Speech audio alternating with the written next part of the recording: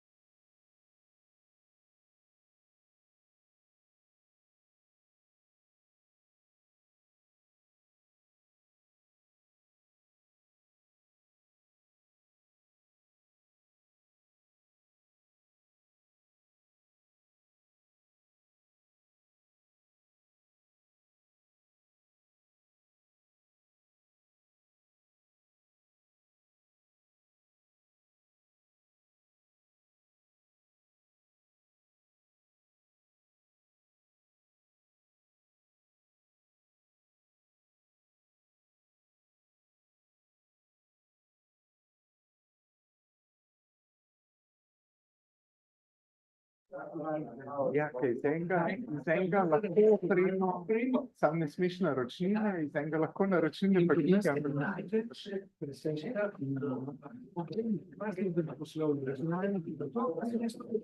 Ja, to je res odlična ideja. Ja, ja.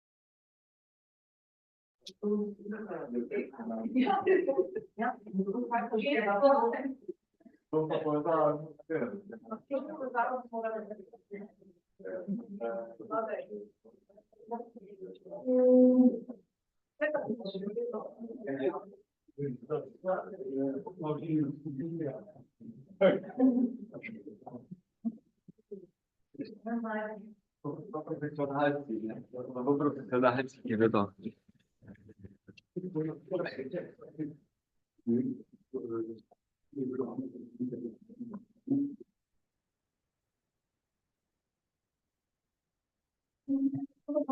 Cenjeni profesor, drage kolegice, dragi kolegi, smo, kjer smo.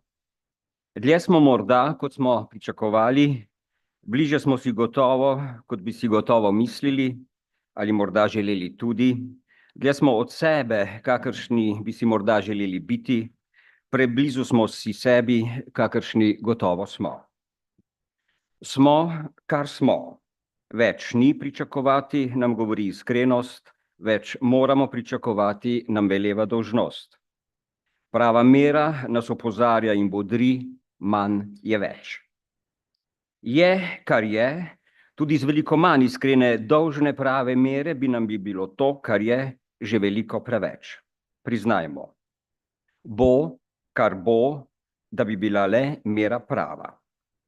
Želim nam pravo mero danes, ko moramo vsi klicati, vse je skrevenčeno, za pozorni pogled včeraj pa enako in v boljši jutri prav tako.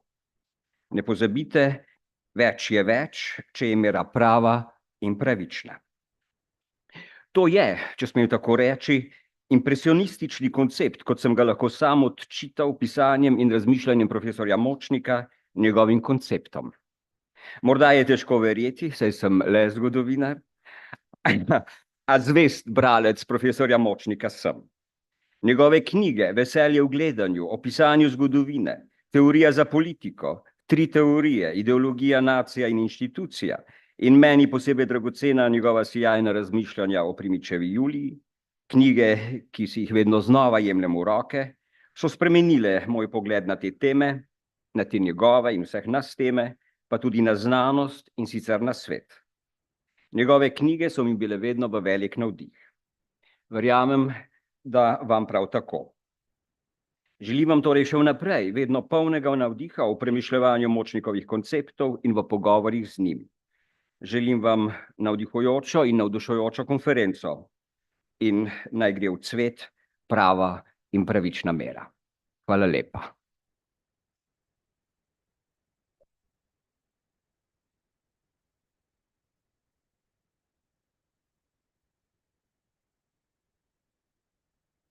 Pozdravljeni na konferenci Močnikovi koncepti. Jaz bom govoril v imenu oddelka za sociologijo, tako da bom profesorja Močnika predstavil predvsem z te perspektive.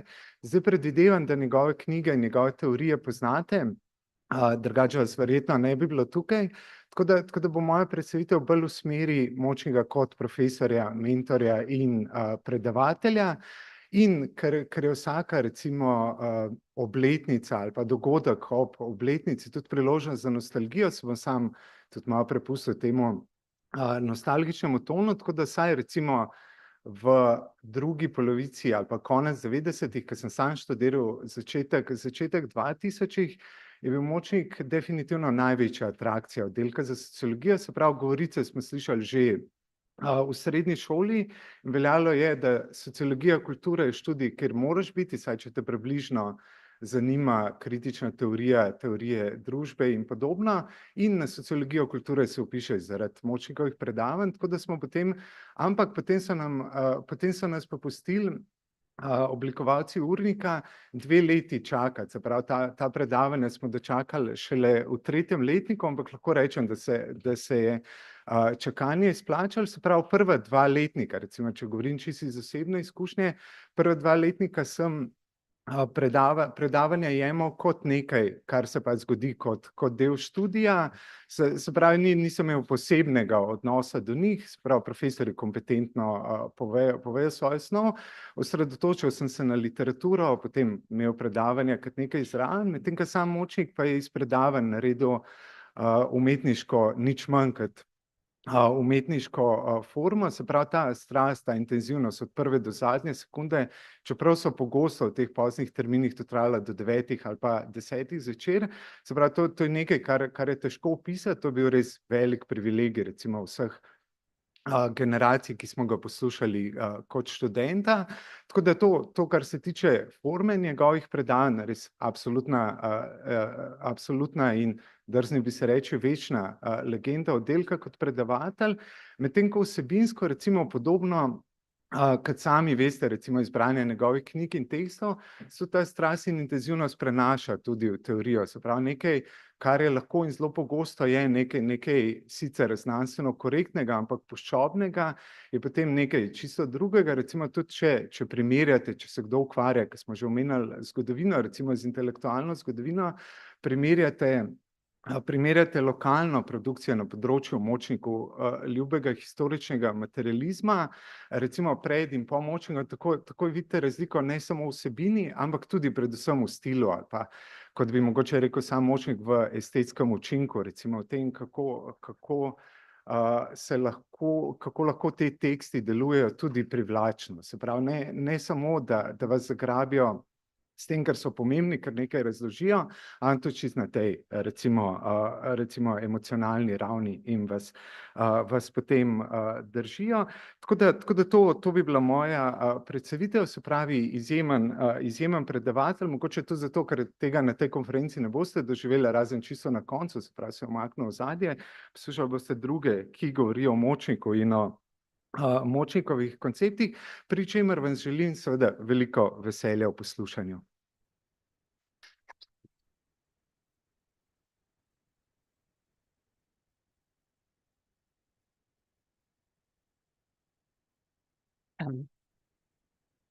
Hello.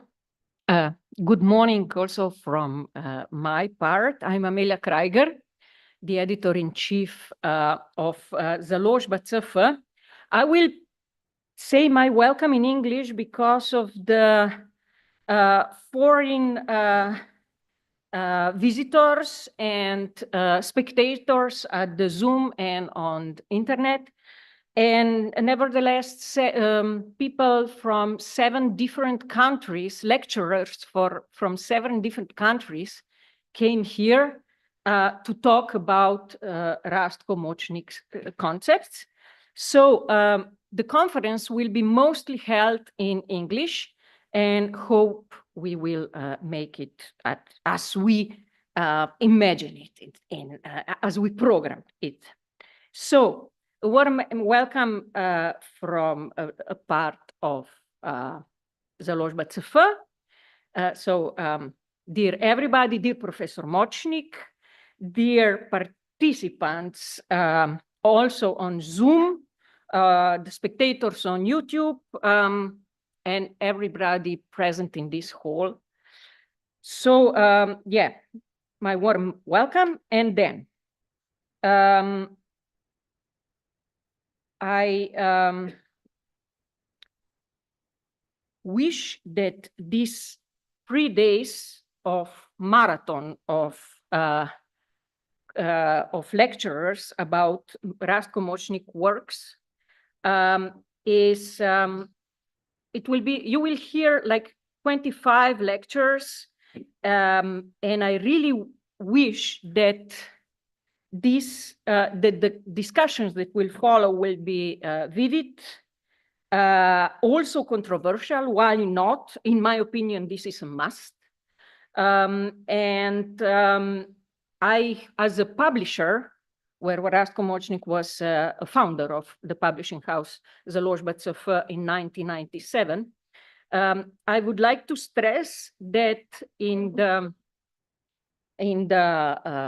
bookshop here, just around the corner, just out of this door, in the bookshop of Filozofska fakulteta of the Faculty of Arts, you have a collection of Rastko Močnik's books, among them, and with a discount, among them Veselje v gledanju, spisi iz humanistike o pisanju zgodovine in kaj po univerzi. This is a collection of articles, and everybody is very much invited to go on the 4th floor, where is the faculty, where is the Department of Sociology tract, how you say it in English. So, because there is a nice, really nice, and thank you, the Department of Sociology for this, a very nice exhibition of Rastko's books that he published from the 70s by now, not only at Založba CF, but everywhere, and also the exhibition of the PhDs that Rastko Močnik was a mentor. Yeah,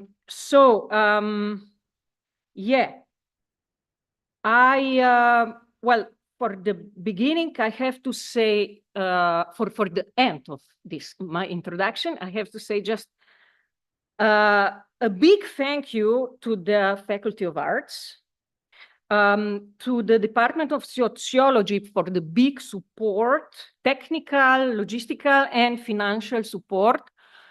Without you, without the Faculty of Arts, this event could not be possible. So thank you very much. I hope you will have inspiring 3 days, and wish you, I will close with a wish that next year we will have a really nice collection of papers on Rastko Močnik theories. Thank you very much, and enjoy.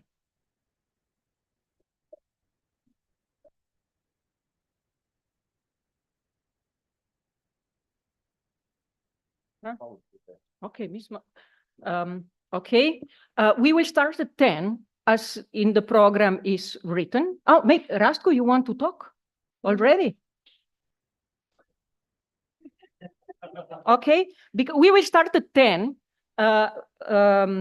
because we are waiting for the first participant on Zoom. Alpar Loshons is coming on 10. So we have like 12 minutes, and the floor is now for Rastko. Open or? Yes, okay. Please, come.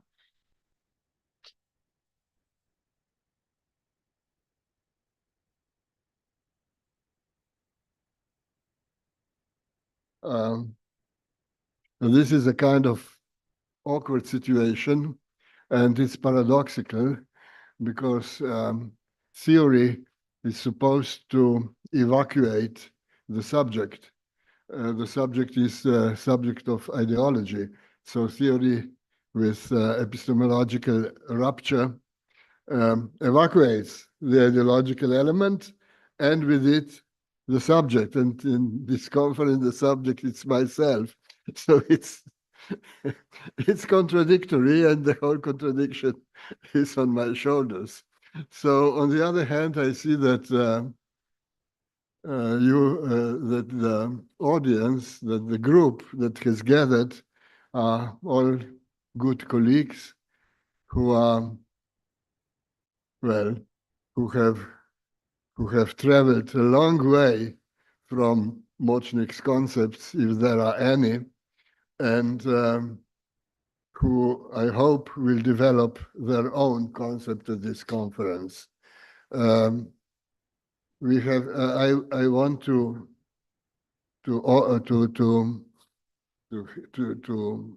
say special thanks, to thank very specially Amelia and Alvina of the publishing house CF Confer, and to Gorazd Kovačić of the Department of Sociology.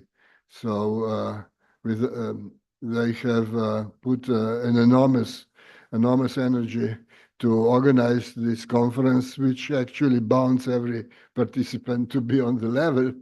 And on the other hand, Gorazd was successful at pumping material support infrastructure from different sources, which means quite an administrative burden, I guess. Great thanks to you, colleagues, for having come here, and let's enjoy the conference. And I think since we all know each other, we can engage in agonistic dialogue, which is the noble tradition of the university, for which basically I have, with other colleagues, written a necrologue in the book, What After University? The book doesn't give an answer to the question. So, thank you.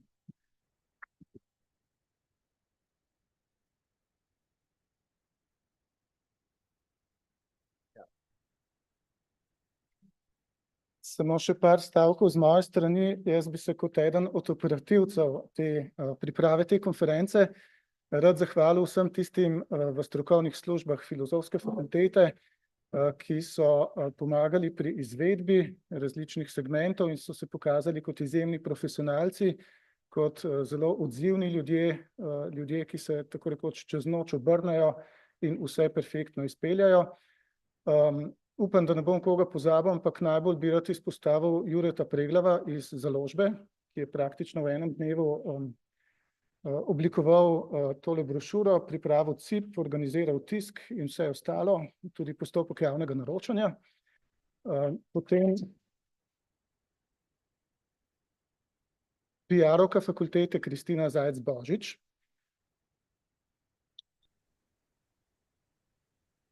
Potem so naši informatiki, ki so rešili cel kup tehničnih težav, kajti danes v tej predavalnici prvič uporabljamo tako imenovano pametno tehnologijo, pametne kamere in tako naprej, kjer pa, kot veste, se stvari lahko hitro izkažejo za neumne, ali pa so vsaj njihovi administratorji oziroma uporabniki neumni. Predvsem Franci Iskra, Dane Filipini, Rok Huskič. Hvala. Pa strokovna tajnica oddelka Andreja Končan, ki je odpirala vrata birokracije, kajti odkar smo digitalizirali postopke potrjevanja naročilnic, to lahko traja tudi en teden in še je treba marsikoga poklicati in uporabiti svoj socialni kapital.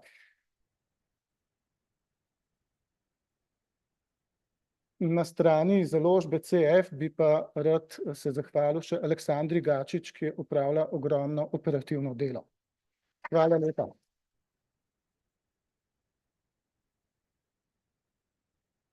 Zdaj ura, čeprav vidim, je 9:52, tako da imamo 8 minut pavzice in bi začeli točno ob 10.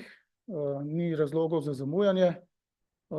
Razlogov za sedenje v klopi, v tišini pa verjetno tudi ne, tako da se lahko malo razmigamo, potem bo pa čas spet za disciplino v instituciji.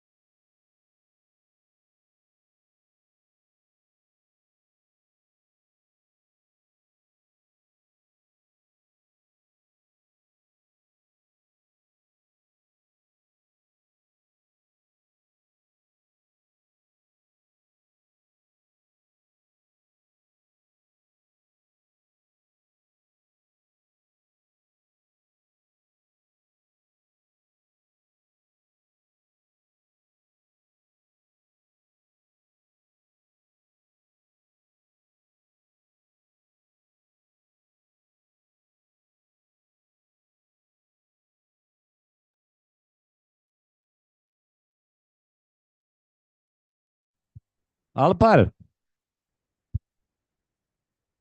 Alpar. Treba da me čuje.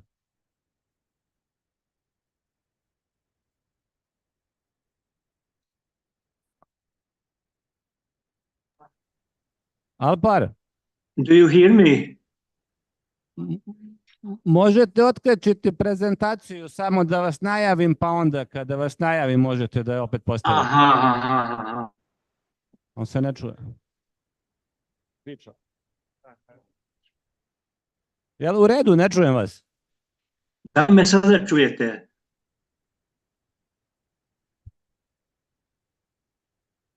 Trebali bi slušati da ga čujemo. Ili ako su svi očepe, onda možda ćemo ga čuti. Ne, maši u stvari. Molim?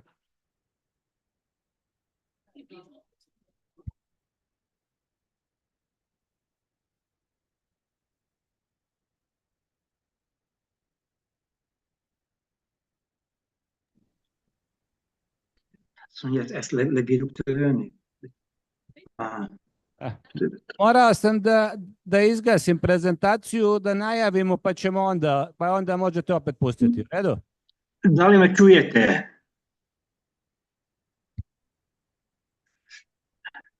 Da li me čujete? Alpar, skinuo sam prezentaciju jer moram prvo da vas najavim, pa je onda opet postavite. U redu? U redu, samo da li me čujete? Da, čujemo. Ok onda, ok. Evo samo da najavim, pa ćete onda postaviti opet. Važi. Važi, prijatno. Ok. Can we start?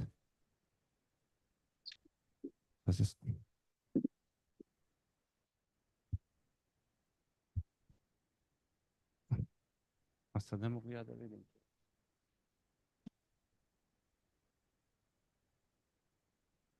Morning to everybody. Welcome to the conference Močnik Concepts. Good morning to our audience on Zoom too, and our audience on YouTube. So we are starting our first session, and the topic of first session is the topic of epistemology. And our first participant is Alpar Lošons. So I will quickly introduce Professor Lošons. Alfred Lošons studied law, economics, and Marxist philosophy. From 1988, he has been working at the Department of Social Sciences of the Faculty of Technique, University of Novi Sad, and from 2005 served as the full professor. From 2018, he is the corresponding member of Serbian Academy of Science and Arts. His scientific interest is related to critique of political economy and social philosophy, and his most important books are Neoliberalism, Choice or Destiny, in co-authorship with Kostas Iossifidis, Power as Social Event, Resistance and Power, Heterodox Theories of Money, Sovereignty, Power and Crisis, Modernity at Cologne, and his the newest book is Enigma of Conservative Liberalism. So, Professor, screen is yours.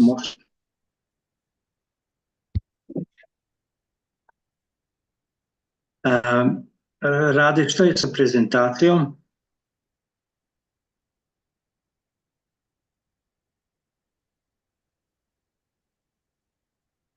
So I would like to put presentation. Let's get started. You know, there's speculation in the U.S. media.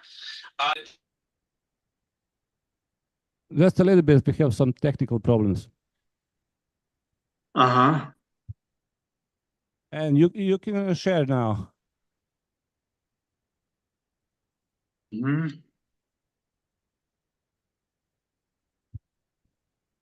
Okay.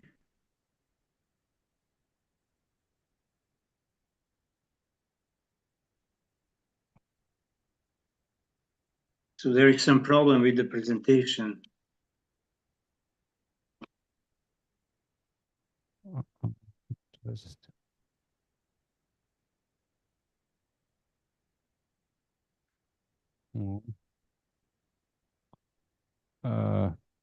Just go on share and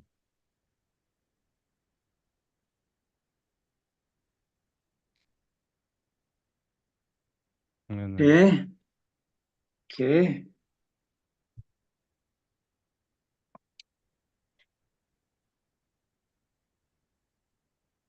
Sorry.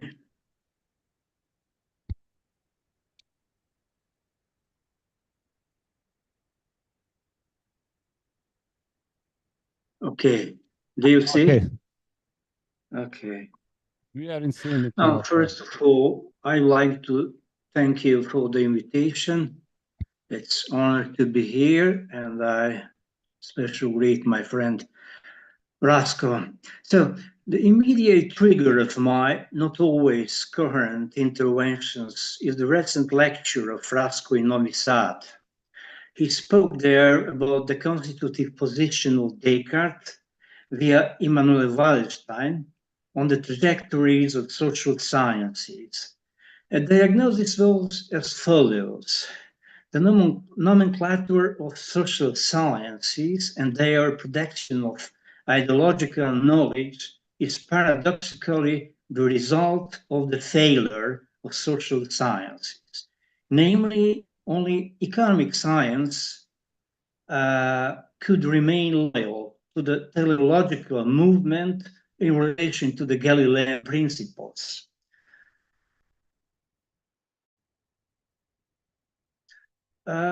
Yes, but with, and these are my words, an excess of ideology, because economic theory took the standpoint of capital, which means that this science has become the supreme producer of ideology.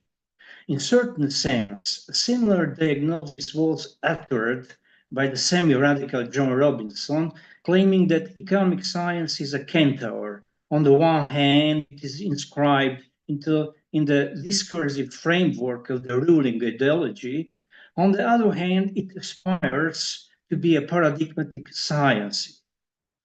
I could even reinforce this last indication.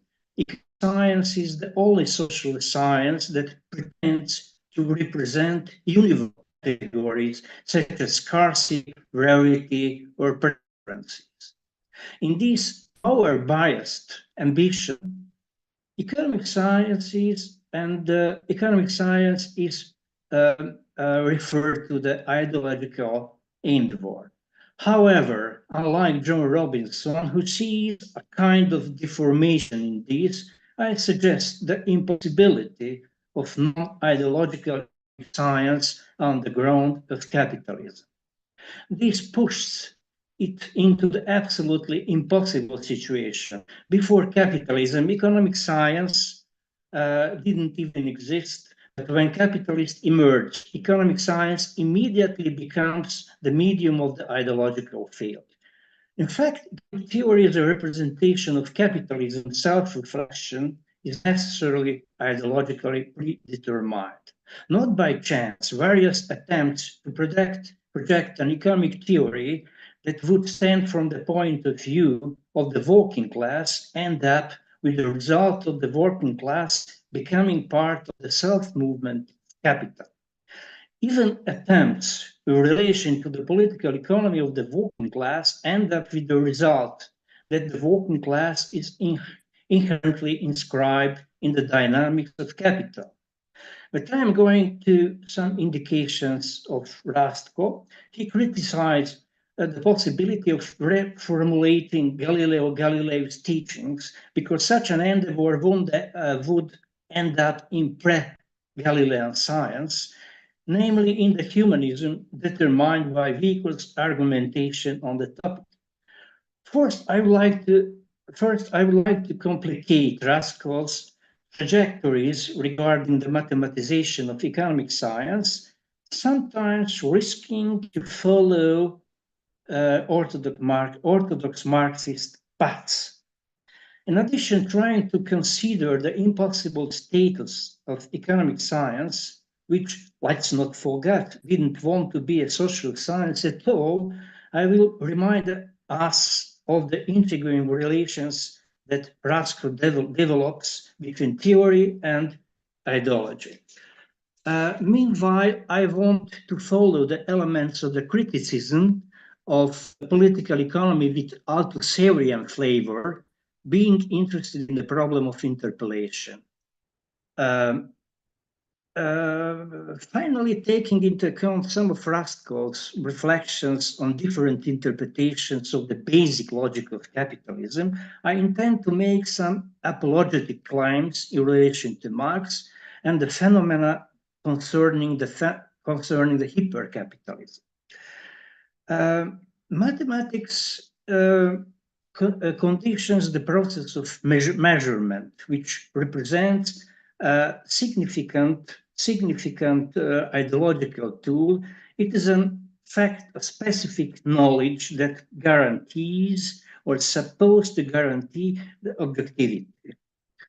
But in addition to the paths that spring from Descartes, significant paths have sources in Newton.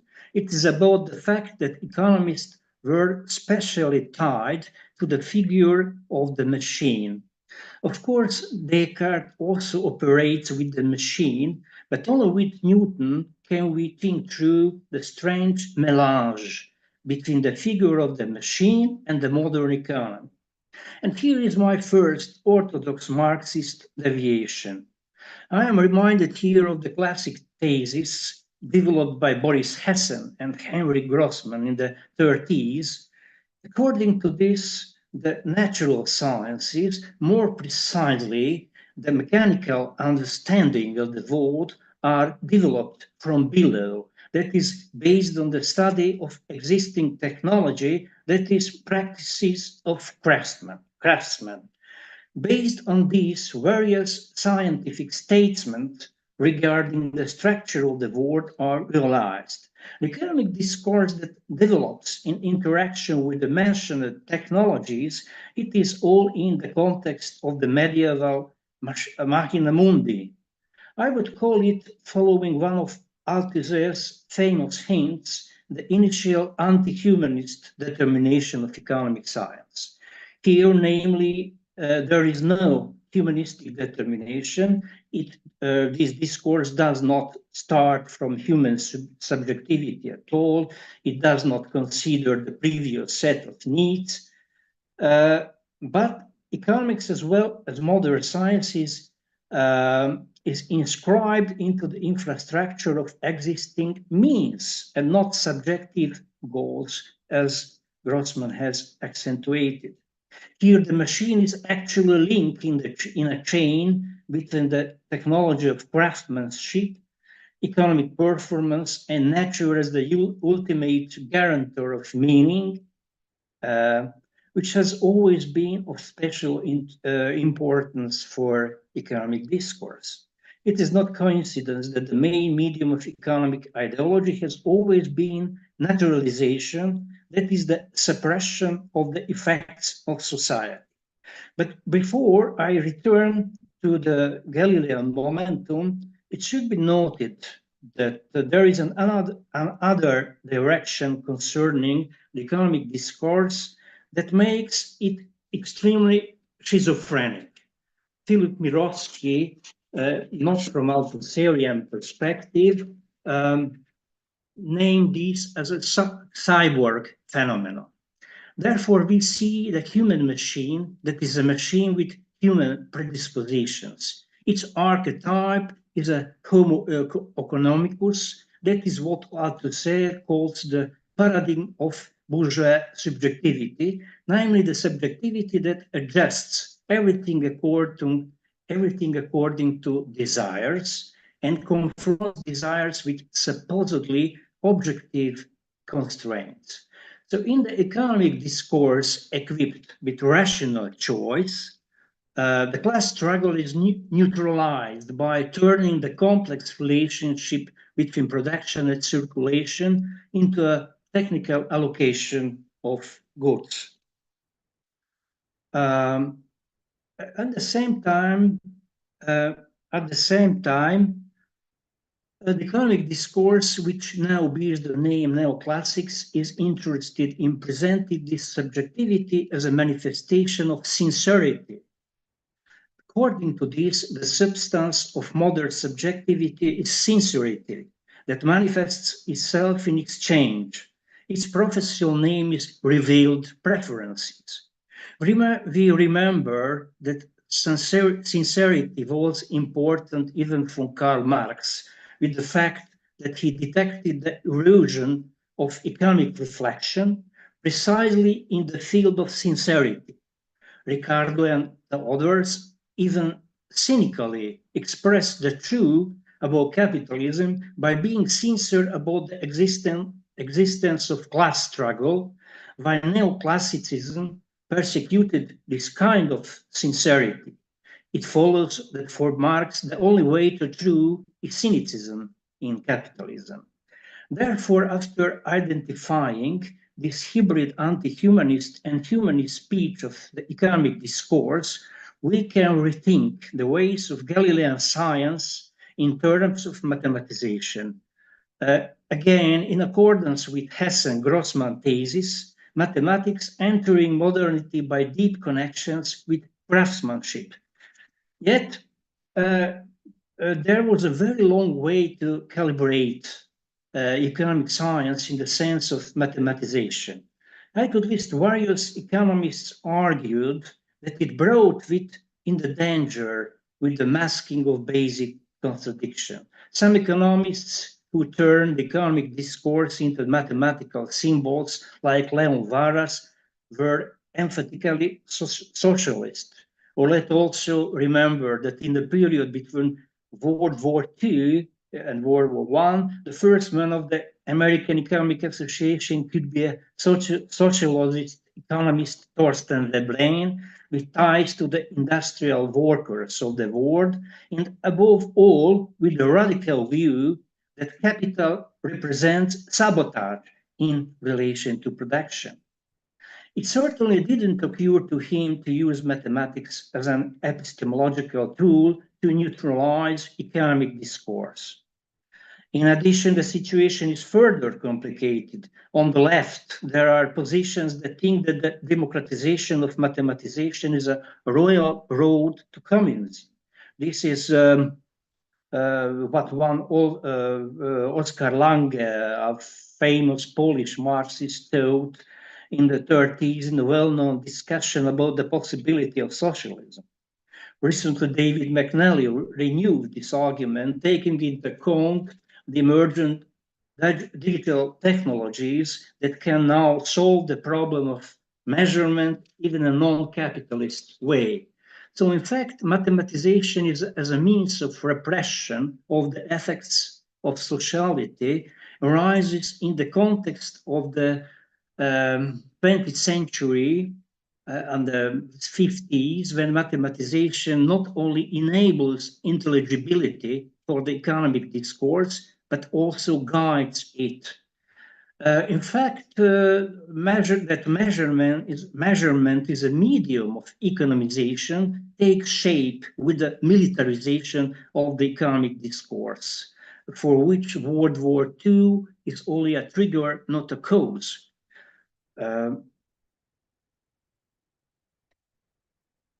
Economic discourses become connected with military discourses, and economists become parts of military networks. The discourses that develop in the mentioned context on the occasion of the appearance of the Coolidge Commission, the Rand Corporation, turned economic discourse in the bourgeois capitalist doublet with mathematics that models the rational decisions of the humanist machine.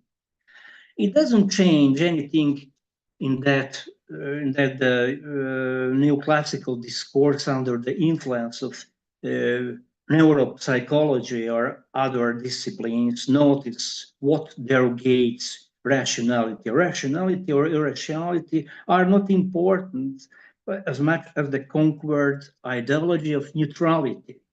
The economic discourse in its dominant form completes what already exists latently in Ricardo, who develops deductivism with regard to the logic of economists. But to understand the triumph of the economy as a medium, economics as a medium of social engineering and manufacturing of freedom and equality by ideological mechanisms that address individuals, it is necessary to look deeper. Rasko rightly sees neutrality as the most important effect of ideology. In our case, it is the culmination of the standpoint of capital, which propagates itself as a natural force. In fact, in terms of economic discourse, one can easily follow the curve that extends from non-neutrality to neutrality as an effect of ideology. Classical political economy is not yet neutral enough. That is, it fails to fully develop the standpoint of capital. Capital, which has not yet shown off all the characteristics of non-neutrality, as in classical political economy, is not ideologically dominant enough. Only with the imposition of neutrality does it become a real ideological force. Struggles in the ideological field can be considered as a conflict of different projections in the field of class struggle in relation to the determination of the dominant neutrality. Based on this, we can understand that the naturalization and renaturalization by economic discourse is the extension of ideological effects. Here, I would like to return for a moment to Hesse and Grossman's thesis. It is necessary to remember that military needs always played a significant role in the development of the mechanization of the world. That is, there are certain tendencies of science that are linked to looking at the dynamics of military technologies. Economic discourse has always had to react to the dynamics of militarization, which is its doppelganger. The permanent war economy is a projection of that. I only mention in passing that there I could develop an argument about the fascist economy within capitalism, which I could react to the motive of fascism in Rastko.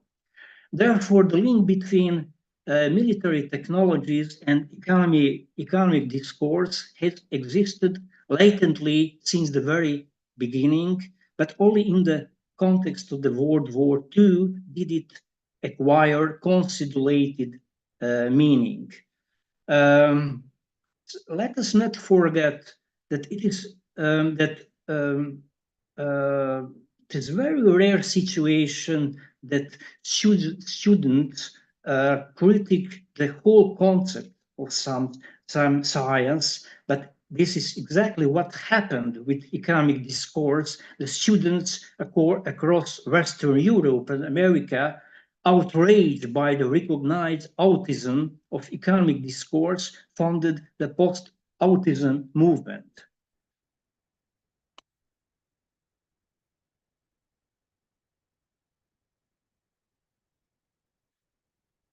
My second indication would be related to Althusser, namely our critical narration with the paths of economic discourse can be told from his point of view. As we know, he began his critique with the intention to completely transforming the object of economic discourse. The defining moments of this strategy are theoretical anti-humanism, the rejection of historicist humanism, which left deep traces on the understanding of the relationship between philosophy, theory, and ideology as well. And in contrast to various German orientations that read the Formgehalt, that is form content, and try to retain the meanings of fetishism, critical operations in Althusser's perspective are performed on the basis of a transformed figure of over-determination, a reconstituted concept of causality. So let's recall maintains that the most important historical battles in capitalism are played out in the field of economic discourse, and everything revolves around how given science, with its epistemological interventions, creates its subject. And his critique of political economy centered on the intervention that creates the field of homogeneity, within which the possibility of measurement and quantification appear as such. Althusser correctly recognized the germ of quantification already in Ricardo, and additionally we can learn a lot from him regarding the constitutiveness of legal ideology. The meta-individual materialistic notion of ideology, which here is based on the mechanisms of the unconscious, the porosity of individuals concerning to the mechanisms of ideology, and finally the intriguing construction of interpellation, also has a background certain motives of Althusser.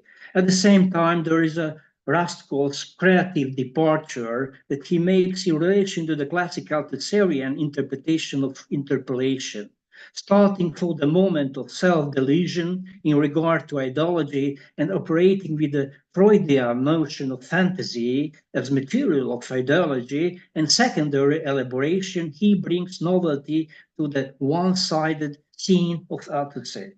In my opinion, this novelty can also be applied to interpellation in relation to the individual who thus becomes an economic subject, the bearer of fantasy in the framework of capitalism, and ceases to be passive as in Althusser.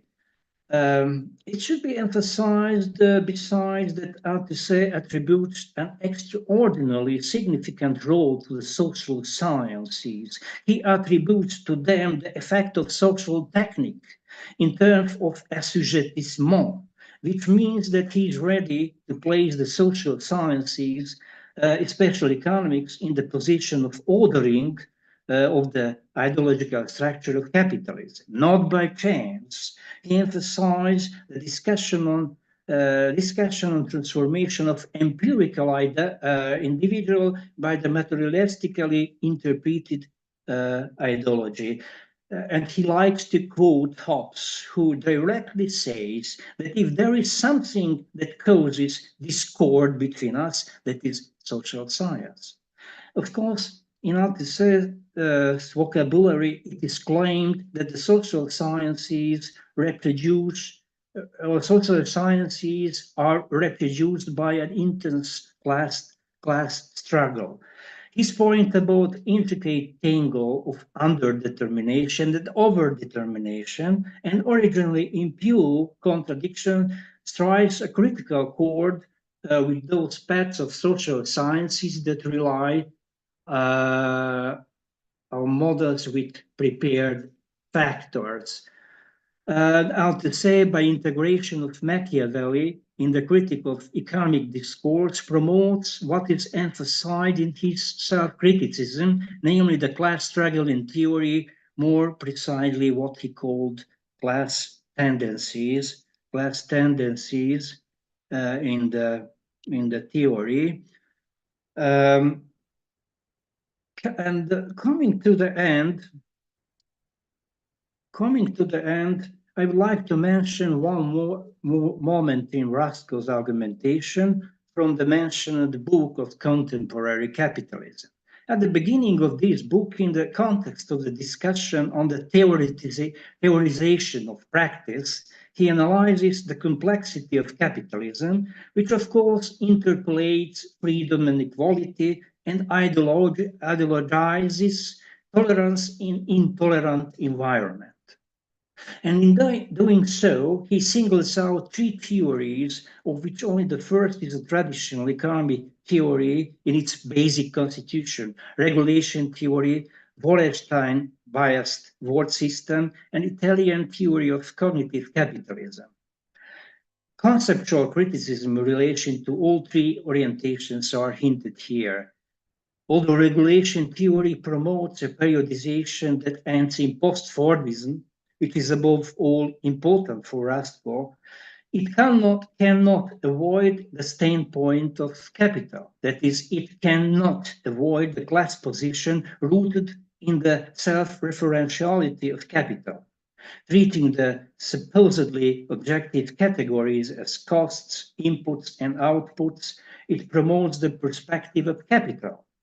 Interestingly, as Rastko notes as well, the representatives of regulation theory who developed the middle range theory of capitalism came precisely from Althusser's frameworks, but they left these frameworks by reaching bourgeois theories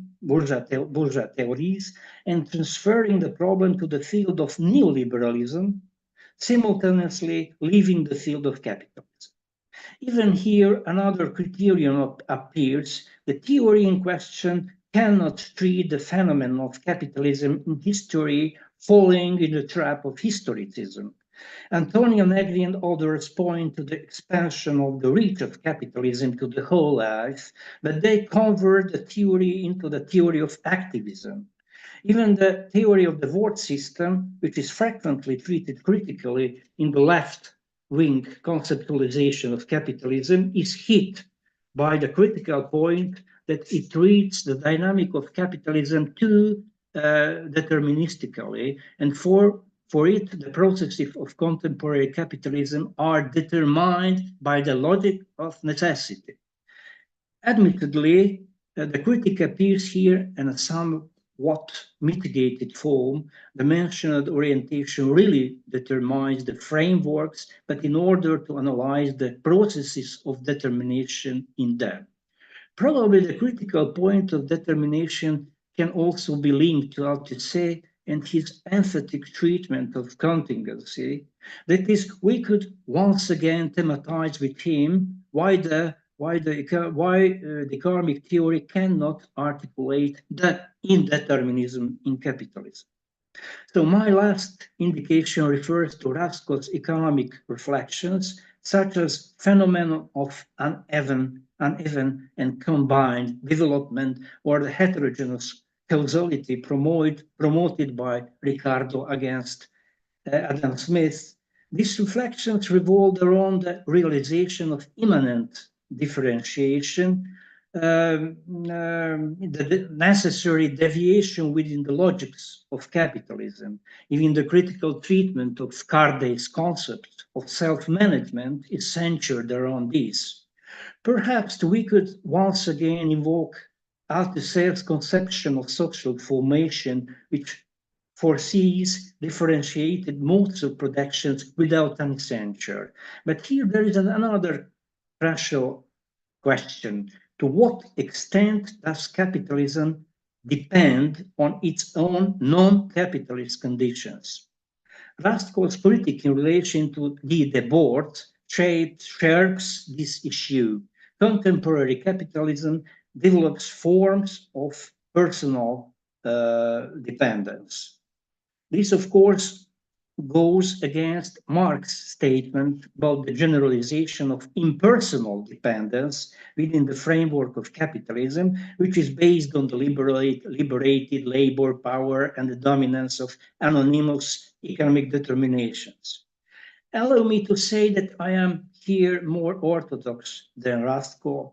Personal dependence is really not just a remnant of pre-capitalist relations, just as the original accumulation of capital always returns to the scene, calibrating and complicating the relations of synchrony and diachrony.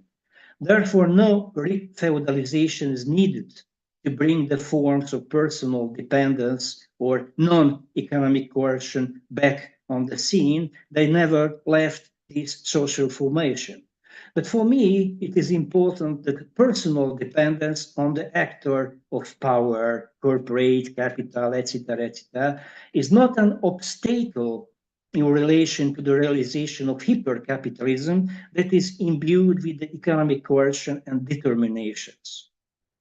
On the contrary, forms of personal dependence enable the structural logic of capitalism or the logic of hypercapitalism by the laws of accumulation of capital, to use the classical metaphor, behind our backs. The hypercapitalism is a structural deflection of the capitalism itself, its own structural contingency, or its self-differentiation, but with the logic of economic coercion.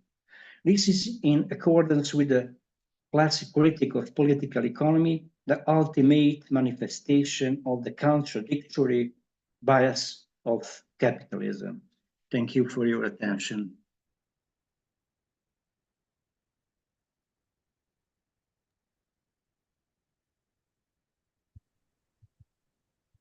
Thank you, Professor Loshans. Our next participant is Liliana Deyanova. Liliana Deyanova holds a PhD and habilitation in general sociology. Until 2021, she was associate professor and professor of general and historical sociology at the Department of Sociology, University of Sofia, St. Clement Ohridsky. She is a member of the Institute for Critical Theories of Supermodernity. She wrote several books and articles, among them Sociology of Symbolic Forms, Lineaments of Silence, Historical Sociology of Collective Memory, Sociology as a Chance, Max Weber et la Sociologie du Postcommunisme, The New Names of University Knowledge, Segmentation and Self-Fulfilling Inequalities, and From Memory to Canon, How Historians Remember Communism. Liliana, please, screen is yours. Можете да кажете, че няма видео.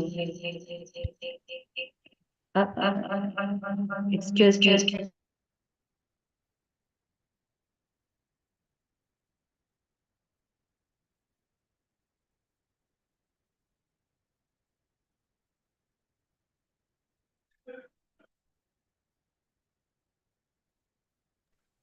Can you start the video at Todor Petkov? I have a better device here for Liliana. Her video has been stopped by the host, by you. Какво се случва? Excuse me. You cannot start the video because the host has stopped it.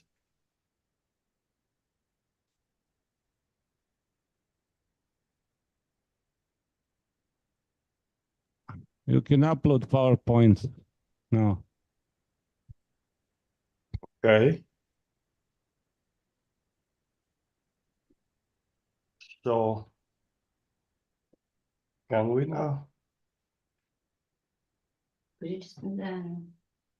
So, Liliana and I were together with two devices. So if you could please start the video on Todor Petkov.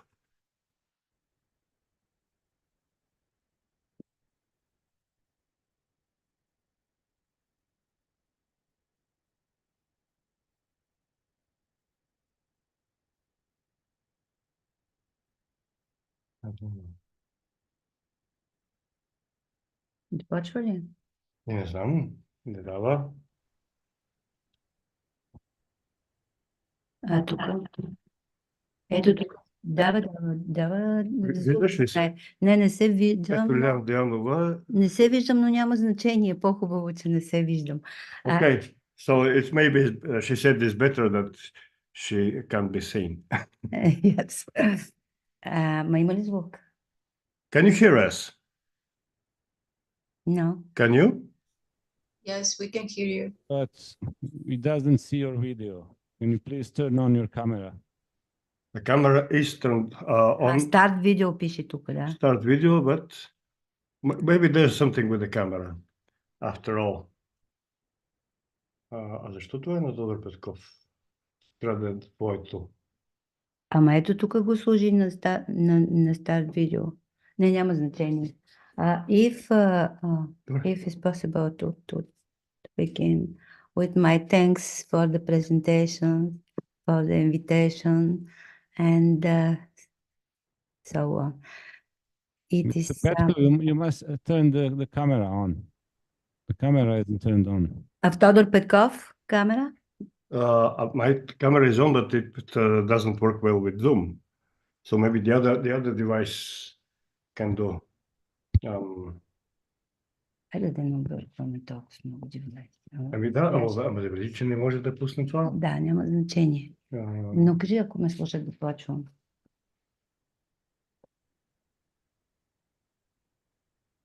Without video, we can hear you. Ами това е. Да. It says you cannot start your video because the host has stopped it. Never mind. Yes, I begin. Zoom and then sign in again. Какво казах? Maybe you can try like that.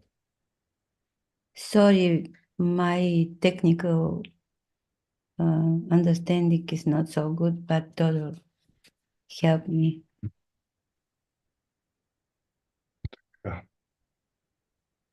Няма значение, че не се виждам. Добре, да, аз не мога да видя такова. Няма значение, давай. Приказвай. Yes. Те не ме чуват вече. Чуват. А защо съм Тодор Петков така? Няма значение, защото там те сложиха, да. It is only a rumor that Rasko Močnik, rumor that Rasko Močnik has jubilee, and in its time, pardon.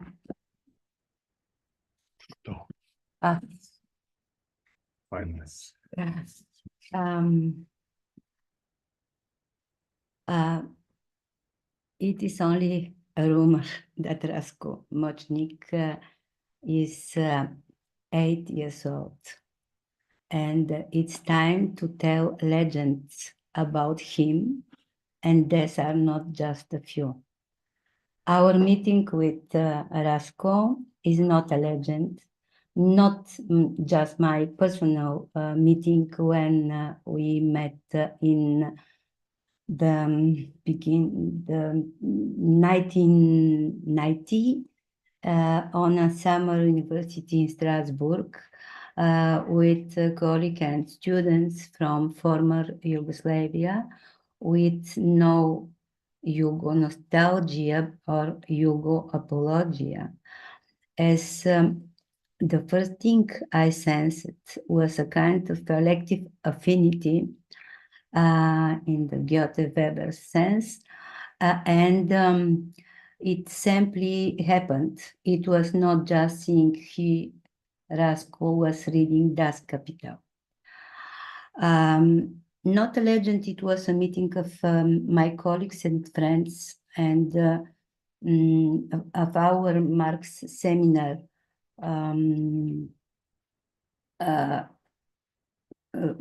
which was avant-garde in the 80s in Bulgaria, and which then in 1990 became Institute for Social Critique, now today Institute for Critical Theories of Supermodernity, which Rasko was already both a legend and a real great genuine presence.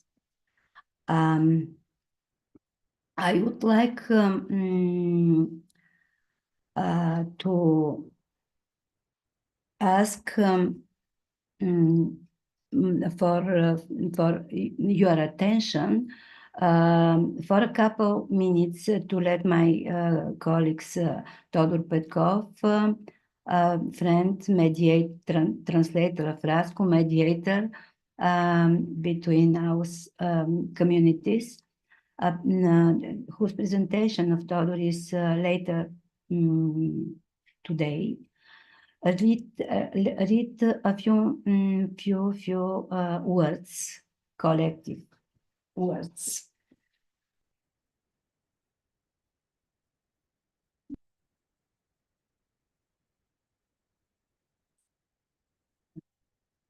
Okay.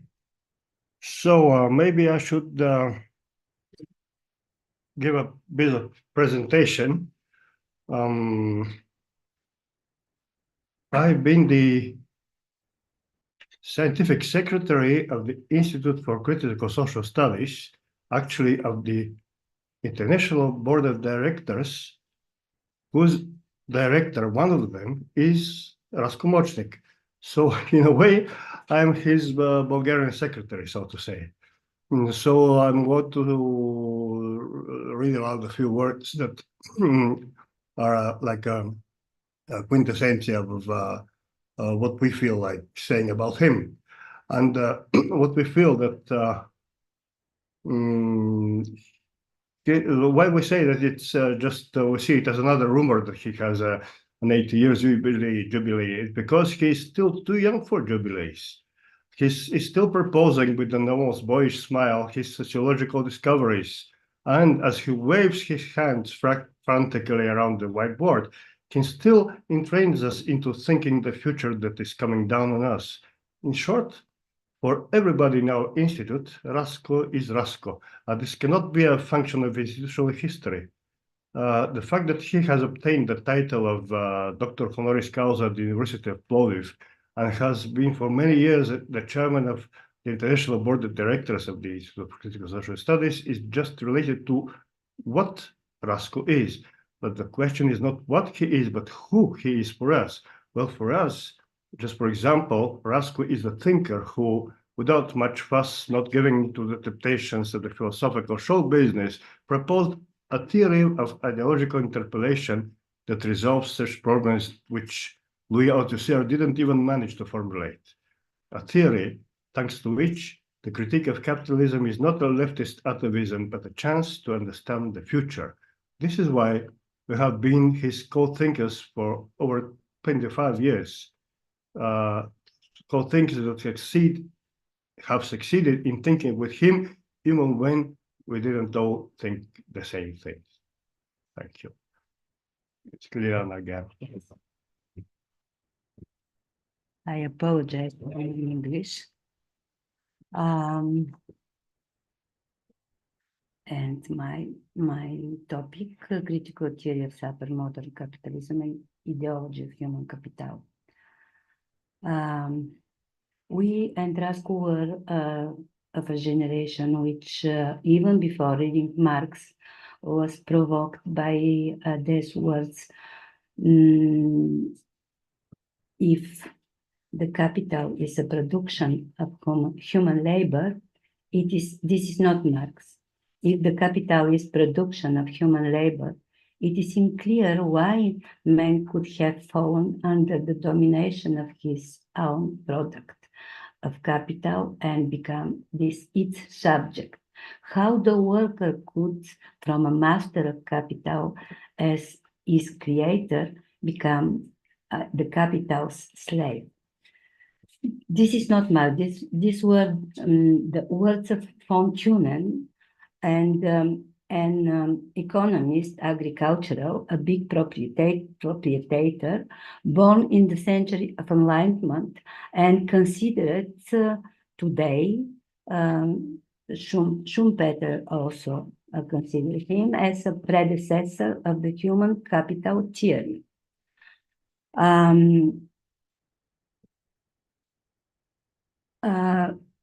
Marx said in a note in Capitals, we must credit Thunen for raising this question, capital. But why slave? But his answer is merely childish. Our generation continues to ask, and I have no answer to report about what he knew before the capital from the Paris manuscripts on alienation in the activity of labor itself, the free human forces, when pleasure hasn't been separated from labor. There were not simply questions blowing in the Western ear in the euphoria of May 1968.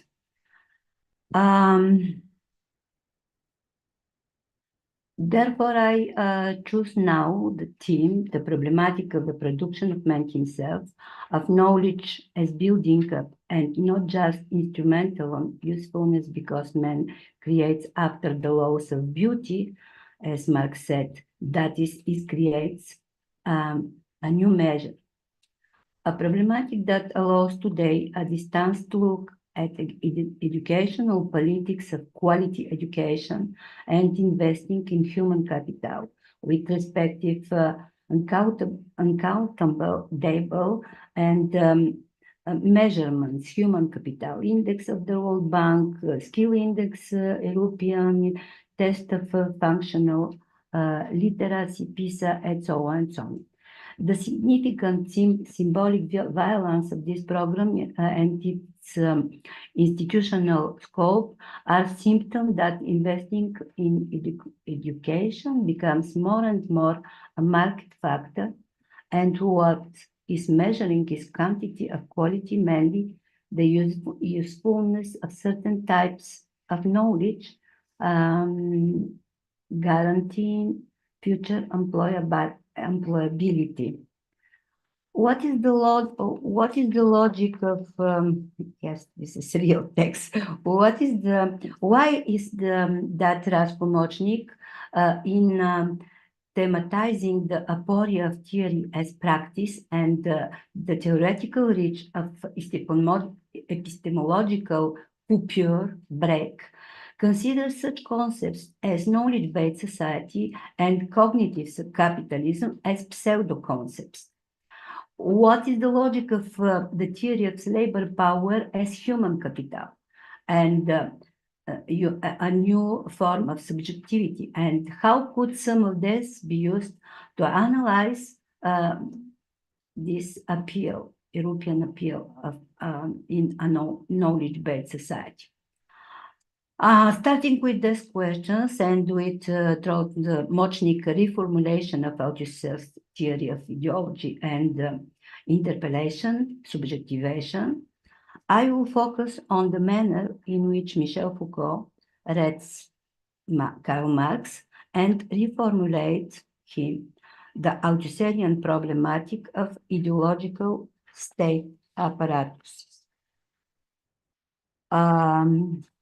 Excuse me.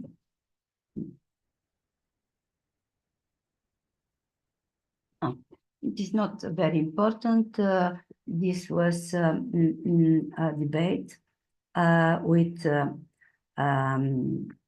in Discipline and Punish, sedimented with Althusserian state apparatus.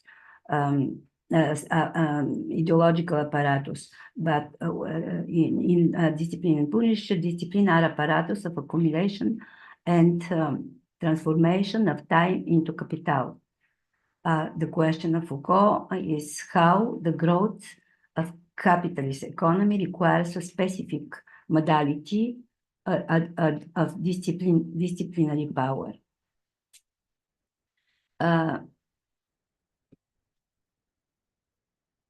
Therefore,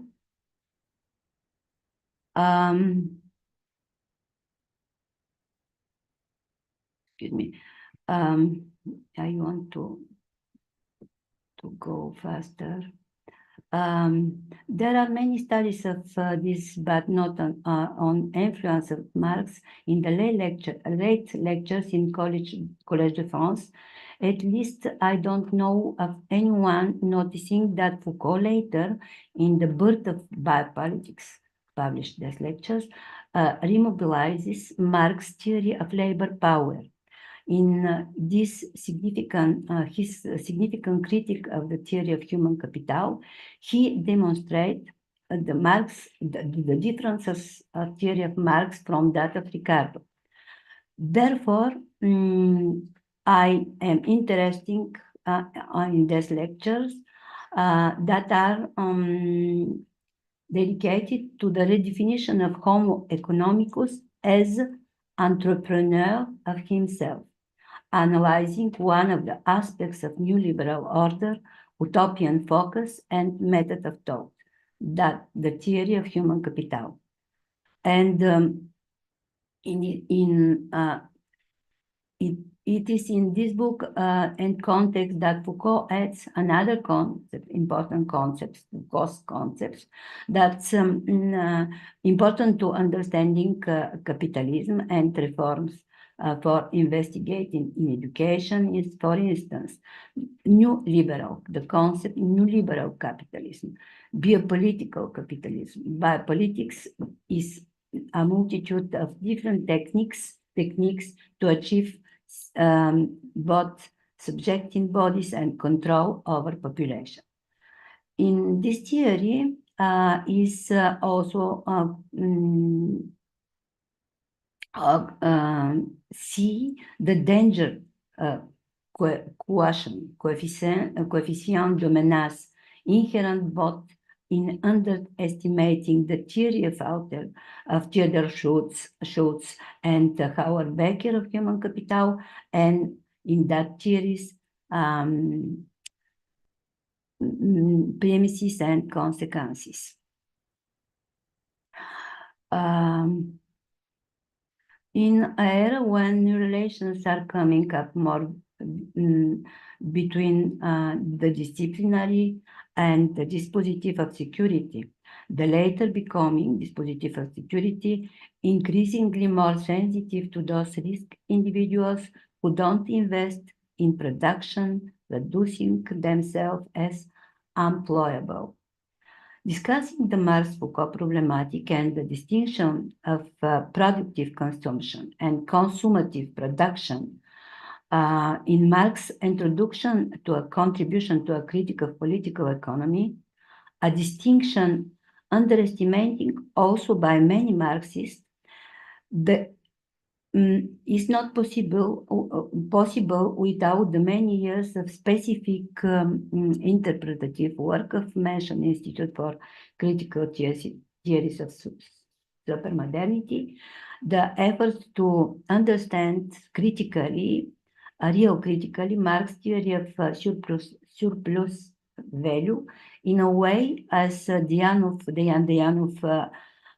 developed innovatively Schumpeterizing Marx and Marxizing Schumpeter. So Michel Foucault disagrees with the human capital theorists who argue that, I quote, for Marx, labor is always reduced to time, amputated from its human reality. It is not coincidental that while commenting on Becker, Foucault ironically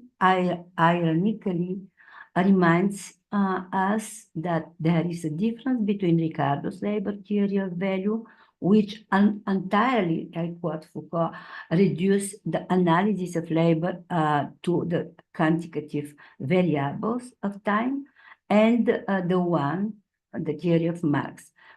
There is, Foucault said, there is, after all, one who is called Marx. As a student working with Althusser, Foucault knows, unlike many expectant students, our students today, that the worker sells not labor, but his labor power, force de travail. I'm quoting Foucault again. The labor amputated from human reality has become so solely due to the economic mechanics of capitalism, according to which a portion of the value produced by labor is extracted and labor becomes abstract labor. This is also Foucault after Marx, that is concretely labor transformed into labor power.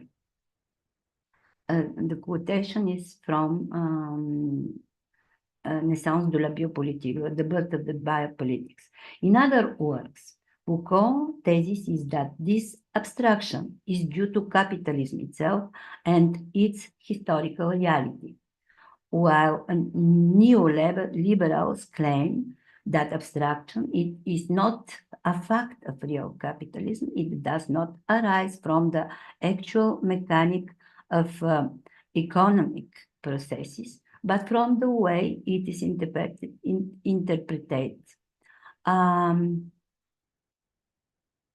Maybe. In classical economics, theories of classic economics. It is true, however, that Marx does not fully overcome Ricardo in his labor theory of value. In his analysis of sample commodity production, Marx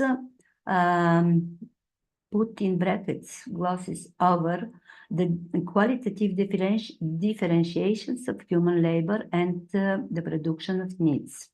This is instead emphasized by human capital theorists and their problematics, referring also to Schumpeter's teaching theory of, on innovations, which also is discussed in the Birth of Biopolitics, should not be dismissed lightly.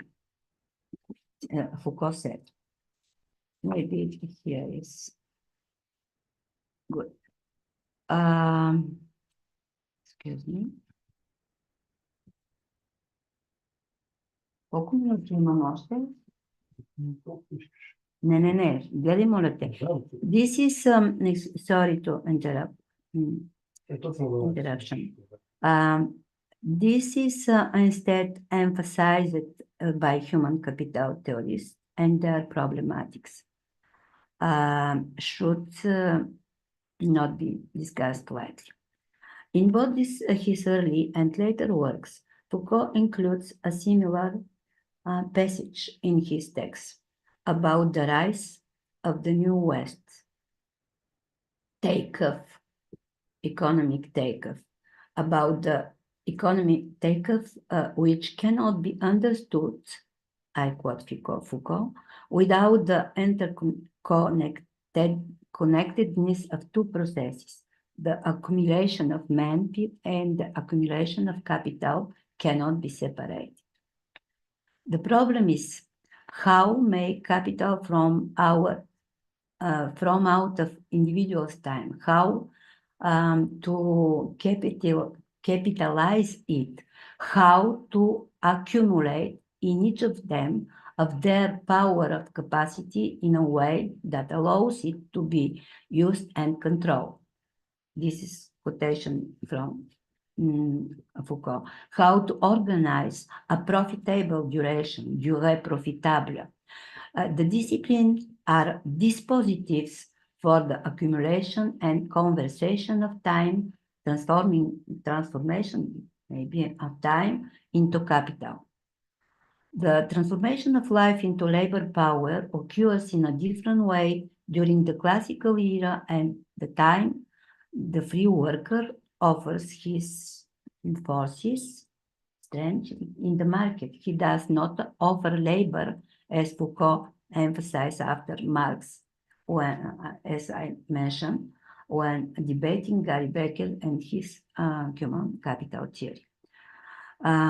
This does not mean that there is no disciplinary power, but rather that it exists in different structural relations with within governmentability with the dispositive of security. I mention this to reference another central issue in Foucault's work, the relation between discipline apparatus and the securitarian apparatus, the security apparatus, which plays a key role in governmentability and in today's new forms of control.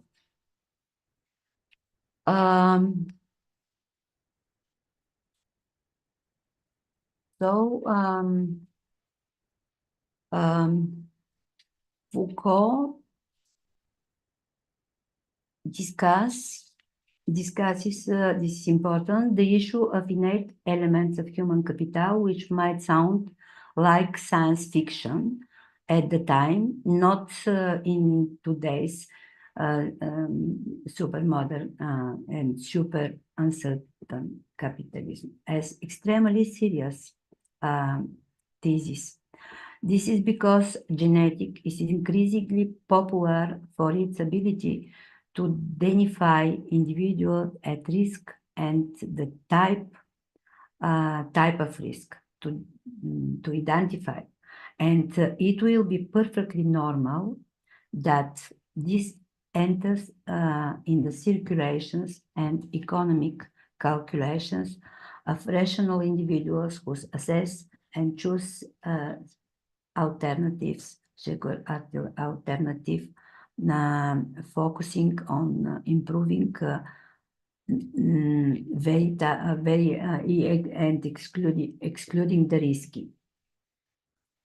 And this, continue Foucault, is not matter of the age of humor.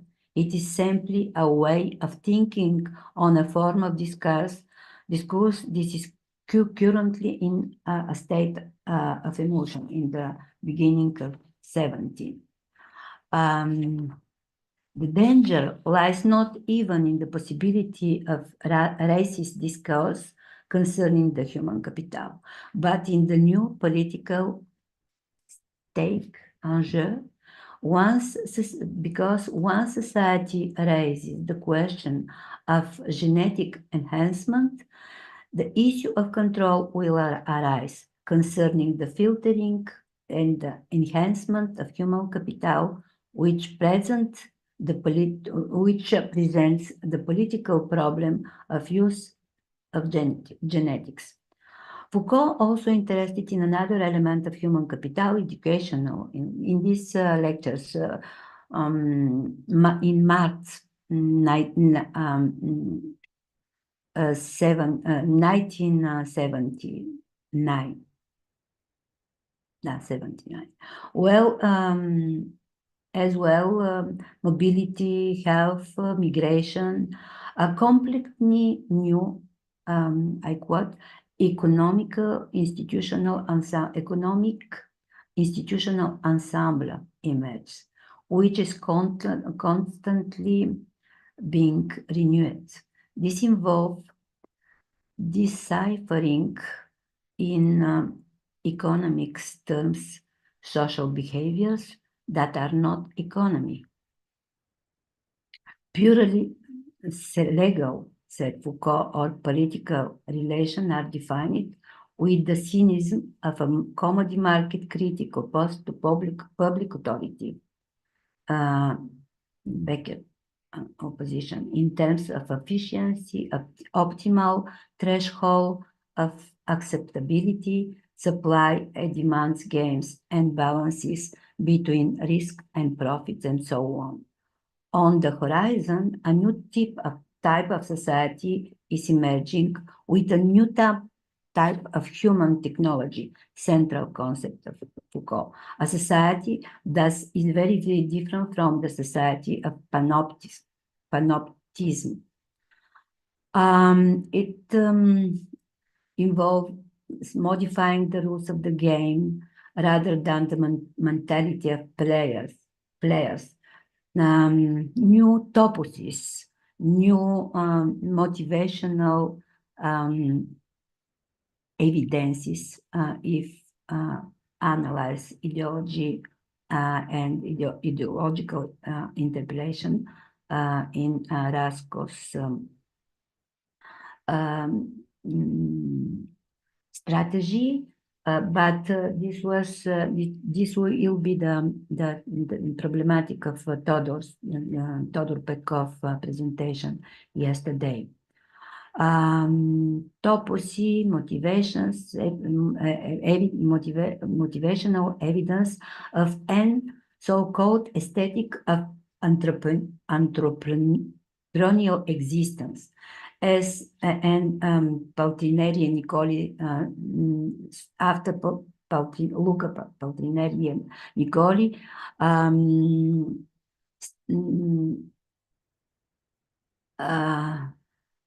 state through the unfolding prophecy of the psychological contract as a new form of management and a new form of privileged access to system of a modern management, the motivation.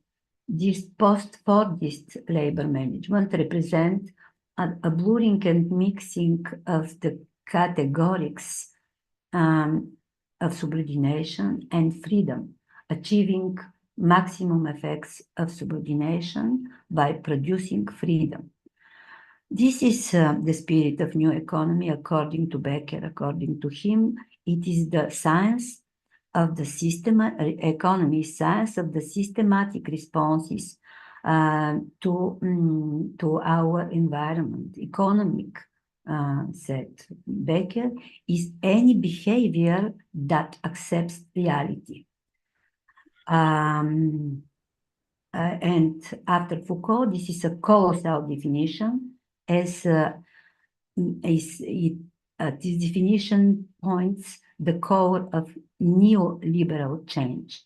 In classical liberalism, Homo economicus is an intouchable element regarding the exercise of power. He is the one who submits to his interest, spontaneously aligning with the interests of others.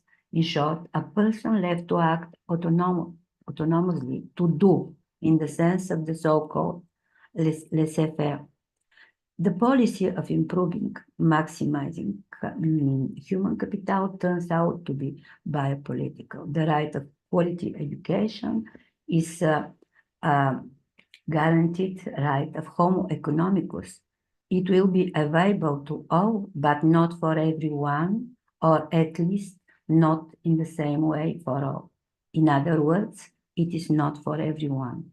The right to education will be reduced to a right to care for the uneducated, guaranteed by proper management and even more proper motivation. I will stop, but and in person. Okay. Also one, excuse me, also one statement, several words as final words. But what does Marx really claim when he says that labor is the substance of value, labor which he, quite unlike Hegel, sees as living form because it is, I quote Marx, formed by living time.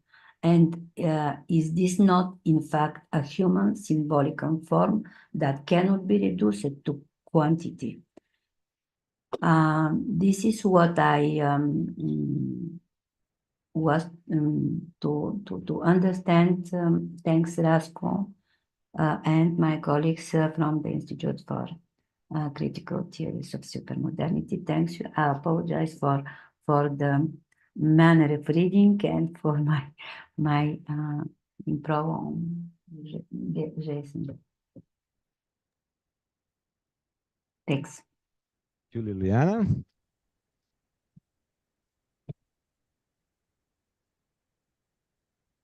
Dejan se pokaže.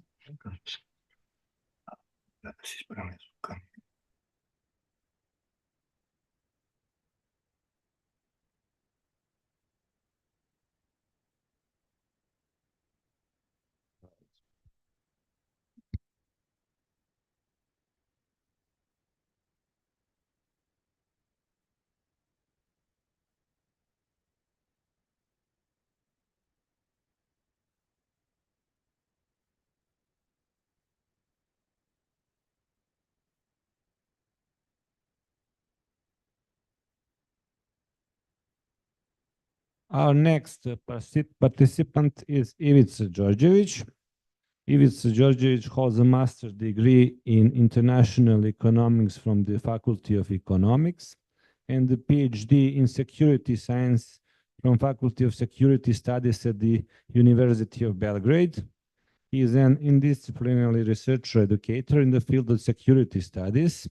Since 2006, his area of expertise is human security.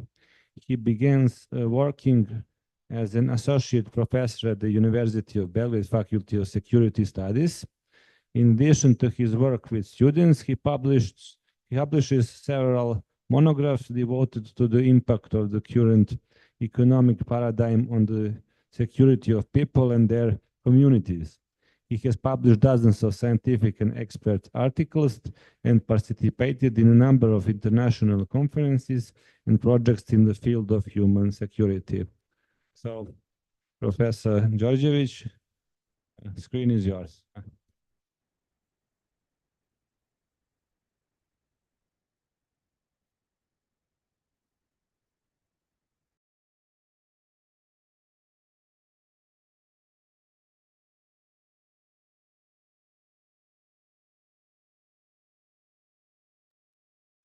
Professor Đorđević, your mic is not on.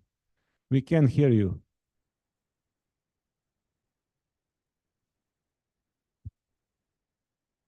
Must turn your mic on. It's okay. Now it's okay. Yes. You're welcome. Thank you. Dear Rastko, dear colleagues, I'm honored to be with you today. First of all, I want to thank our organizers for giving me the opportunity to participate in this event. I'm researching an area that at first glance has little to do with the work of our colleague Močnik. However, human security results from a phenomenon that philosophers and sociologists are primarily concerned with.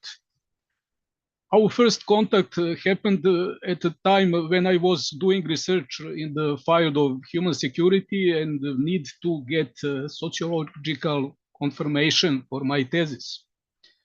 In that situation, colleague Rastko showed his willingness to help his younger colleague overcome the theoretical problems he was facing.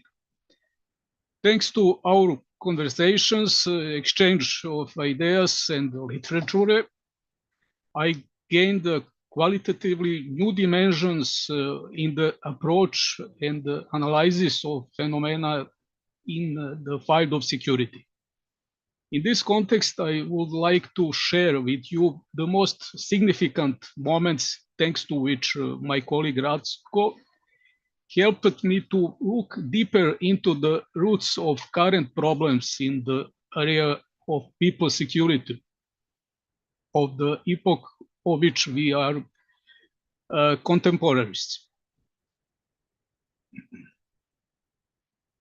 The current crisis of capitalism comes as consequences of the need for the permanent exploitation of people and nature.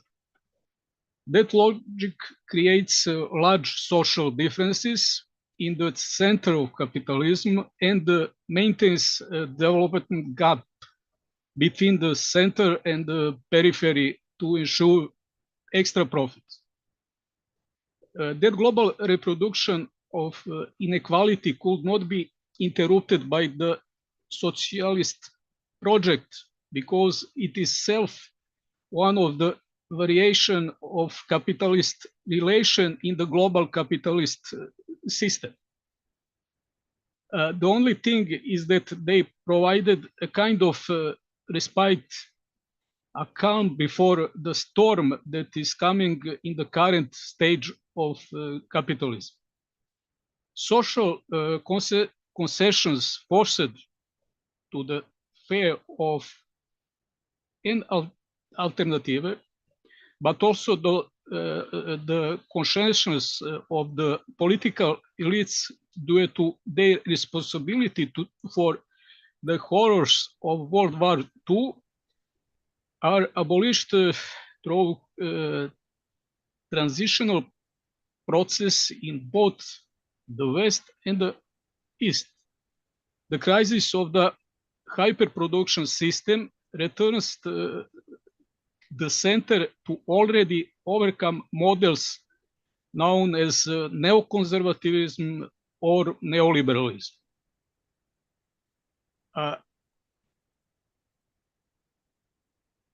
Unfulfilled expectation on the part of peripheral societies are attributed to the cultural predispositions and the backwardness of peripheral communities and the insufficient integration into the capitalist system. And the real truth is that transition countries could not have done better. The only thing that some are spared from war destruction is that they are located outside the conflict zones of global actors. The role of suppliers of cheap raw materials, labor, and low environmental standards is intended for the transition countries.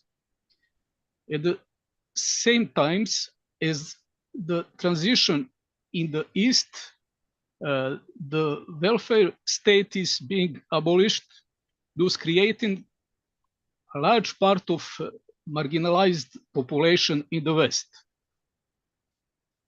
The great economic crisis of the beginning of the 28th century already pointed out the problem of the sustainability of the capitalistic system. World War II was a kind of reset of the system that prolonged the survival of capitalism on the historical stage at the cost of great human and material destruction.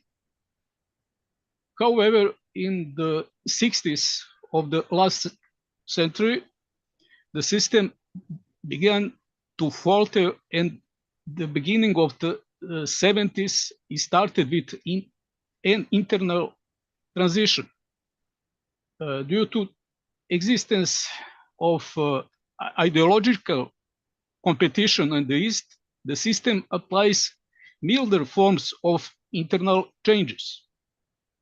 The solution is also found in petrodollars, which make it possible to alleviate the crisis by additional exploitation of peripheral undeveloped countries. The extent duration of the weakened system is ensured by the abuse of academic institutions by imposing models like monetarism as a dogma that must not be adopted.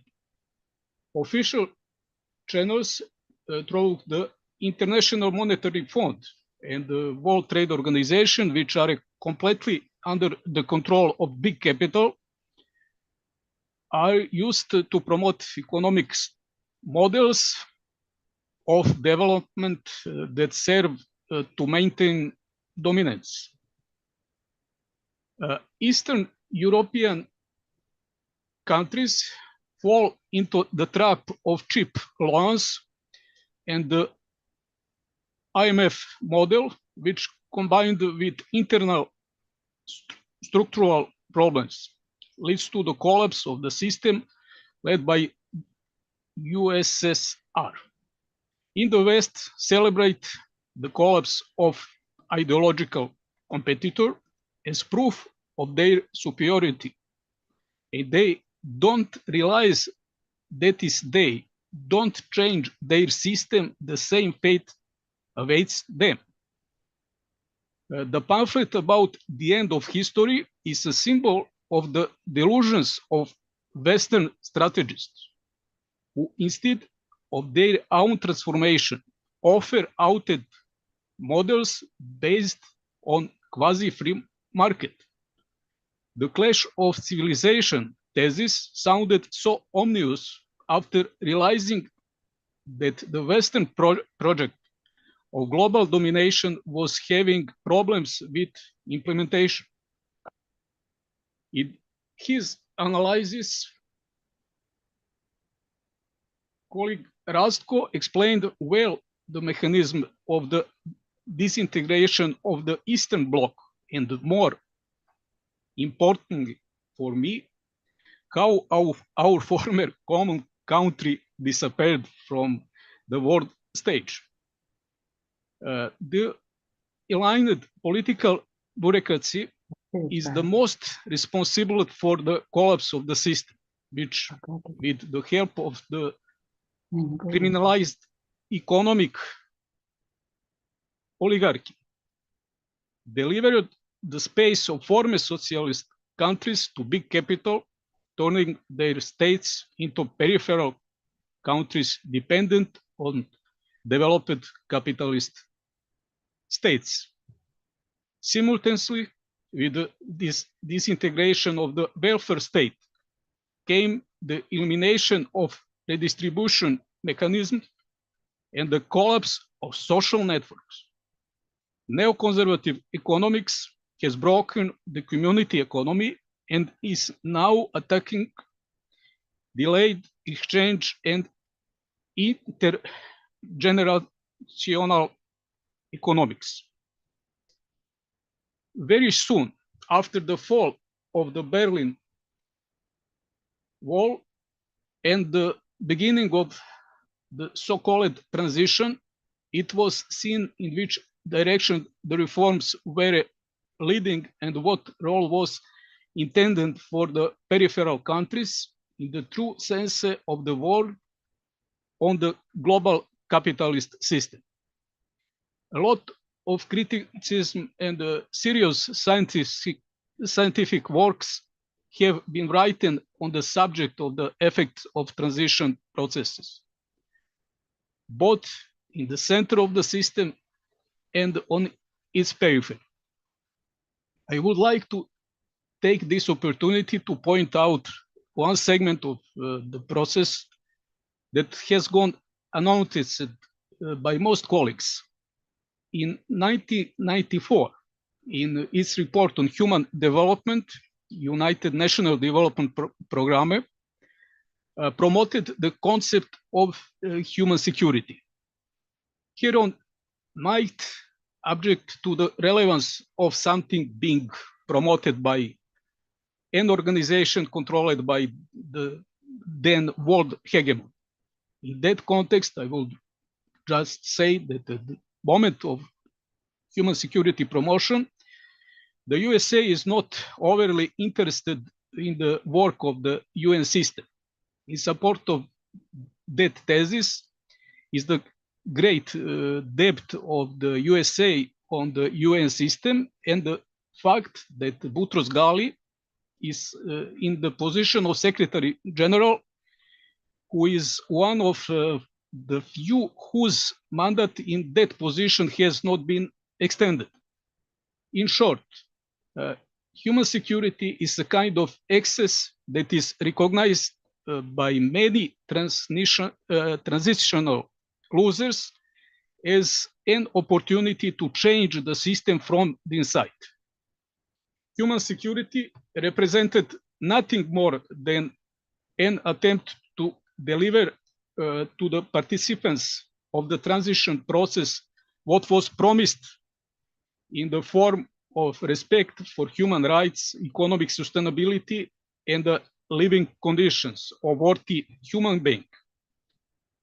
It is precisely these moments, I assume, that also attract my colleague Rastko, because human security is criticism of the functioning of the system that fulfills the theoretical and ideological condition. An analysis of the object of criticism in a way that is understandable to a wider audience and can mobilize those to whom the message is addressed. Thanks to analysis based on human security, it is possible to criticize the dogma of capitalism as the best possible system with arguments. The result of the analysis show the cataclysmic effect of the applied transitional reforms. I personally feel that this opportunity was missed. We have already researched,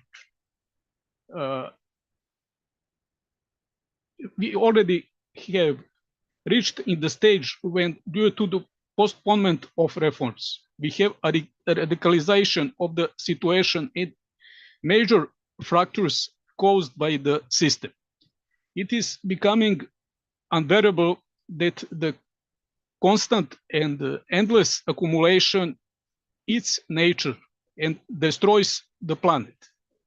Not everything can be turned into profit, because in the end we run out of everything: food, water, and air.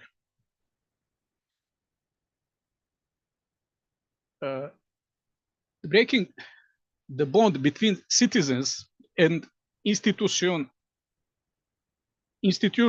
leads to precarization of labor relation, the depolitization of the management function of the state, and most importantly, the abandonment of the traditional functions of the state, such as the monopoly over the use of physical violence and the transfer of security functions to private companies, but also the abandonment of care for the sick and the powerless. The modern state was based on the disarmament of wartime feudal lords. On the state's monopoly on violence, the postmodern liberal state is now itself the prey of wolves, leaving security to private initiative. Security which politicians refer to in their speeches is no longer a public good. Rastko says, the former hegemon will try to regain his hegemony through military threats and political blackmail. He will try to force other developed countries to compete in arms. Thus, he will suppress economic competition. He will support this foiling economy with budget money, the sale of weapons and military knowledge, and he will terrorize the whole world with his army. If their plan succeeded, it would lead to a time of insecurity, frequent local wars, even worse poverty in the poor world, and increasing poverty in the previously rich world. Of course, there is no need to talk about rights and freedoms at all, since the fight against terrorism has already introduced neoconservative terror on global stage. The complexity of the modern epoch is also contributed by the fact that civilization has gone too far technologically, while in social theory it has experienced regressive process. By rising neoconservatism to the level of dogma, the possibility of institutional academic scientific criticism is denied. The fragmentation of scientific field atomize scientific knowledge so that few of us can see the problem in all aspects. The potential for change is in the existing system, and it is waiting for suitable condition for implementation. For a better understanding, I suggest those interested to study Rastko's text on the relationship between theory and ideology. The movement that would lead to significant change must be planetary. Among other things, globalization has created the condition for the promotion of planetary ideology that connect different movements in the world. It seems that the material prerequisites for a global social movement has been created. Constantly questioning The situation is the character of the real researchers who get a medium to spread and exchange their ideas on planetary scale. The internet is inherently democratic in its content, unlike party-state system, which today don't deserve the prefix democratic. Thank you for your attention, and sorry for my bad English.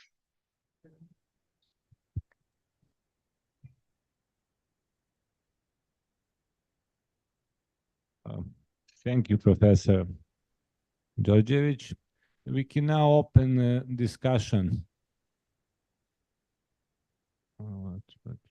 Just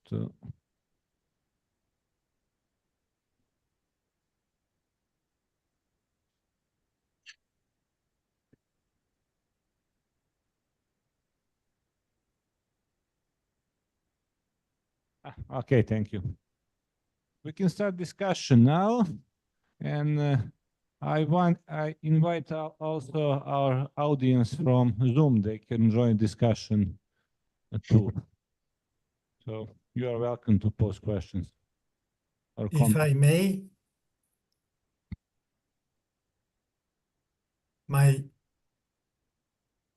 may I?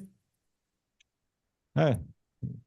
May I start the discussion? Yeah, please. Okay.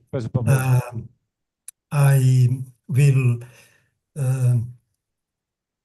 spend only a couple of minutes with the two main messages. The first one, of course, my congratulations and best wishes for Rastko Močnik's 80 years, impressive 80 years. And in that context also, I'm very thankful to Alexandra Gačić, to other organizers, Ms. Kraiger and other, who has helped to organize this impressive conference. And secondly, I just want to give a first initial contribution to Mr. Ivica Đorđević and also Mr. Alpar Lošonc and some other later participants, presentator, and that is this little small initial contribution is just, I want to remind all participants on the, in my view, best paraphrase of our time. And that is one paraphrase of Samir Amin, paraphrasing Karl Marx's statement from The Capital. The statement of Karl Marx is a great irony in diagnosing so-called initial or first accumulation of capital. The irony is in the sense that, in fact, this Karl Marx diagnosis is addressing the main ideology of capitalism, which assume that we have capitalist economy, which is objective, necessary, etc. But the irony in Marx's diagnosis is that this initial or first accumulation of capital is essentially violent. The paraphrase of Samir Amin is excellent. I will never forget it. In one of his books, he focused on the so-called permanent initial capitalist accumulation, having in mind and in his understanding and explanation that the marriage between the violence and capitalist economy, accumulation of capital, etc., is permanent until today's days. In this framework, we can easily understand not only the Balkan violence in post-Yugoslav wars in the 90s, but also the creeping rise, to use this contradictory description, creeping rise of fascism, violence, ultra-right in the center, not anymore only on the periphery of capitalist world economy. Okay, that is my inspiration by Mr. Georgievich and some other contributors to this conference. Thank you. Which is there any other questions, please?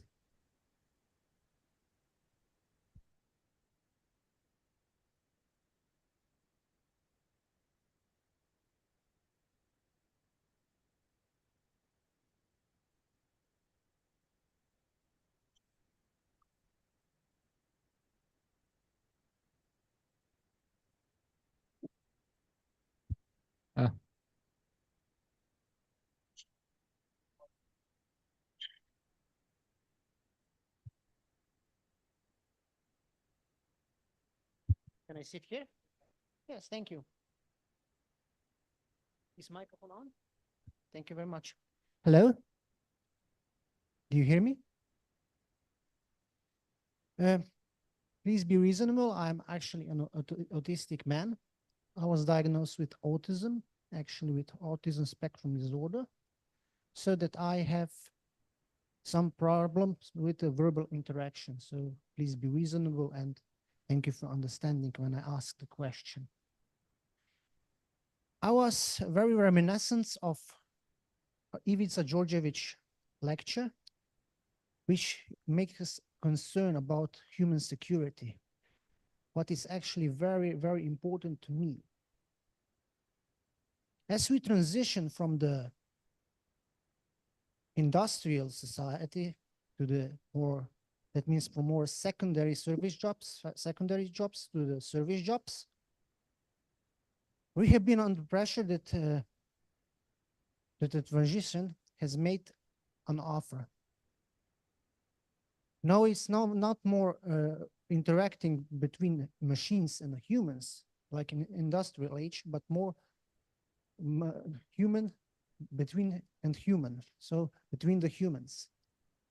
This has made a lot of pressure, especially among autistic people that have very hard time and difficulties to interact with people. This is the first component. The second component is when we transition from the family-based society to more individualistic, flexible society that has put more pressure on individualism and flexibilism in today's modern contemporary world, then we have another problem, that is how to interact with the people, how to grab these opportunities of this modern world, because the autistic people have, as I have said, very hard time to interact and to grab chances and also make opportunities from these chances. And the third very important issue that we are facing is collapse of the welfare state. The collapse of the welfare state has also managed to put very, very pressure on the people who work with the welfare state, as the doctors, as the social workers, as the professors, teachers, educational workers. We have the transition from the communist society, socialist society, to the modern capitalist society, especially in this area, in Southeastern Europe, has made a lot of problem with alcoholism, problem with social marginalism, and this had put a lot of pressure, especially on these social workers and medical workers. So the rehabilitation process for the autistic people is far more difficult. And we are talking here about one question that I want to point out. And this is how we, autistic people, and especially people with disabilities, because this is disability, are facing in today's world. Because disability is not only some kind of technical status, but it's also a constructional societal engineering. It was produced by the society because we cannot be more functional in service jobs, that means in service sector, because we cannot be more so flexible and individual in this individualist flexible society has put on very strain on us. So my question is, Ivica Đorđević, especially about you.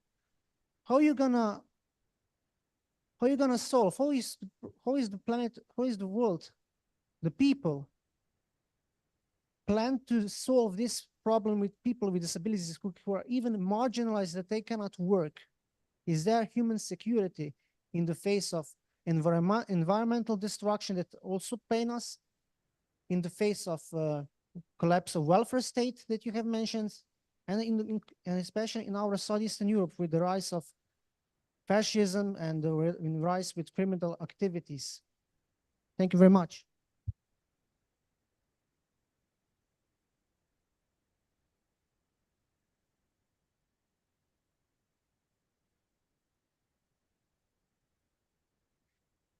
Okay, Professor Đorđević, can you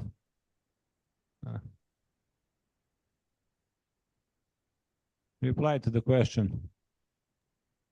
Yes, I will say that Kolega Rastko in his work have some means about question. He said that while the work is possible answer to the question of how to motivate people and say him about realistic world in which we live.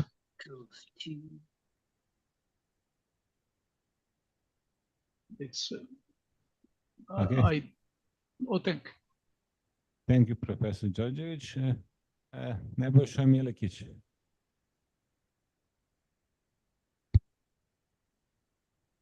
Hvala, Rade. Ne znam da li me čujete. Čujete, dobro. Samo kratko, s obzirom da izlagači, ja mislim da nisu imali prilike da učestvuju na kursu profesora Močnika i profesora Pantića. Aha, sad treba pređem na engleski, izvinjam se. Sorry, since I think that the presentators didn't have opportunity to participate in the courses Professor Močnik and Professor Pantić held in Faculty of Media and Communication in the last 2 or 3 years. And since the topic is epistemology, I would just add that I think that Professor Močnik's and also Professor Pantić's contribution to the, I would call it pop epistemology, as far as it is achievable through academic course, is the introduction of Marxist, or maybe it's to say Hegelian dialectic method in understanding contemporary political processes, which are pretty much catastrophic, if not already apocalyptic, and relating to the topic of security that Professor George took the perspective of in his comment. I would just underline that as opposed to internet-based alternative thinking about contemporary conflicts, in which I would say in the field of science, or to say popular science, dominate as an alternative interpretation of major world conflicts, the position of Professor John Mearsheimer, that I think is lacking all of three, not that Professor Loshan's exposition, but altogether. Both Mearsheimer and Sachs, whose theoretical reflection is somehow inscribed in Professor Georgiewicz's basic points, they miss the elementary dialectics of contemporary capitalism, which is to say, Mearsheimer is seeing it as a realist, in which what is hidden is material forces of contemporary capitalist world system, while Jeffrey Sachs is seeing as idealist, as possible to change by goodwill, by political effort, by moralist overturn, etc., etc. So I think that a really contribution that I had a pleasure to share of Professor Močnik and Professor Pantic in this course is to intervene is in this withdrawal of Marxist and also Hegelian dialectics for the field of contemporary popular knowledge, in which then what we lack is what the contribution, I think, is the understanding of the conflictual and really more and more apocalyptic nature of the world capitalist system, which inevitably brings us to this that we call now euphemically insecurity, or like lack of mechanisms of processing world problems, etc. So that would be my interpretation of contribution of Professor Močnik to contemporary activist epistemology. Thank you. This is more of a comment, but if some of participants want to add something on it, okay, then we can go on the other questions. Is there anybody else?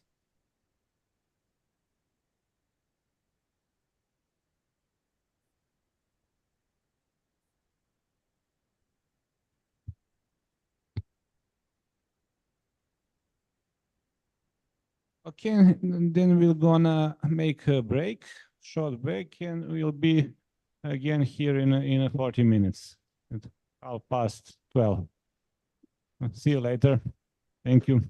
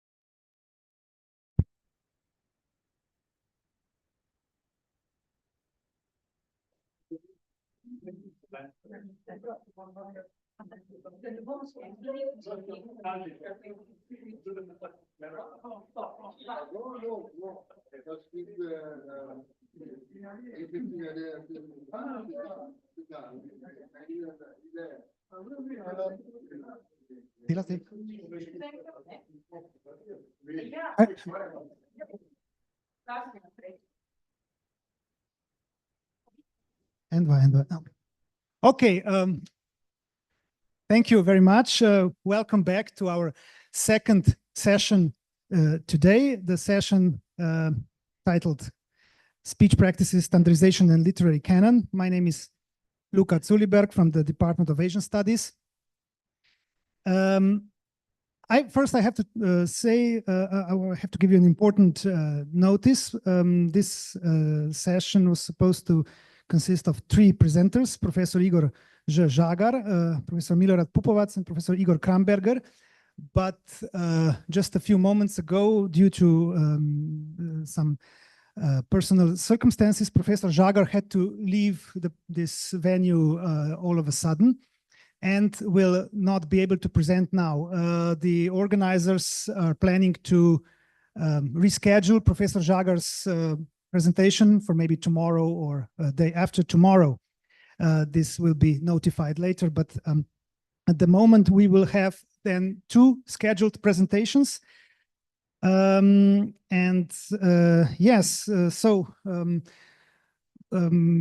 I will just briefly.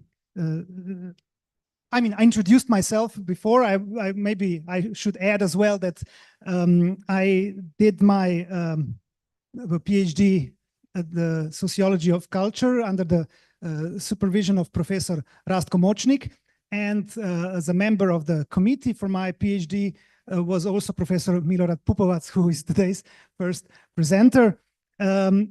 Professor Pupovac worked as the head of the chair of the Applied Linguistics at the Department of Linguistics, the Faculty of Arts at the University of Zagreb until his retirement a couple of years ago. His main areas of scientific work are social linguistics, pragmalinguistics, and psycholinguistics. He also taught in the areas of psycholinguistic, discourse analysis, linguistic epistemology, and so on. So recently, he also researched the characteristics of the public language today, linguistic ideologies and ways of managing the language in the post-Croatian Serbian language area, and the issue of linguistic minorities in that area. So without any further ado, I will invite Professor Pupovac to the stage to give his presentation, his talk today. I guess the presenter is using this microphone. Okay.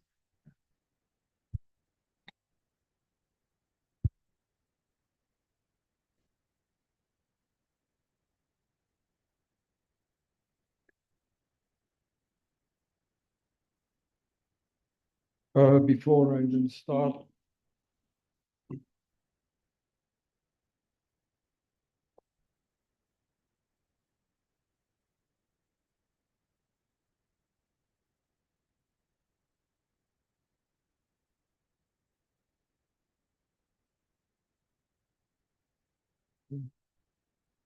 I just would like to say that there are two things that I do not believe. First is that Rastko is in his 80s. And second, that I'm here.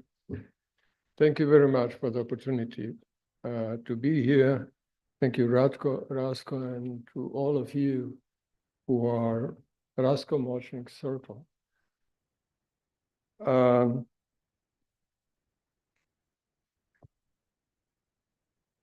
Sociolinguistics as approach to the language has basically two sources. First one is dated in second part of the 20s of the 20th century, in post-revolutionary period of the Soviet Union. Very productive and less known group of the people, led by Vladimir Voloshinov and Mikhail Bakhtin, people you might know, and some others who probably are less known, like Larin, Žirmunsky, Jakubinsky, Polivanov, and others. So they actually started with the critics of structuralism. It was one of the first criticism toward one of the strongest epistemological model in science of language in 20, and not only science of language, then many humanities that dominated a big part of the 20th century. Second source is dated to the 60s of the 20th century. And it is originated in United States and United Kingdom. In United States, it started as a criticism of the second epistemological model, known as a generative grammar, developed by Noam Chomsky after his strong criticism of behaviorism in psychology and other social and humanistic sciences. So, beside of developing this two type of criticism, different from each other, first is in some elements closer to our understanding of criticism of structuralism and generativism as well. But this second model developed fruitful, useful, and also inspirative conceptions and the concepts that are still in the discussion and still productive. We will come to some of the names later on. But what is specific to the first source, to the Soviet period, to the 20s of 20th century in on one side Moscow, on another side in Leningrad, is actually that beside of this strong and relevant critic of structuralism, they also developed a kind of practical models of research relevant for the sociolinguistic as a practical discipline, and acquire certain emancipatory potential, important for that period in developing literacy, in developing equality among the languages, and in developing experiments. And from that period, we actually inherited a term, lingvistička tehnologija, lingvistička tehnologija, ili jezična tehnologija, which is in use today, but for the computer sciences and for other, but that's not the same. The similar term has been developed within the Czechs and functional linguistics within the Czech. That's language engineering. So these two terms and these two practices are important because of something what is a major part of our topic. And that's the role of the meta-language and meta-linguistics to the management with the language, to the governance with the language, which comes from the science of language itself, and which gives a certain power and authority to the science of language by itself. And when comes the politics and the government by itself, then the power is duplicated and become enormous.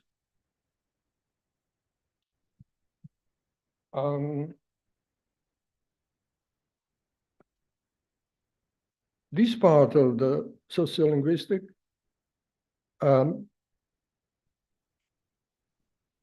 achieved enormous results in the area of language planning and language standardization. And also in the period of the anti-colonial revolutions, enormous contributions to the development of the alternative and emancipatory language policies in Asia, in Africa, and other areas of the world. Then come Joshua Fishman, an important name within the sociology of language. American scientist who actually within the sociolinguistic develops a different type of understanding of languaging. Języczności, languageness.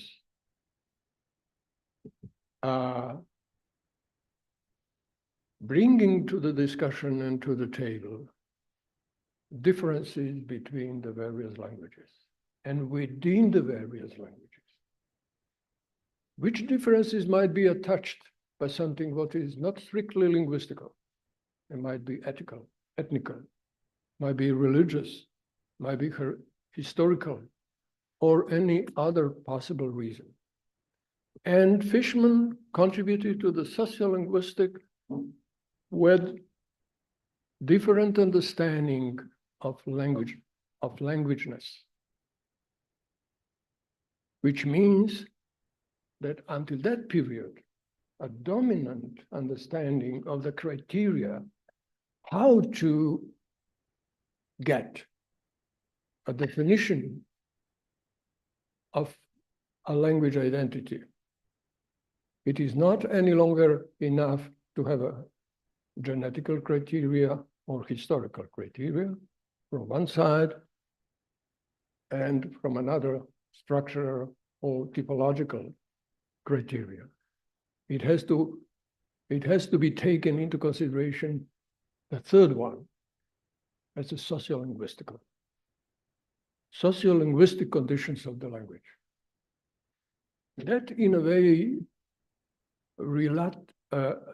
way just changed this first understanding, which was in a way universalistic.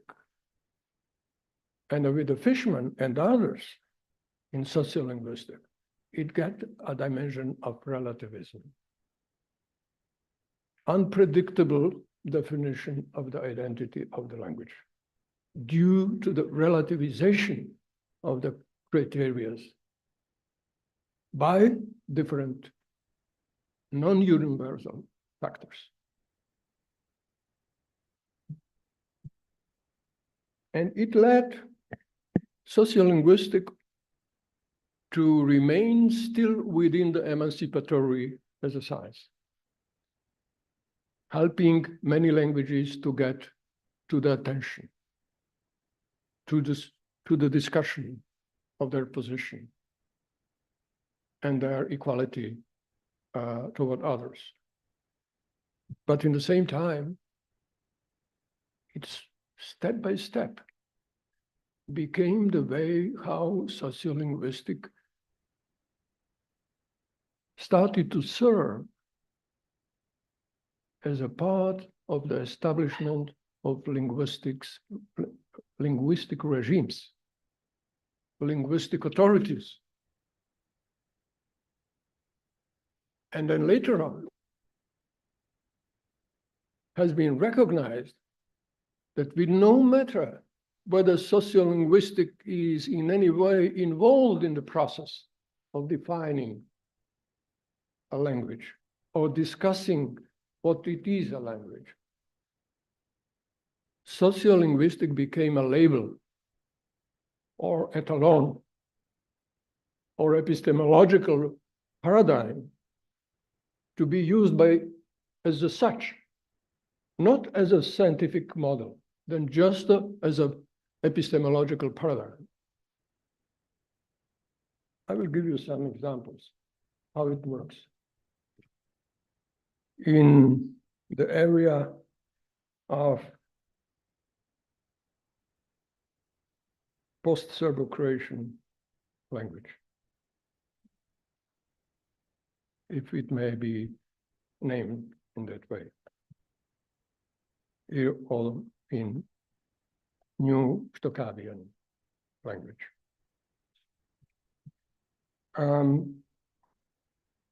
A first misuse of the sociolinguistic as an argument, or use of the sociolinguistic as an argument in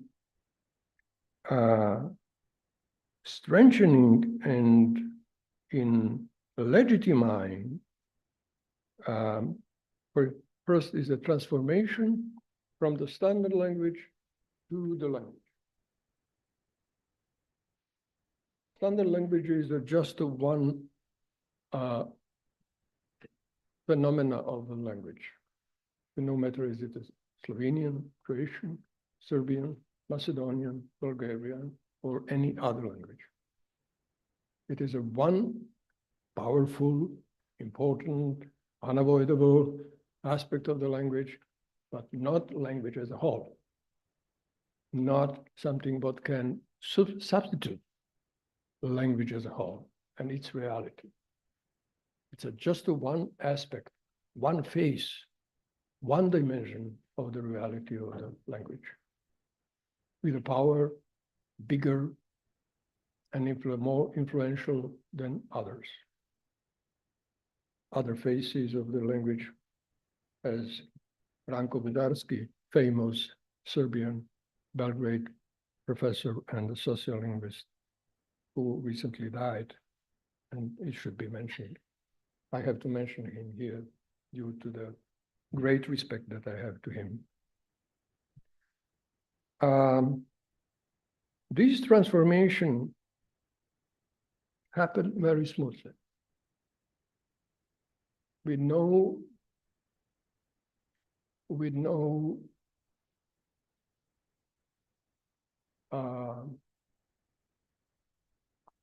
opposition, with no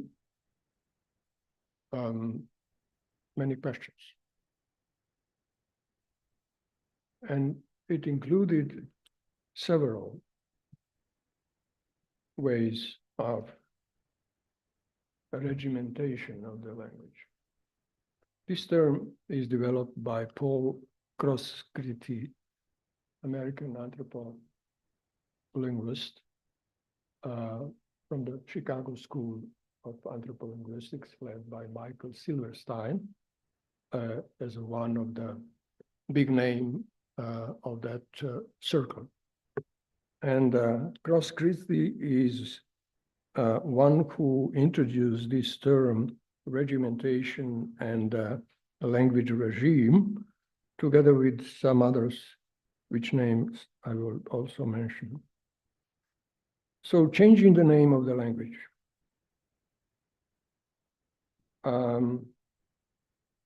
Predominantly in ethnicizing the language.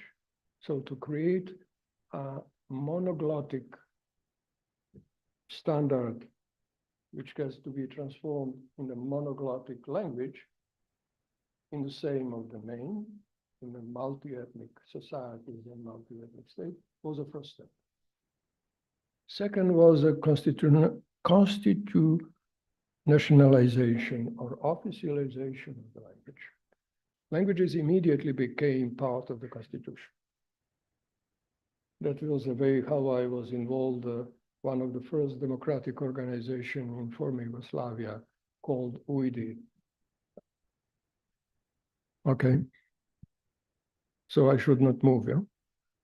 Too much. Great. Thank you. I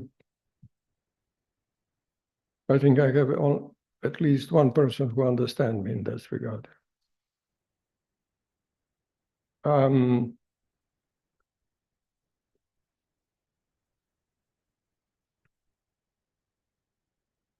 third way of transforming standard language into language is a process of re-standardization.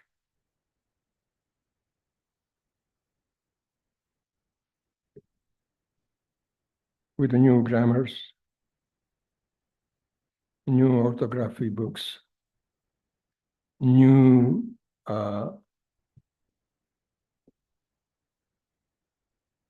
ways of advising what is correct, what is not correct in the national standards. A new type of developing arguments of the authenticity of the national language. New type of the developing of the historicity of the national language and the beginning of the process of standardization. Everything has been shifted for a couple of centuries in some cases. For example, in Croatia. Illyrian movement started at the beginning of 19th century. But the first grammars and the vocabulary we got are from the 16th and 17th century. So today is not so relevant what was the contribution of Illyrian than what was the contribution of the first vocabulary authors and the grammarians.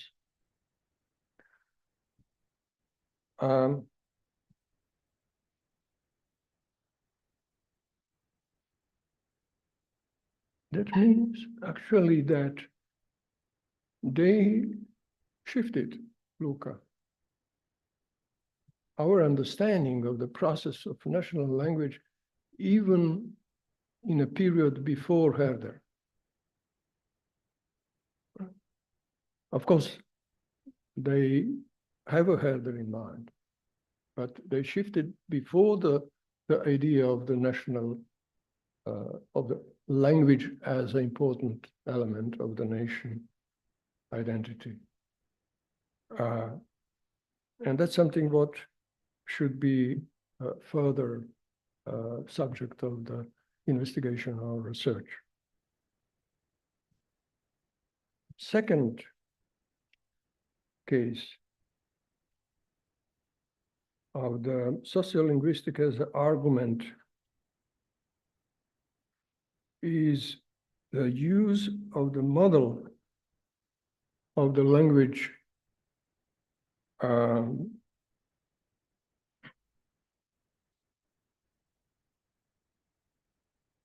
which was developed by certain prominent authors like Louis Hjelmslev or Eugen Kosiriou, and one of the domestic authors, one of our colleagues, older colleagues from the University of Zagreb, Professor Silic. They developed structuralistic model, making the difference within the language as a system, as a codification, as a norm, as a usage, and as a speech, as a parole. So three of these components basically belong to Hjelmslev, that is system, or in Hjelmslev's case, schema, norm, and the speech. Two others have been added for the purpose of the strengthening argumentation in the domestic purpose. And this model became actually argumentation ground and argument in the same time for equalizing standard language with the system language. I will give you example in with the Montenegrin case, because it has been, this model has been implied in the case of a Montenegrin, advocating Montenegrin as different language from the Croatian, Serbian, and Bosnian or Bosniaks.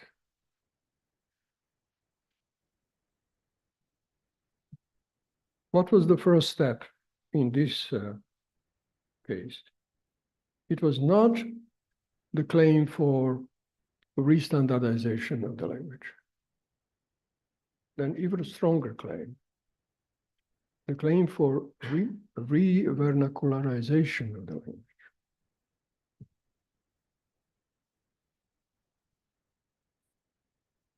Starting from the two, I cannot say phonemes, because phonemes are part of the phonological system of a language. Then two voices. In this case, two consonants. One is sh, and another one is je. Shudra, in spite of sutra. Tomorrow. And Ijesti or Ženica, in spite of Izjesti, and Ženica in sense of Zjenica, so part of our ocular system,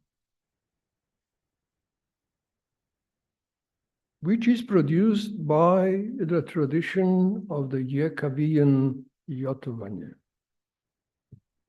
which exists in a part of Montenegro and Herzegovina, and even in a part of area of Croatia from where I am coming. That's a Dalmatia, because those people are historical migrants from Herzegovina and Montenegro, and they brought their linguistic habits with themselves, and of course preserved some of them until today, meaning this Jekavsko Jotovanje.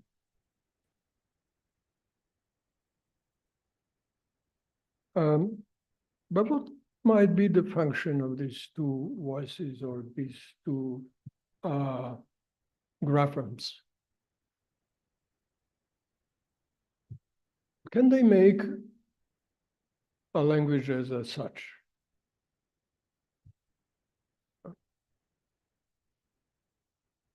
If they would have an opposition within Montenegrin or any other language, opposition appear, a binary opposition, which is a part of the important part of the structuralistic theory.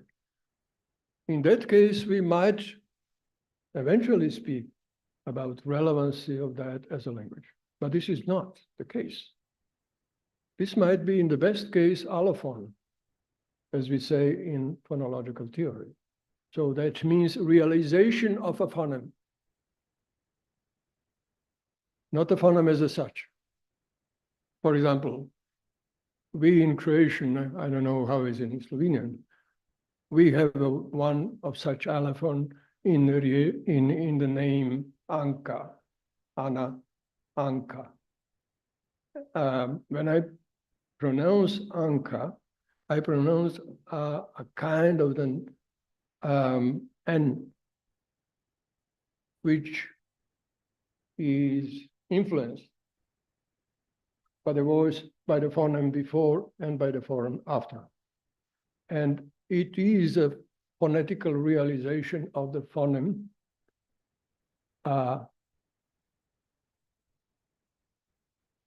K, Ka, not new one. The same is with the banka. Or in my Zagrebian type of speaking is what's happened with the word ovca. At the end of similar phonetic chain, it is usually the case that ovca becomes ovca. So, but that is a kind of the result of the Kajkavian realization. But from the perspective of the phonological system in Croatian language, in Stokavian system, it's just allophone and not real phoneme. Anyway, what might be this sh, id, and this je? As Susan Gao and Judith Irwin, two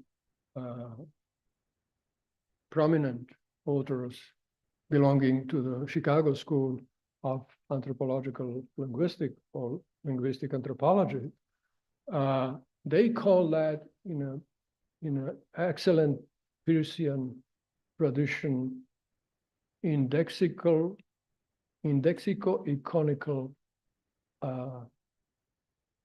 phenomenon, which are index of differences and index of differentiation.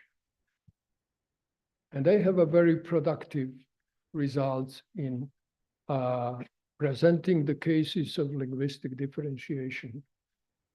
And in the case of post-Serbo-Croatian language, we have many of these kind of indexes. For example, Latin and the Cyrillic scripts are such indexes or such type of indexization with an ideological component. Then the difference of the reflex of yat, mleko or mlijeko, or third version in my home area, mlijeko. So, krst, križ, raskrižje, raskrižnica, there is no raskrižnica, raskršće i raskrstnica, and raskrstnica. Križeljka and ukrštene reči. These are indexical signs with some element, in the case of reflex of yat, with the same element of iconical signs, with an additional ideological function in establishing language regimes.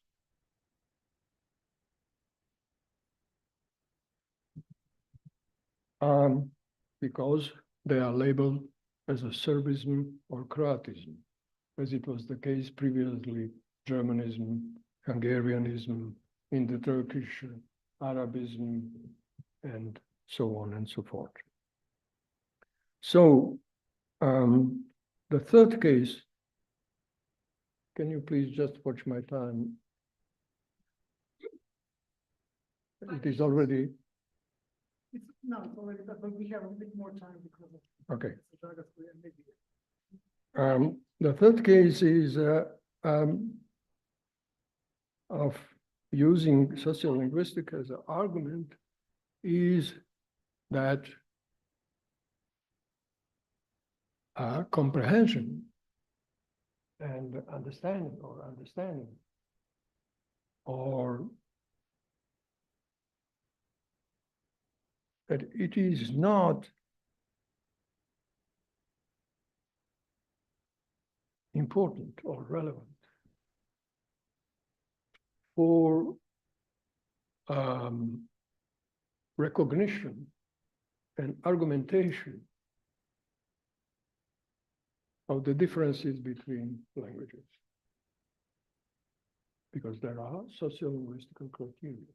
We can understand each other perfectly. But we speak different languages. Clearly different language. I'm quoting one of my professors, very prominent professor of linguistics and in Croatia and later on in Austria. I'm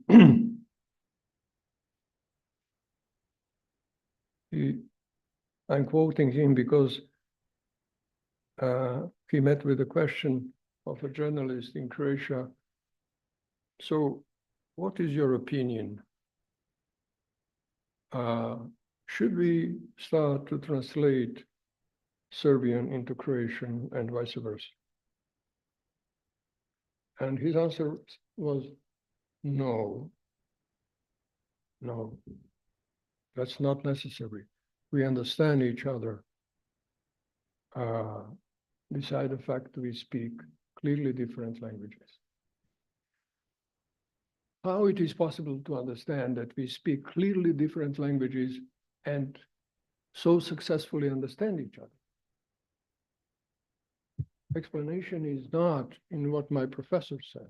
An explanation is what these people, like Susan Gao, like Judith Irwin stated, that it is the result of the linguistic differentiation via certain elements of the language, on the basis of the intervention of linguistics or sociolinguistics. So metalinguistic knowledge developed, became a part of creating linguistic ideology of differentiation and languaging.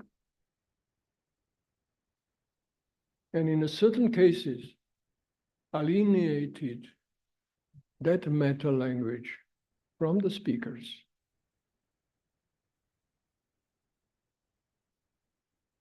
Letting them to wait. The result of manufacturing. The result of, as the Czechs said, engineering or Soviet technologization with the language. So that means that the members of the linguistic practices or communities should just await of a kind of the conditioning, collective conditioning, from those who are mastering with a meta linguistic knowledge, and returning that to the linguistic community as a developed part of linguistic ideology, which should not be questioned, because you are then questioning more than language. Yeah.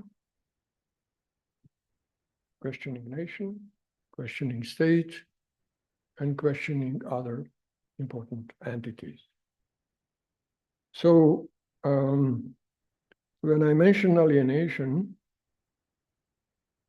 I have to mention two prominent Italian philosophers who contributed with their books in the 60s, 70s, and 80s. One of them is still contributing, and another one is unfortunately not contributing. That's a Ferruccio Rossellandi, who discussed the question of the language as a property and the way how that property can be alienated from the people to whom that belongs.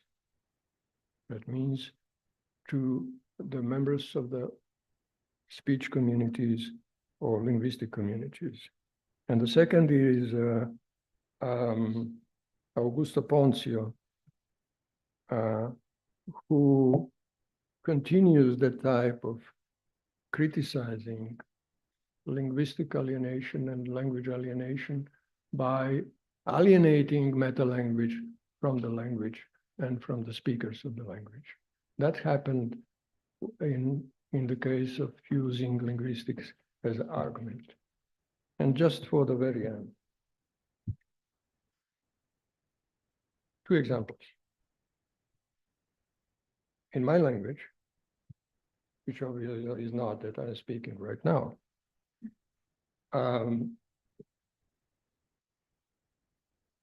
we just decided, those who were governing by meta-language and meta-knowledge of the language, decided that Radnik is not any longer something should belong into the corpus of the Croatian public language and the standard language. In spite of that, djelatnik has been introduced. Djelatnik. So some people in Split, in a conditorei shop,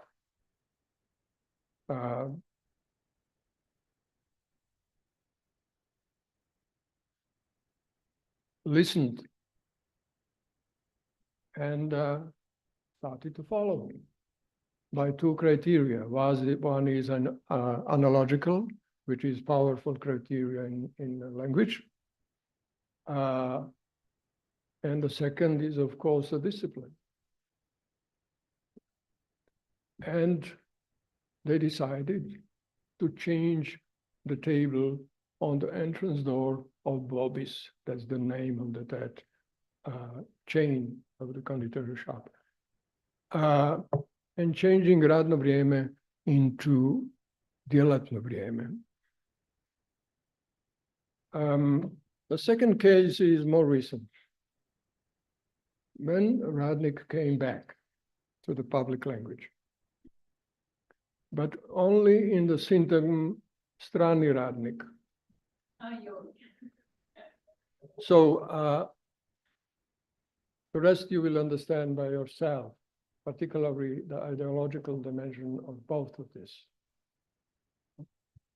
How djelatnik is became to name a Croatian, and radnik became the name for foreigner. Thank you very much.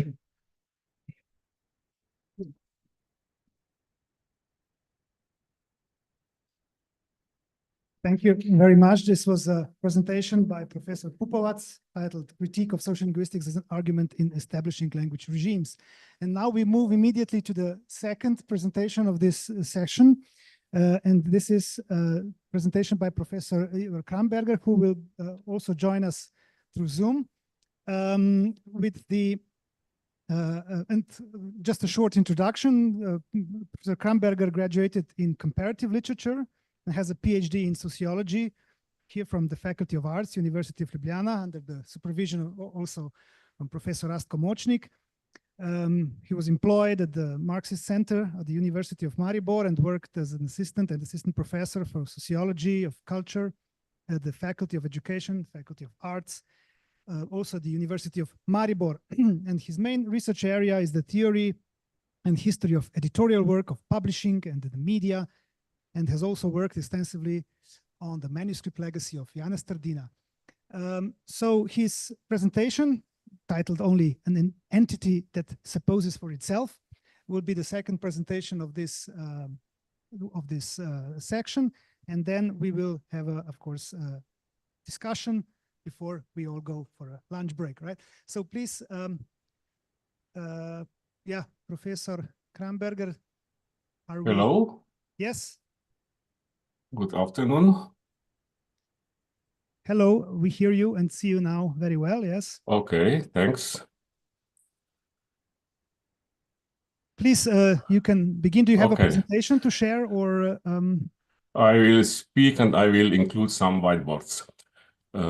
First, I would like to mention that my years at the University of Maribor were not very pleasant. I would prefer to omit these years in my biography. What I achieved in those years was achieved outside of the university. But more important, now I'm living in a village, Drochenbos in Belgium. And if I walk outside of our apartment to the north, I reach Brussels. But if I walk to the east, I reach Waterloo. And I think that this opposition between Brussels and Waterloo is a good ground to think about Europe, current and in history. And second, what I will present was not intended to be presented, but is result of Močnik mentorship, even now, years after I wrote my thesis. Mr. Močnik has read my unfinished article and proposed what should be focus of my presentation. And this is the result of his suggestion, which brought me to the attention some specific aspects of this book. I have to switch to whiteboard. So, new file.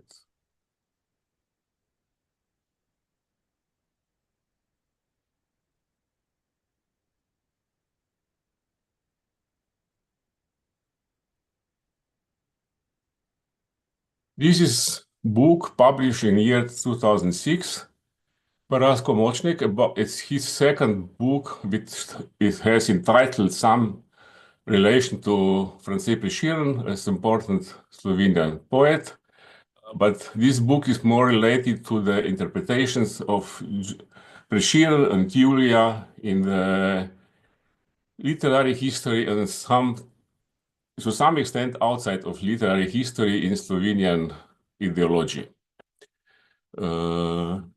But in this book, I will not summarize the whole book. We are just seeing a white screen. Is that okay, or are we supposed to see something else? You should see a picture. No, it's just a whiteboard. You shared your whiteboard where you can. Yeah, and I saw that it's okay. Then I have to do something else.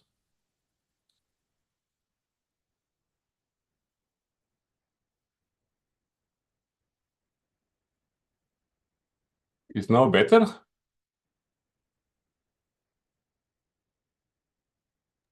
We still see whiteboard here, but somebody on Zoom said that they see Julia. So now we are confused in a technological way again.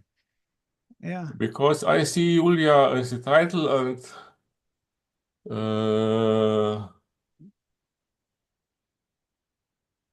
it says, yeah, here we see written Igor's whiteboard, and we see a whiteboard, and it's really white.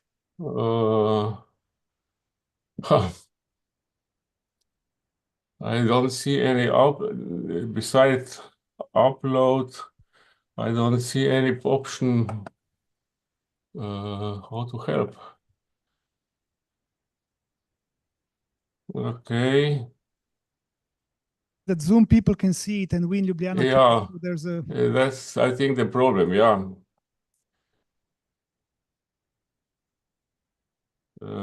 That's I make the test with whiteboard and it was working on my screen, but on your big screen is not visible. If I open the whiteboard and add I don't.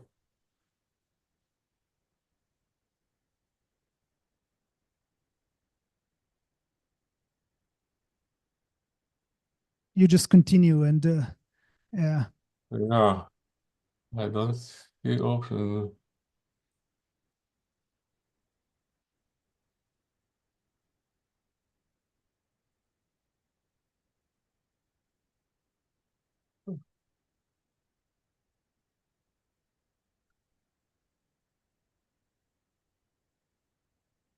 I don't.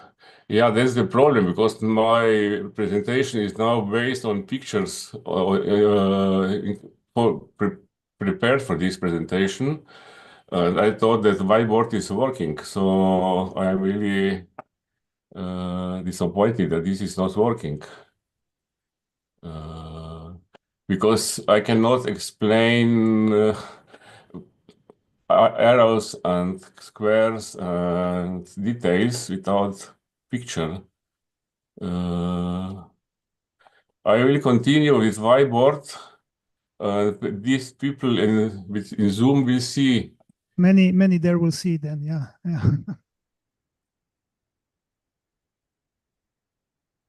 Oh.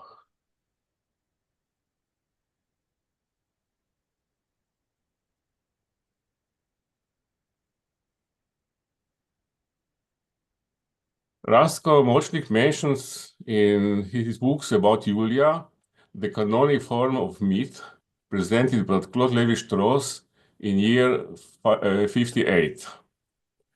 I didn't read this book.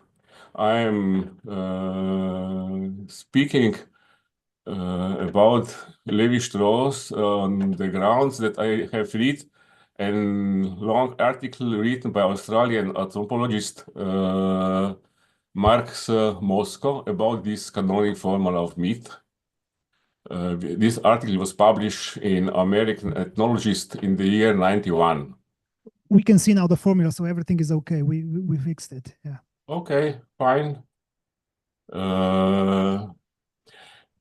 According to Moscow, Lévi-Strauss didn't make a lot of explanation at that point, but he did almost 30 years later in another book, a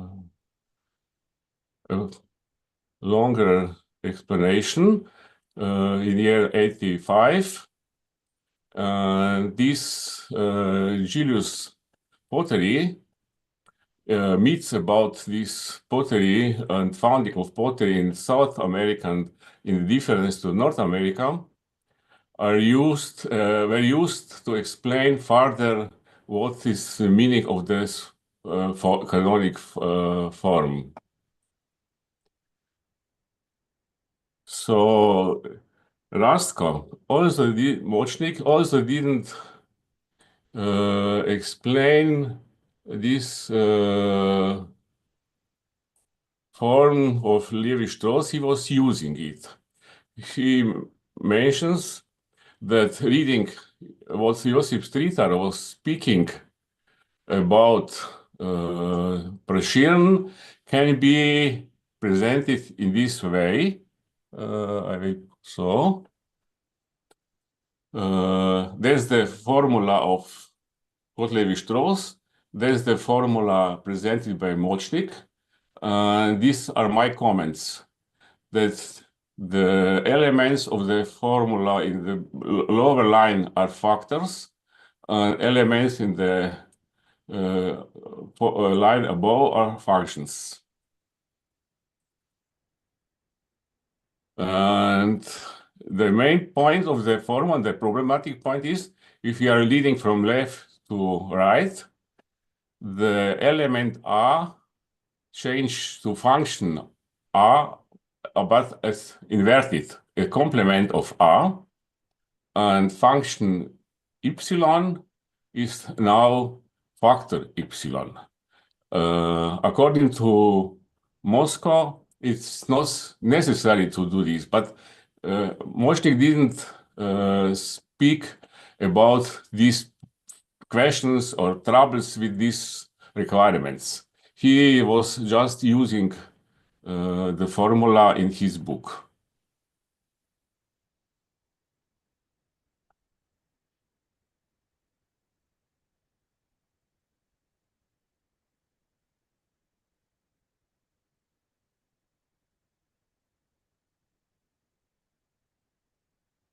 This now, that's I didn't use in the correct order. This is the formula by Stritar, and then I made the comments, so I can go further to the 4.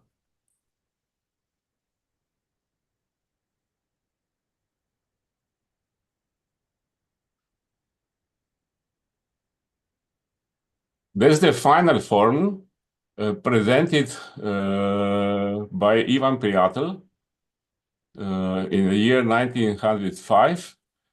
Stritar has written his article about Prešern in 1866. That's the most expanded form of this formula, according to Močnik.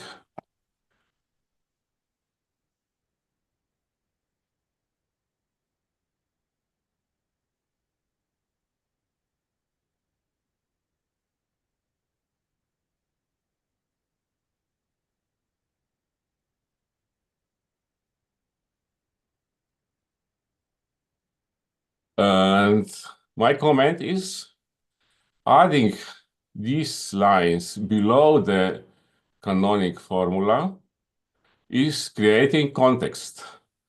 For each part of the formula, we get one element of the context.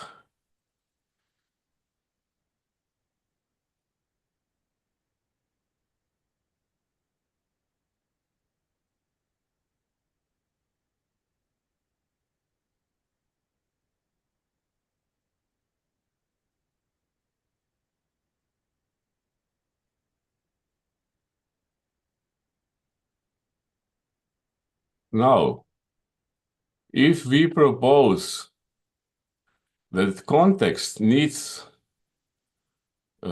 his function, then we can say that both element and function in the formula are together referential function of the context of romantic Ideologia and so on to the right.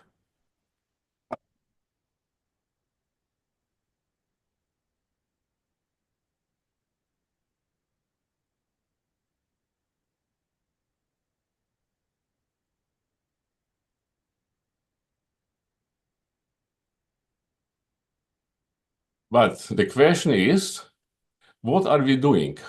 If we have context, we have here presumably message with his poetical function. Then we have context with his referential function. This is combined of message with poetic function. We are perhaps doing some coding of the text we are interpreting. So Piatl or Stritar or somewhere else. So we are on the level of metalingual function. And my question is, and I'm not sure if this is true, if we arrive to this level, are we then thinking about our position and the position of the author we are interpreting? And is this the way how to interpret the ideology or the mechanisms of the thought of author we are interpreting, and to understand which mechanisms we are using as interpreters?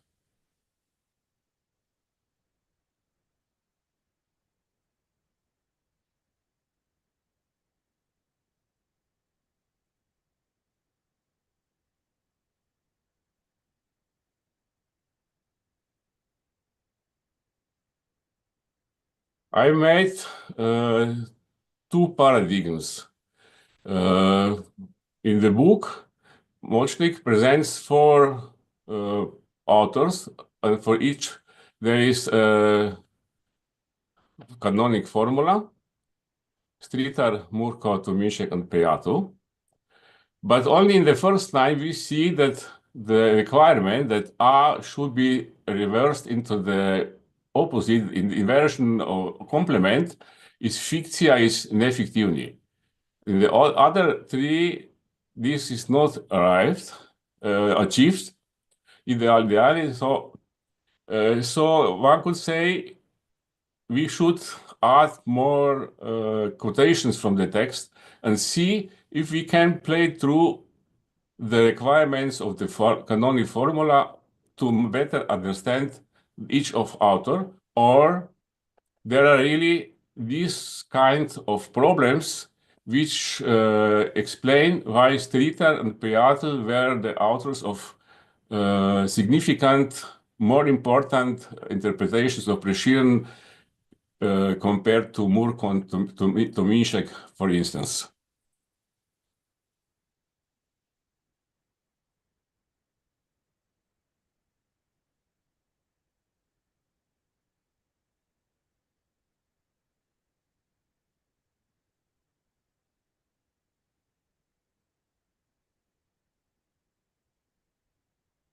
Oh, it's taking long to load.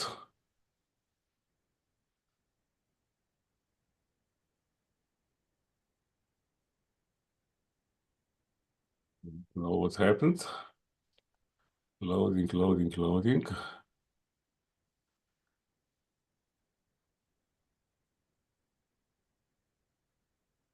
Okay, I will stop this because I think it's not important anymore.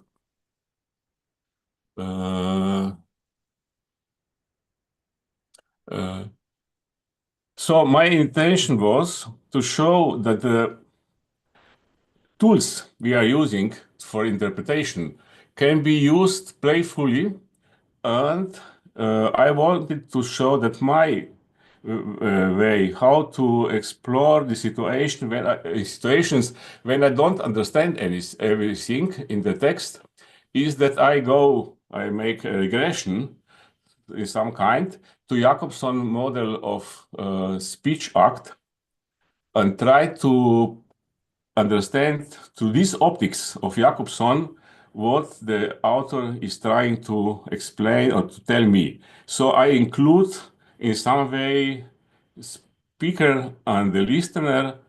So the only part which means not included is the channel or the fatigue function, but just this is what I am doing when I am making from manuscript books, for instance, or I try to present all text in the new form. And it was my intention at the beginning when I was invited to participate to write quite different article about a quite well-known poem by Franz Prešeren and about comments in 3 different editions of Prešeren, which are used in the schools. But reading book about Julia again after 18 years changed my focus. So I will have to write my article about poem of Prešeren in the future. But that's explains the difference between the title of my article in the presentation booklet and the final statement in this presentation, where 3 editions are mentioned. But I should explain the title as a conclusion. In the presentation booklet itself is used, I would use subject instead for the title, and would say that I am writing about the subject who attribute or credit itself to try hard or endeavor something. And this is some kind in relation to the Patience of the Soul by René Descartes, where in the Slovenian translation we have a sentence. The philosophers are in general speaking about patience when relating to subject whom happens something, and action or agency in relation to someone who caused this. And I think to try hard or endeavor to do something, also truditi se in Slovenian, quite good compromise both meanings in the Descartes sentence. And so I can conclude, I'm not just living in a village Drogenbos between Brussels and Waterloo. I'm also living near the locations where Descartes was living as migrant, someone refugee, and correspondent with Elisabeth von Pfalz. She was also a refugee, and she was the person who in letters asked Descartes to write more about the passions of the soul. So my feelings to Descartes as refugee and my location outside of Slovenia are tightly connected. So this is the explanation of my final title. Thanks for your attention.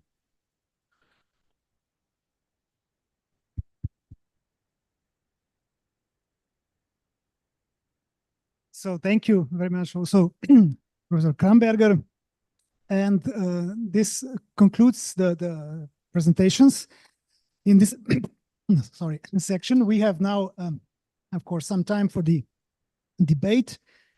I guess now as a moderator, it would be not too presumptuous if I start with some comment and a question, maybe now, because we have now heard and listened to the two presentations of distinguished scholars who was unfortunately missed, one by Professor Žagar, which we will hopefully be hearing sometime in the future, in the next 2 days. And Professor Pupovac and Professor Kramberger, of course, were both in these sections dealing in their own way and in their own field, of course, with language, but outside of the strict boundaries of the field of linguistics. Because, and this is also something that, of course, is very interesting to me, and which I was in a certain way dealing as well, because they approached language now, in this case, from the question of, or the point of view of how language is ideologically perceived as a social institution that structures speaking communities, and works then as a marker of identity, or something that, you know, it's a part of social linguistic thing, and the critique that Professor Pupovac put forward, and the language in context, in the literary context, in Professor Kramberger's case. And what I'm interested here is that, of course, none of these theoretical approaches take language for granted as a concept.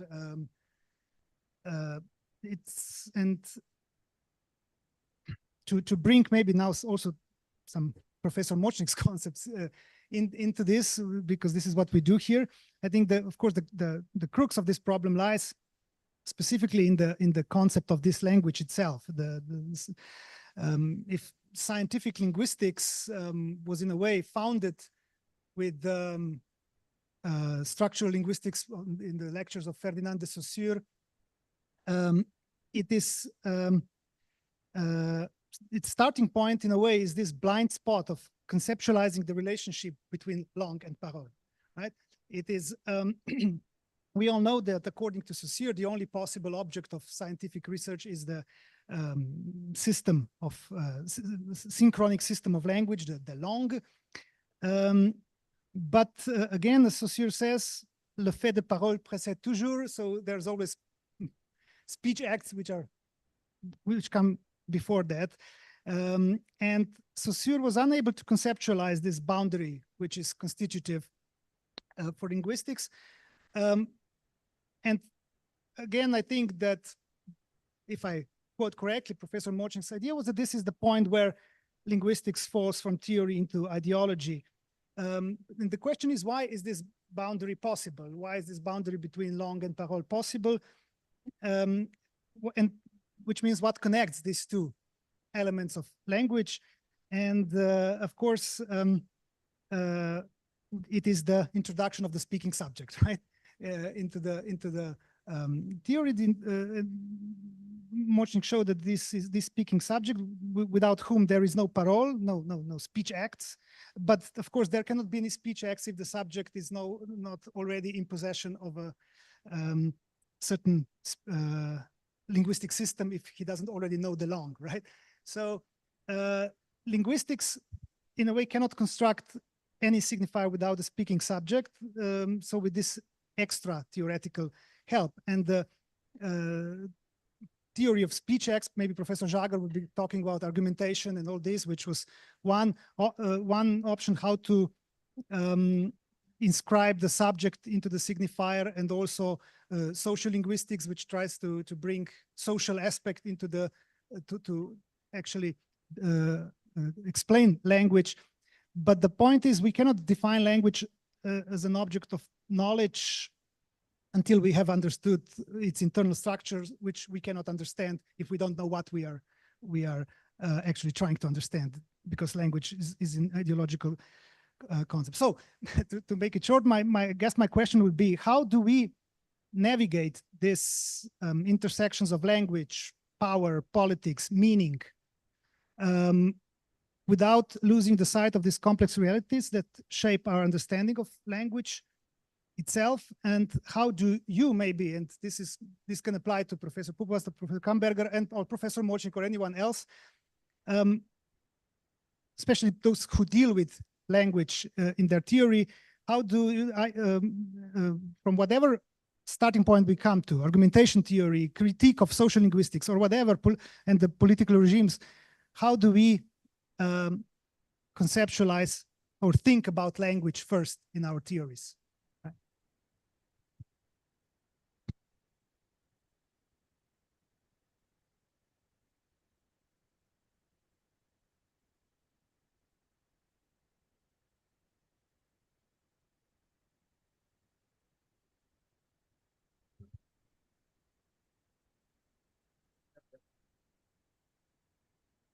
Voilà. There is a second part in Saussure's cours de linguistique générale. Is the part nobody reads. Everybody reads the first part, where language is a system of differences, and differences define signifiers, etc. And it's a great structuralist construction.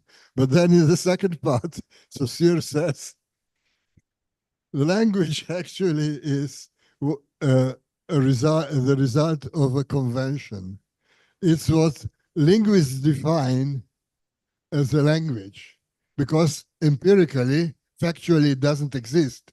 And he's speaking in the framework of geographical linguistics and the theory of waves. When different linguistic features change with geographical areas, and these changes cover each other. And the classical area where this is happening is the area of Zajednički jezik, of the common language of South Slavs, or who don't exist anymore. Klasično područje ovih jezičkih valova je područje zajedničkog jezika južnih Slovena, where the waves don't cover each other, but not systematically. So, but Milorad will tell you more about that. So, Saussure, who was somebody who really believed in the system of language, ultimately says there's no language, it's a result of a convention.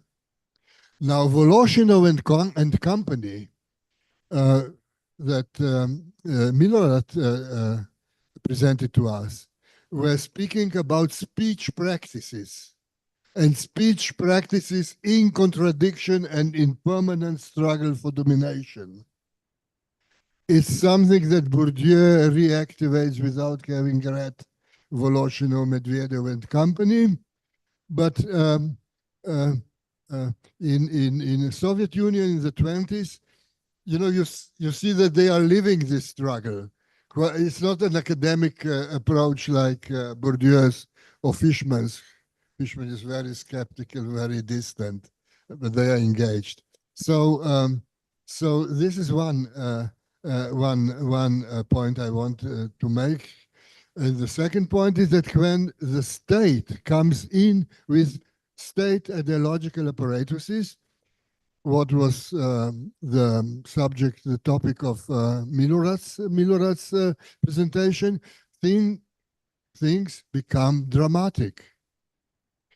And Milorad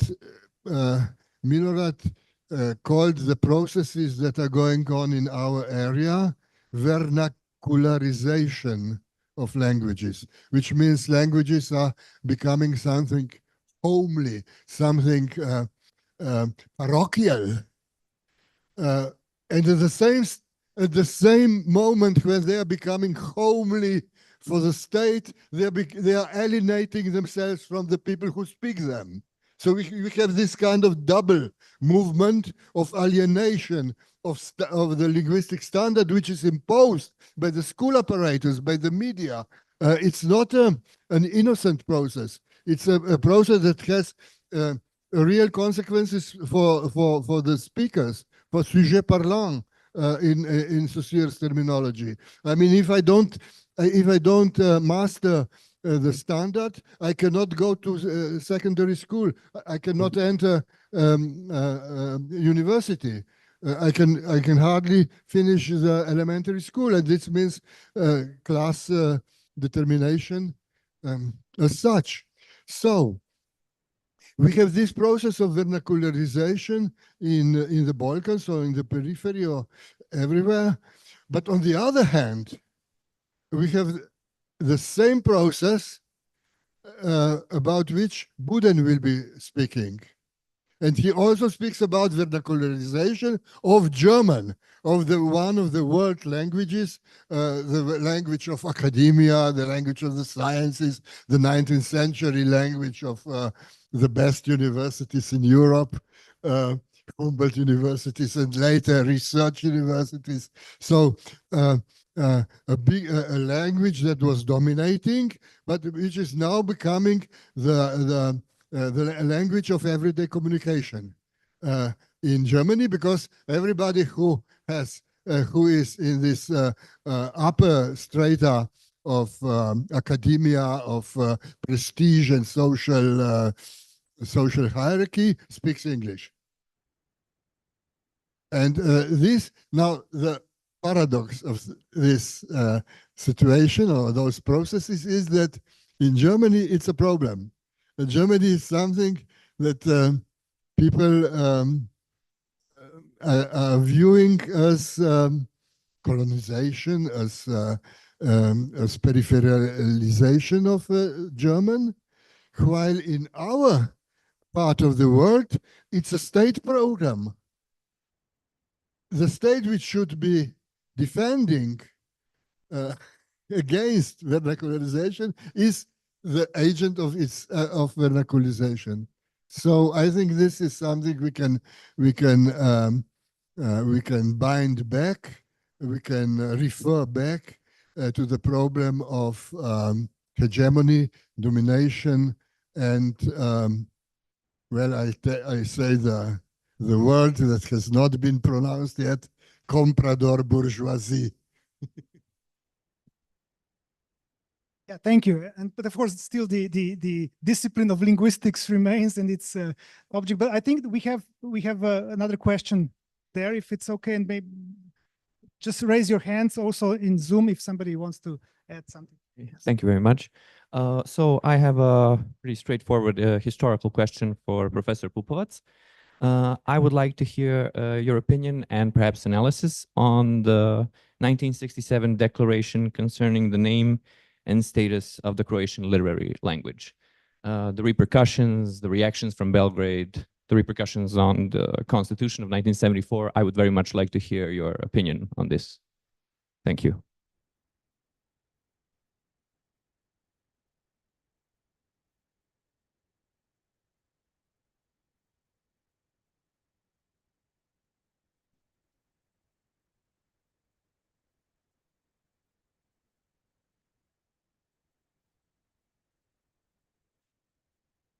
Let me first start with the question of the Speech Act.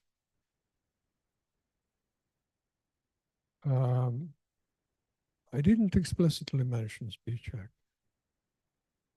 but everything what those who are manipulating or manufacturing or deciding on behalf of the sociolinguistic or linguistic in general are actually in the position to do the same as a non-name person did in Austin's, in the cover of the Austin's books, How to Do Things with Words. If someone is proclaiming something as a standard and something as a non-standard, it's a genuine speech act. So it means this is valid and this is not. You should correct. You should use this one because it is correct. It is proper. It is our. It is Serbian, not Croatian. It is Croatian, not Serbian. That's a speech act. By creating a consciousness, habit, and of course, ideology.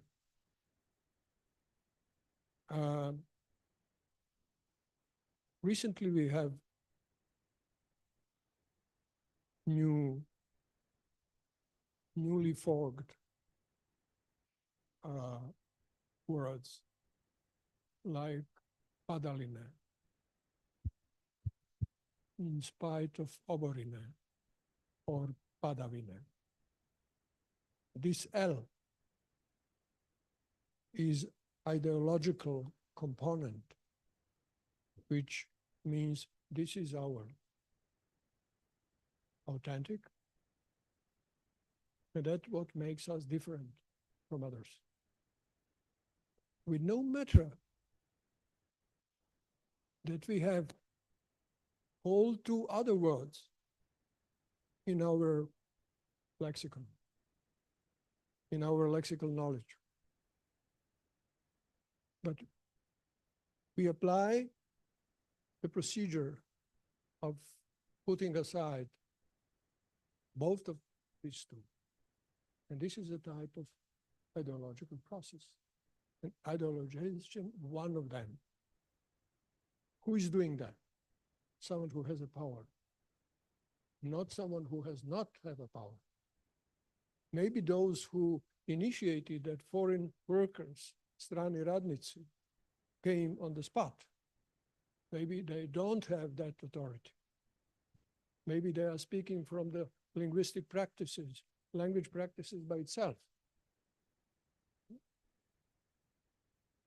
Maybe they are opposing to the linguistic authority. And linguistic authorities are tolerating them because it is not still covered. So when it comes to the question of declaration on the name and the status of the Croatian language, it's an old story.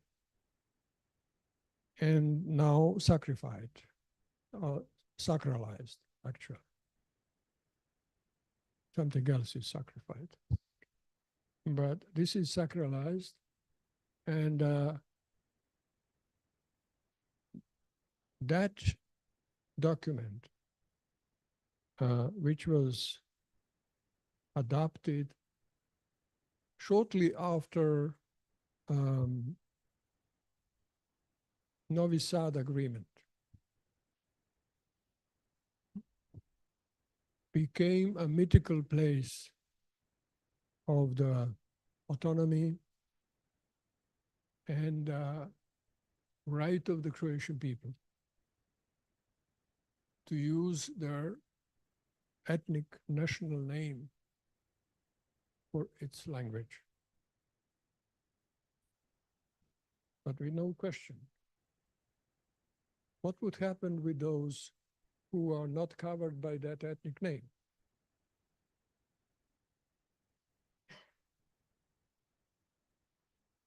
And that question is still not answered. The practice shows how it functions.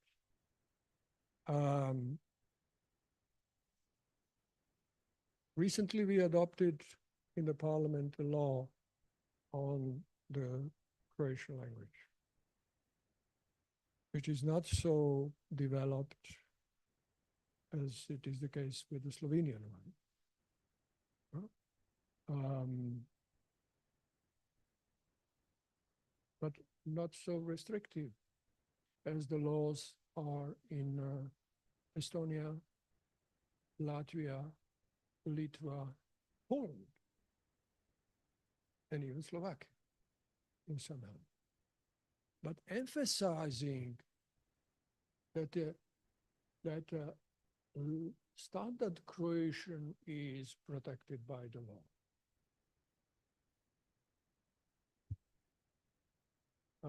That's a continuation of these practices. And yeah.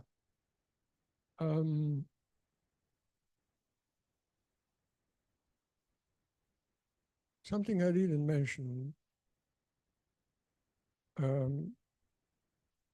is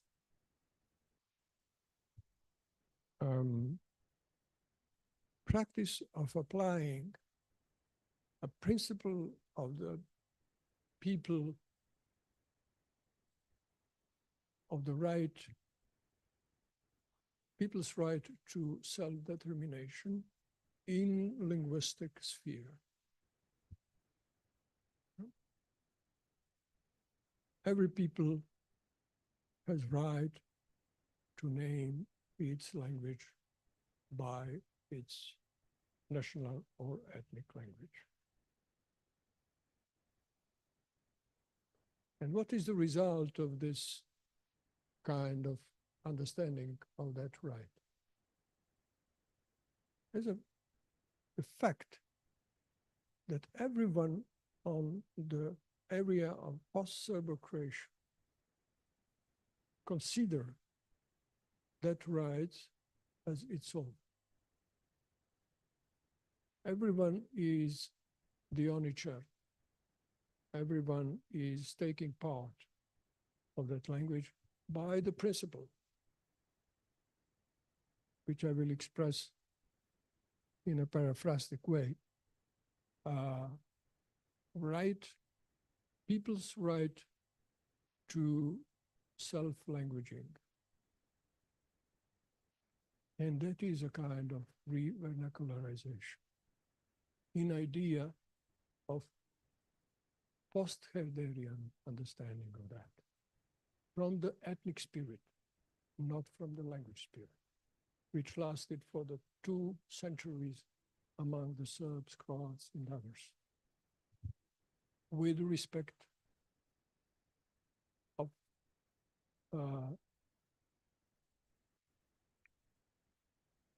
recognizing the differences. Today, Baskar, this kind of vernacularization is not belonging, due to the praxis that I described, to the people as the subjects of the vernaculars and to the states, to the nation as the discourses of the nation, and not to the speakers of these people, to their practices. I mentioned strani radnik as a sign how linguistic praxis can speak by itself, opposite on this what is injected by metalinguistic intervention or engineering. As a spontaneous act which is not covered, not ruled, not governed, not managed by those who are masters of the meta-languages or meta-discourses. Thank you. Thank you for the question and for your answer, Professor Pupovac. Now it's officially 2 o'clock, so we are entering the lunchtime. If there's a short question, which can be also answered shortly, of course, we will still take time. Ame tam na Zoomu video. Yeah. I would like to make a comment on Igor Kramberger's intervention, because Igor Kramberger is the first person who took seriously my formulas about mythological treatment of Presheren's love for Yulia Primcheva.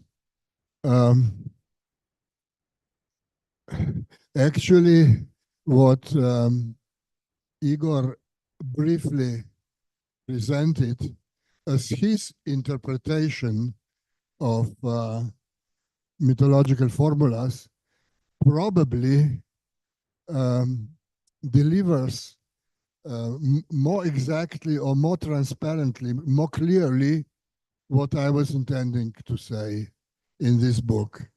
My idea, this book is written in a polemical vein. Maybe it's not so obvious, but the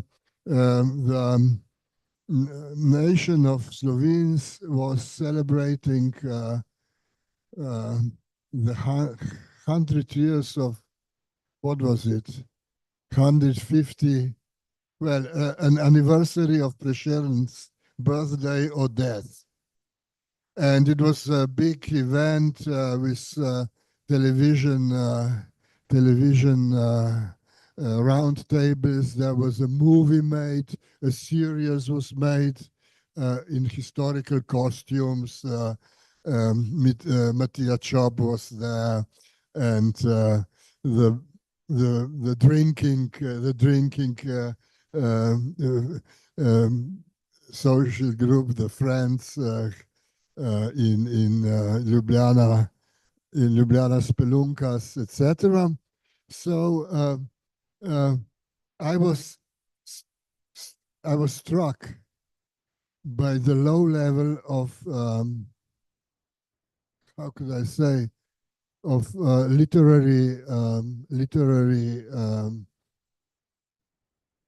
science. I mean, there is no expression for Veda in English, neither in Serbo-Croatian, actually. So it's this mix of ideology and scientificity, which is taught in this faculty, by the way. So I was shocked because the science of Prešern was the golden thread of Slovenistic and Slavistics in Slovenia, but not only in Slovenia. It was a academically accredited stream of knowledge, and in this celebration, everybody was speaking about the myth of Prešern, that we didn't know that he had illegal children. I showed in this book that there was no moment in the history that this was not not part of public knowledge. So, but what irritated me especially was the usage of the term, of the word, expression, myth. Prešern is a legend, not a myth. He's a real person. He's a saint of literary history and canonical literature, school literature, etc. And so what irritated me was this negligent use of the expression myth. So I looked again into the history of how literary science, literary studies were treating the mythological object, the love of Prešern for a petit bourgeois girl in Ljubljana, who was, by the way, intelligent and witty and bright. If you look at her photos at the old age, you can still see it, the charm that maybe did seduce Prešern anyway. So my contention in this book is that from Stritar, the second publication of the poems by Prešern, which established Prešern into the canon, into the school and national canon, literary canon of Slovenes. From Stritar, that's the 60s, I don't know, 65, 66, 1865, 66, till Prijatelj, 1905, there is the treatment of this love, or presumed love, is mythological. And that Stritar makes the matrix, and 40 years, you have permutations in strict Levi-Straussian way of the same matrix. You don't need to go to Amazonia, you have it here. So, and what was my my personal pleasure was that you could resolve the contradiction between structure and history, because history of literary studies was taking the path of permutation of a matrix of structure. So it probably happens only in ideology, not in real societies. But it was a nice, agency structure, a process, a synchrony, diachrony. These are constitutive oppositions, but also contradictions of structural approach. Now here we had a diachrony that is structured as structure. Great. So everything that I say refers immanently to the text of literary students, of people who were treating this love. Now, Priatel makes the synthesis.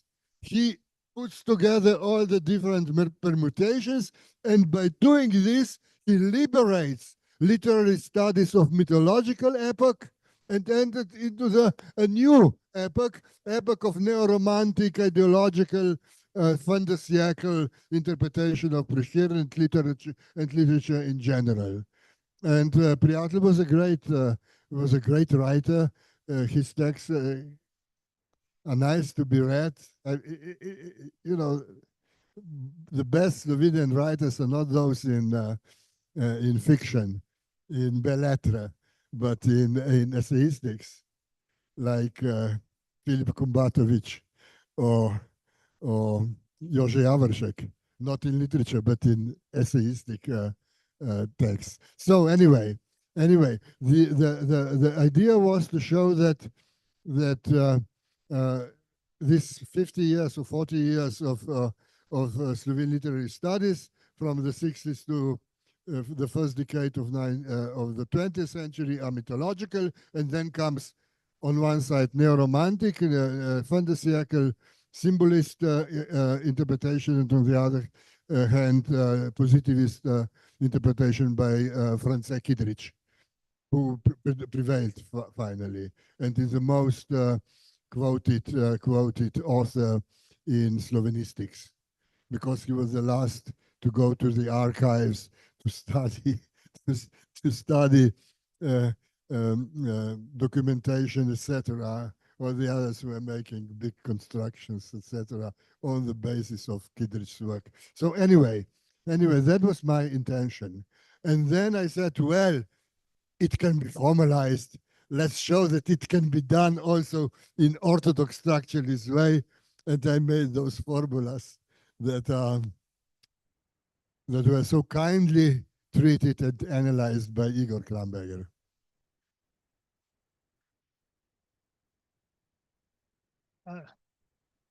Thank you, Professor Močnik. And now, through the authority vested in me as a moderator, I will officially announce this section over and let people go for their lunch. I would like to thank again, yes, to everybody participating via Zoom here in person. I'm happy that we had a lively discussion at the end of this section, and that we also managed to provoke Professor Močnik for 2 interventions.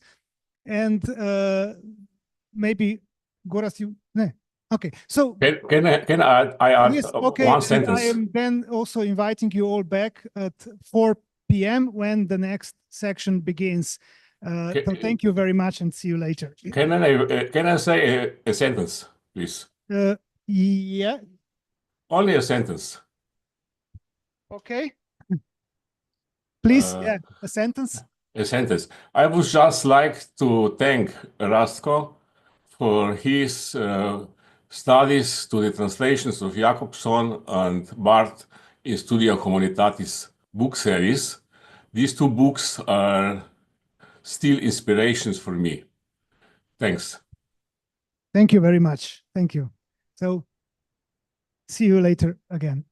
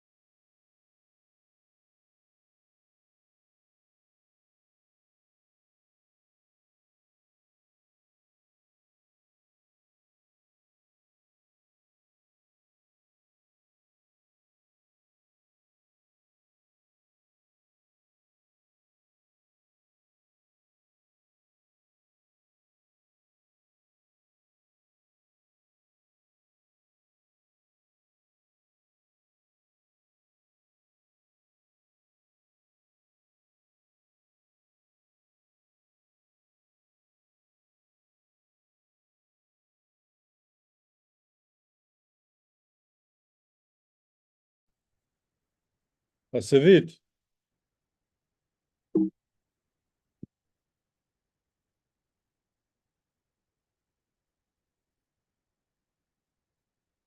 Oj, a se kaj vidi? A se me sliši? Do you hear me?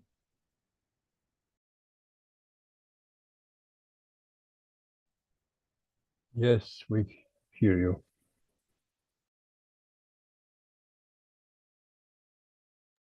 Okay, perfect, thanks.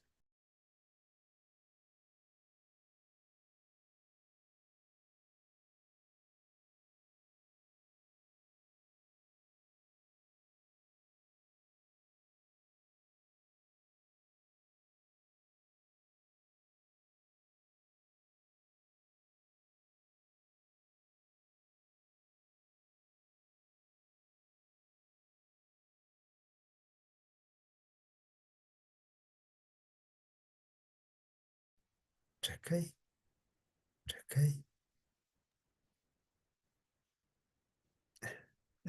Hello. Zdravo. Galju, pomenuo si ili se meni učinilo malog mog sina vida? I još ga nisam vidio. Evo Ali ga. lijepo. Evo ga. Zdravo. Kako je? Jesi dobro? Ja. Moji mališani će doći za nekih pola sata, sat, tako da će možda i ući unutra. Možda, da. A zanima me kako, je li se možda sećate to vida od pre 2 godine sa onog digitalnog postdiplomskog? Je.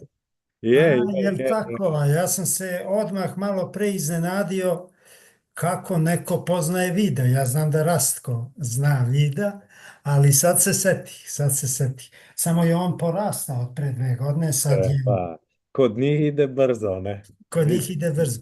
Koliko je vaš sin? Kod mene su 5 i 9. 5 i 9, ovaj je mali 8. Vidiš. Ili kako oni kažu njihovim jezikom, trećaci. Trećak, da. Trećak. Da. Ovdje su, ja sam u Berlinu, ove su Viertklesla. Jel tako? Viertklesla. Da. Govorite ovaj četvoroimeni, kako ga ja zovem, dobro? Ja. Hello, everybody. Ja. Utisak mi je da govorite četvoroimeni naš, ja ga zovem četvoroimeni jezik, crnogorski, srpski, bosanski, hrvatski, dosta dobro. Hvala. Ja bih rado, ali čini mi se da su i neki koji ne znaju našeg četvorojednog četvoroimenog, da. Ali inače, samo tako za... Ok, da možda ne blokiramo početak. Ja pa prijetno bo samo malo. Kje pa...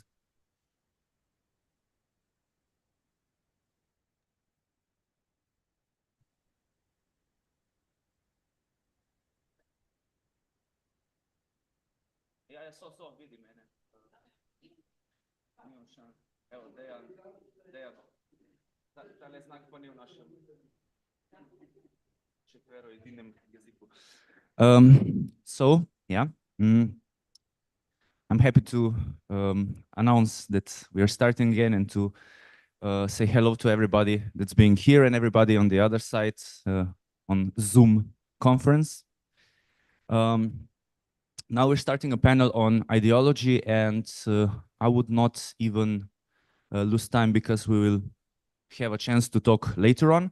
So I would start by introducing Gal Kirn from the Department of Sociology of this very institution, University of Ljubljana's Faculty of Arts. Gal Kirn is a research associate and assistant professor of Sociology of Culture at the Faculty of Arts, University of Ljubljana, as mentioned, and he is also affiliated with Södertörn University in Sweden with a research project called Distrusting Monuments. He published 2 monographs, Partisan Ruptures at Pluto Press and Partisan Counter-Archive at the Gruyter. In his text, he will deal with Močnik's elaboration of Marxian and Althuserian theory of ideology. He will go away from Althuserian clear distinction between ideology, politics, and science. And thus, following Močnik's concepts, he will propose an openly polyphonic nature of the theoretical approach to ideology that nevertheless takes into account class or partisan position. Gal, you can start. So thank you. Do you hear me well? Yeah? Okay.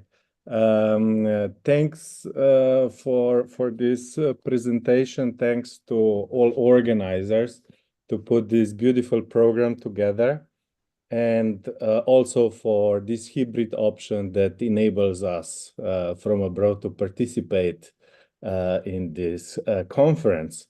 I would like to start with something more personal, if I'm allowed, since we celebrate Rastko's legacy, which is very rich.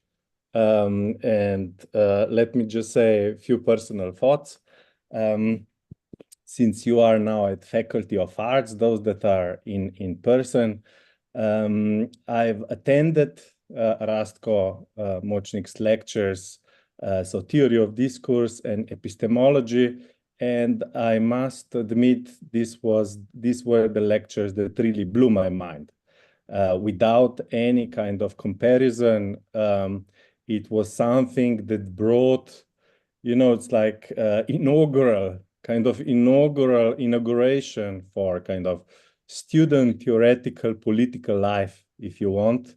And I was not alone in this kind of structural feeling.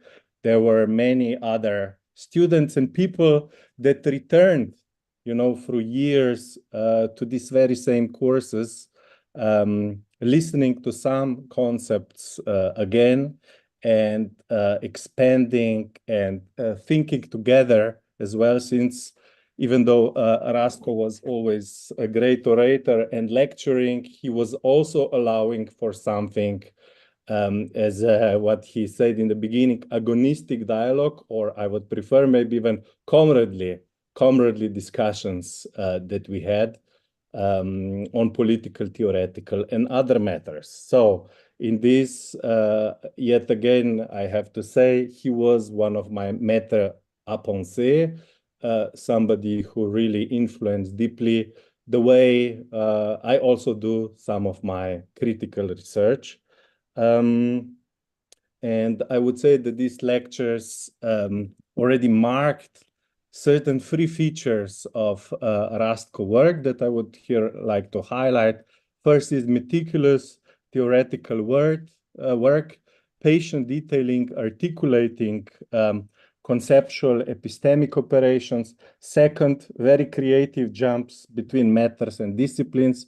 This we heard before also, just before going on the break, like this application of Claude Lévi-Strauss to Prešeren and to literary theoretical discussion. So this is something that kind of marked or was also a little bit of a charm of erudition. So there are like these three constellations that speak of meticulousness of theoretical work, taking it seriously, and at the same time, certain punkiness. So, like Rastko being also a punker in a specific sense. I sometimes added a syntagm of a walking encyclopedia. Perhaps dictionary or positivist knowledge today doesn't have a very lucky, tinge. Think of the last decade. We had, the rise of artificial intelligence, search engines, ChatGPT, and so on, which have been permanently updating and improving these digital dictionaries. And they also are the ways that they influence or even determine the way we read and write. So the artificial digests are done in a positivist and at the same time reductionist way. Let's save time, be pragmatic, make shortcuts. Let's don't theorize too much. So this is not to express certain technological conservatism from my side, even if these search engines in a way lower our attention spans and creativity, but to highlight certain lessons of Močnik legacy, that the real power and strength of our theoretical activity requires patience, at times solitude, at times collective process of thinking together, rereading, rewriting, making also counterintuitive bridges that go against knowledge economy. Theory cannot be measured in a market sense. It is also not always see where the theory gets socialized, where it, if we say it politically, grasp masses. Is that, you know, certain value that theory, critical theory, Marxist theory has. Theoretical work is not about positivism, but a close, meticulous reading of texts.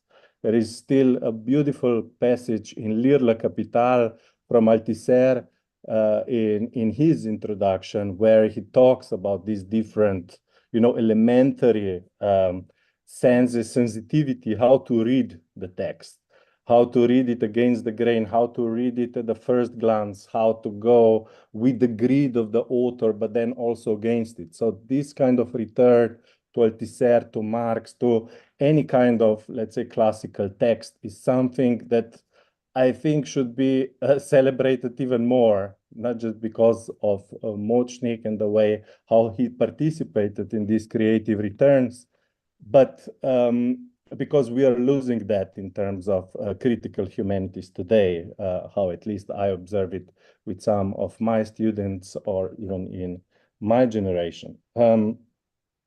And the last feature of Rastko Močnik, and here I will stop with this more personal reflection, is class positioning, or let's say it with theory of, or thesis of Feuerbach. So not to read only text, but also context. So there is this interventionist and even a certain haste to go into revolution, to transform social circumstances that is inscribed in Rastko's work.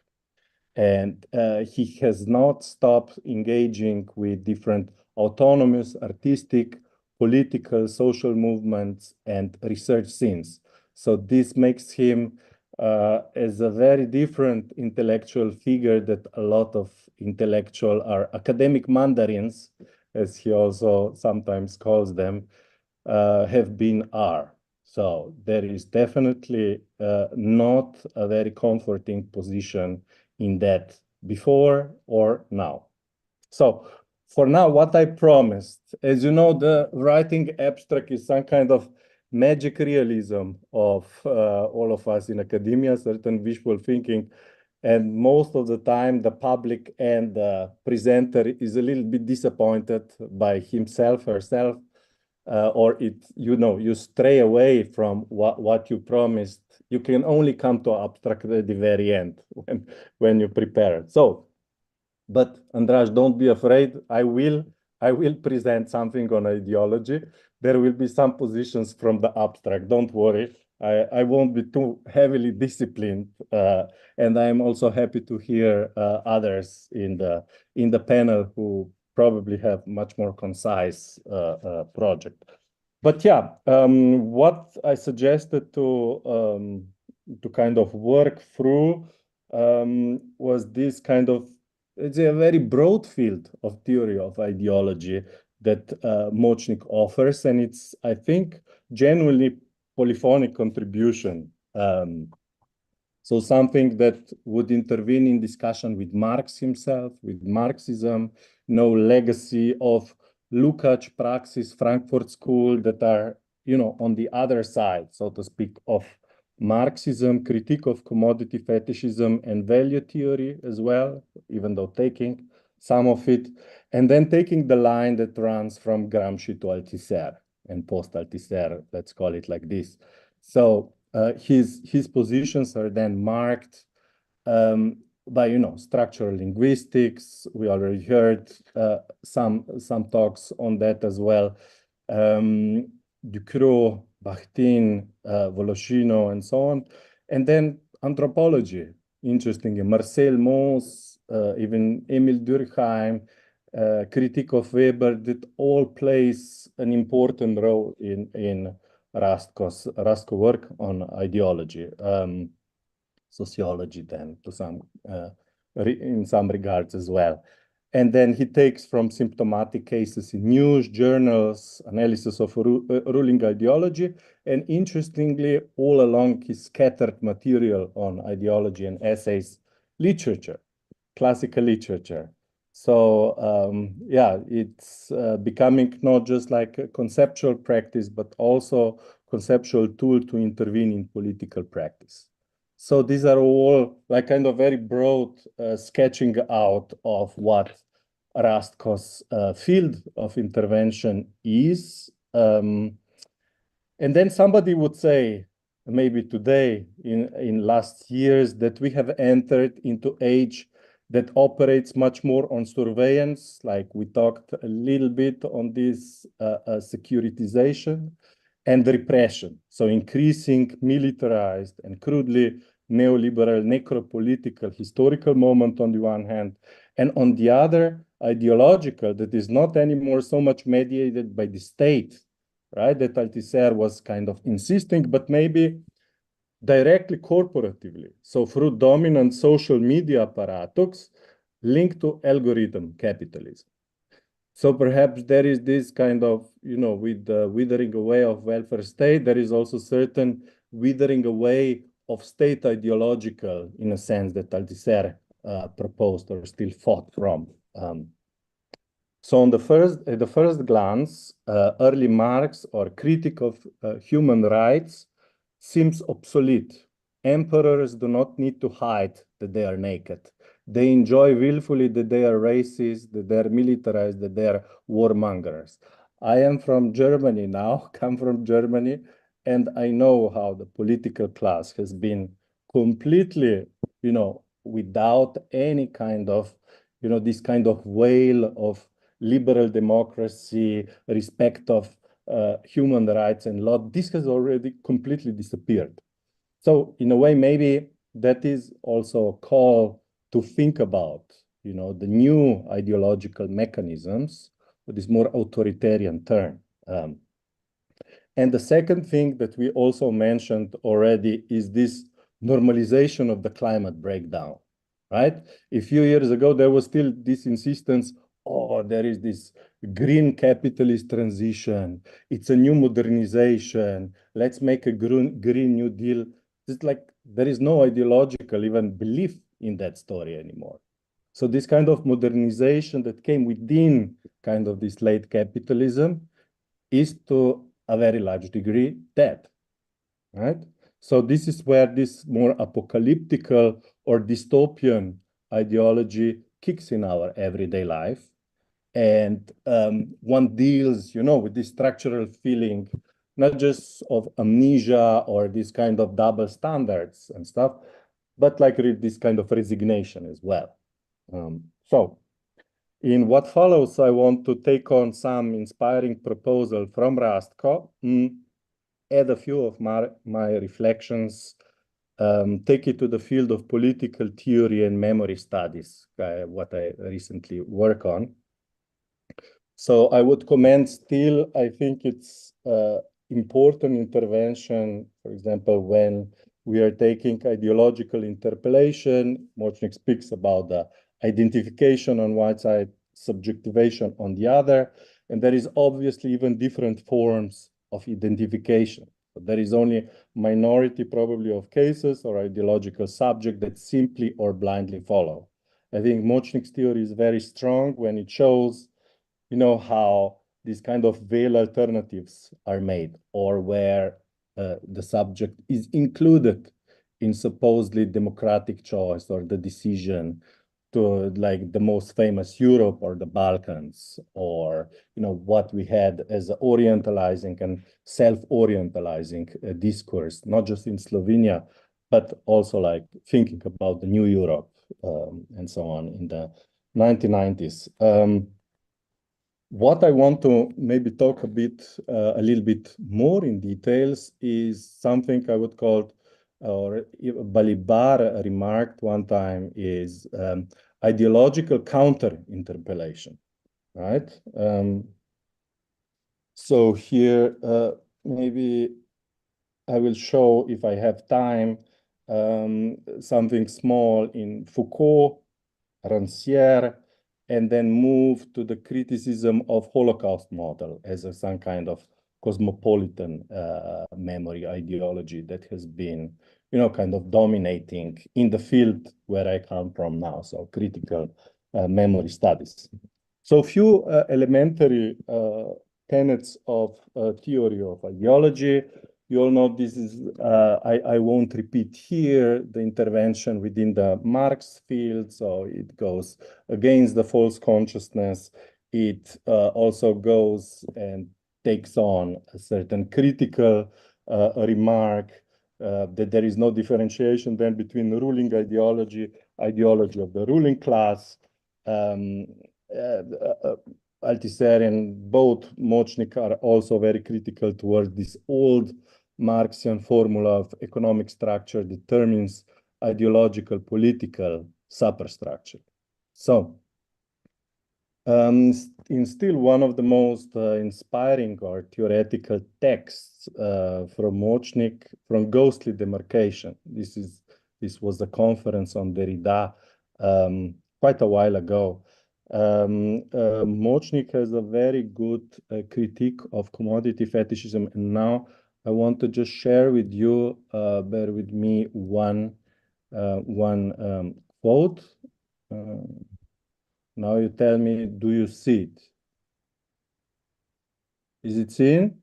Yes, I'm not sure about other people that joined us over Zoom. Do you see it? Does everyone see it? Yes. Yes. Yes. Good, thanks. Okay, yeah. So now you have it. So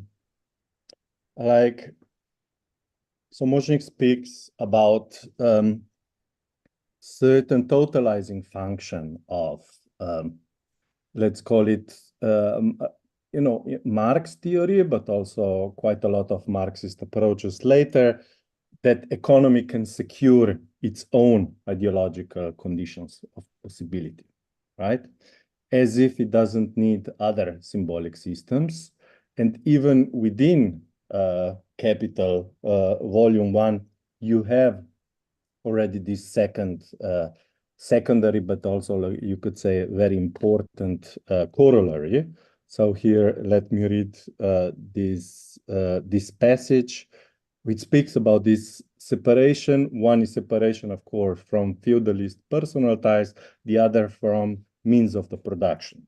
And then you have this kind of system of exchange, but also exchange in juridical sense of free equal individuals or legal subjects that can make contracts, right?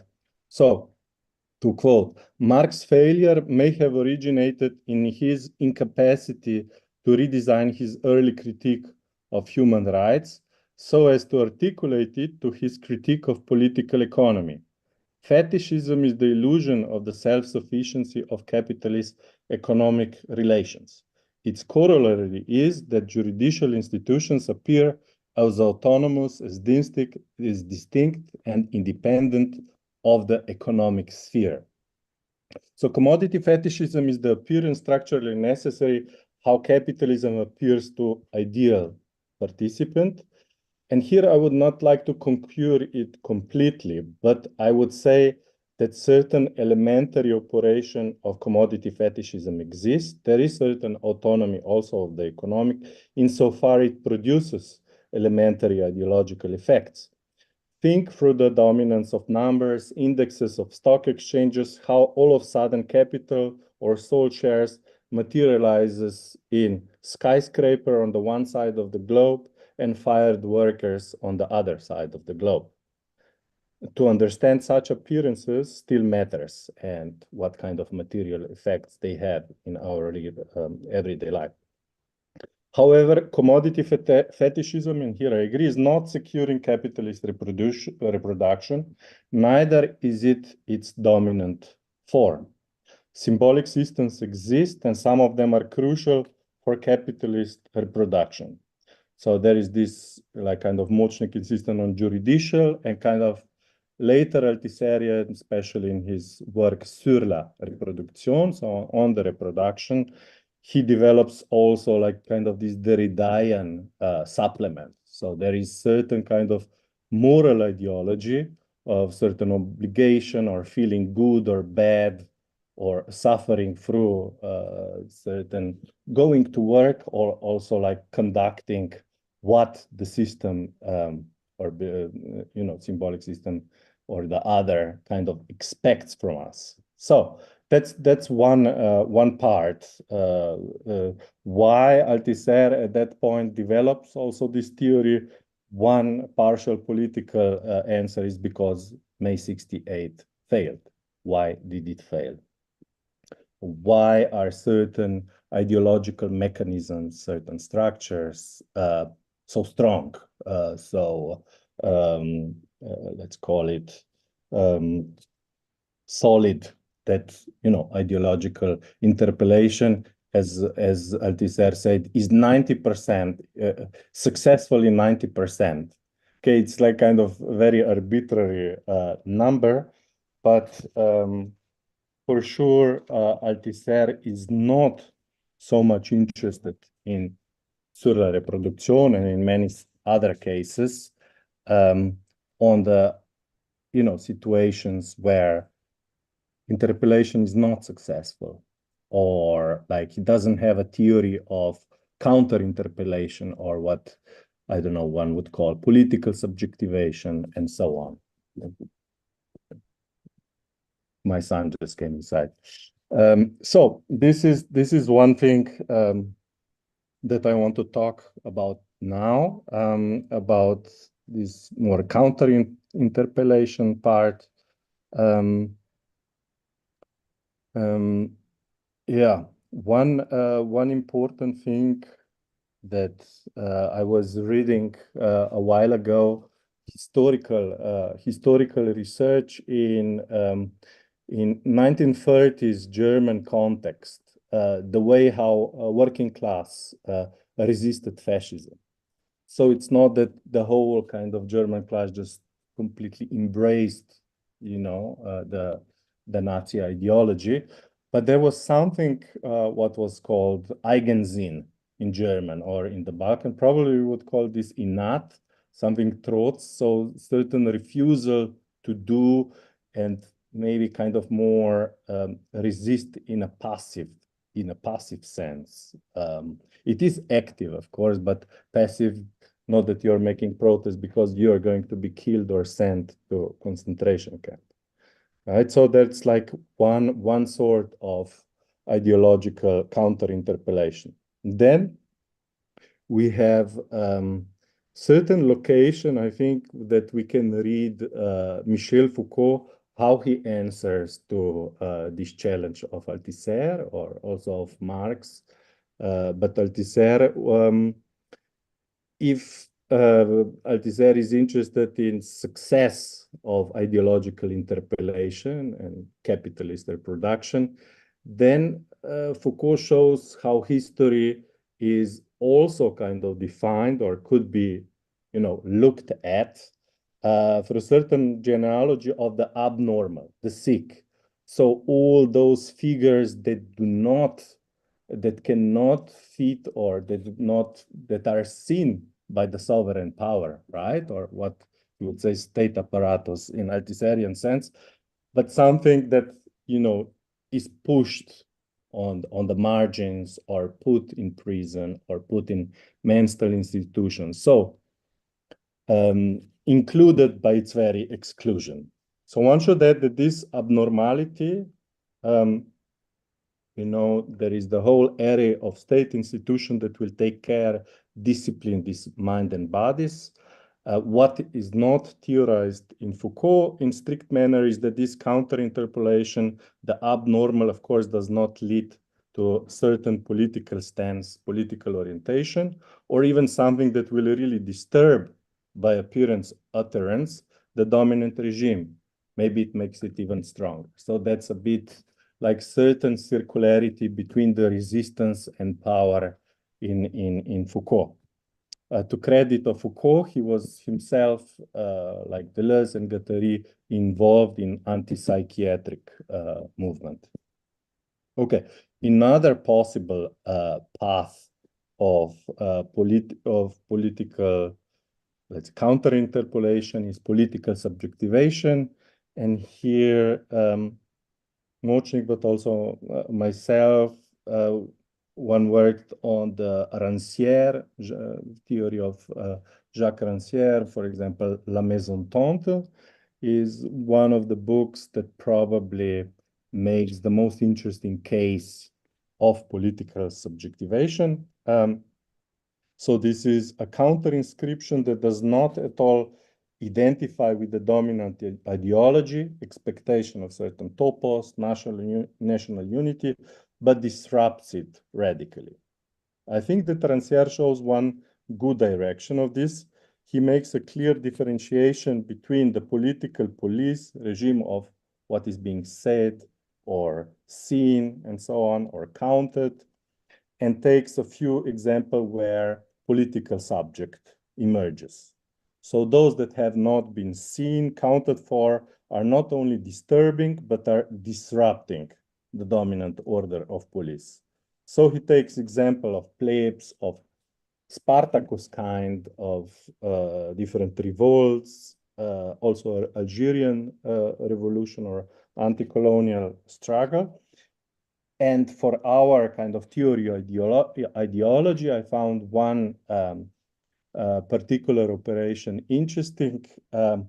He says that in order, or what happens with political subject is certain de-identification, right? And this de-identification does not happen only on the side of the active participants of the struggle, but also those that solidarize. So you call it, like in more liberal sense, publics, counter-publics, people that see, that participate in revolutions at a distance, think about, this is maybe a reiteration of Foucault's Kantian also idea how to be a spectator in revolution, and if you are not already acting.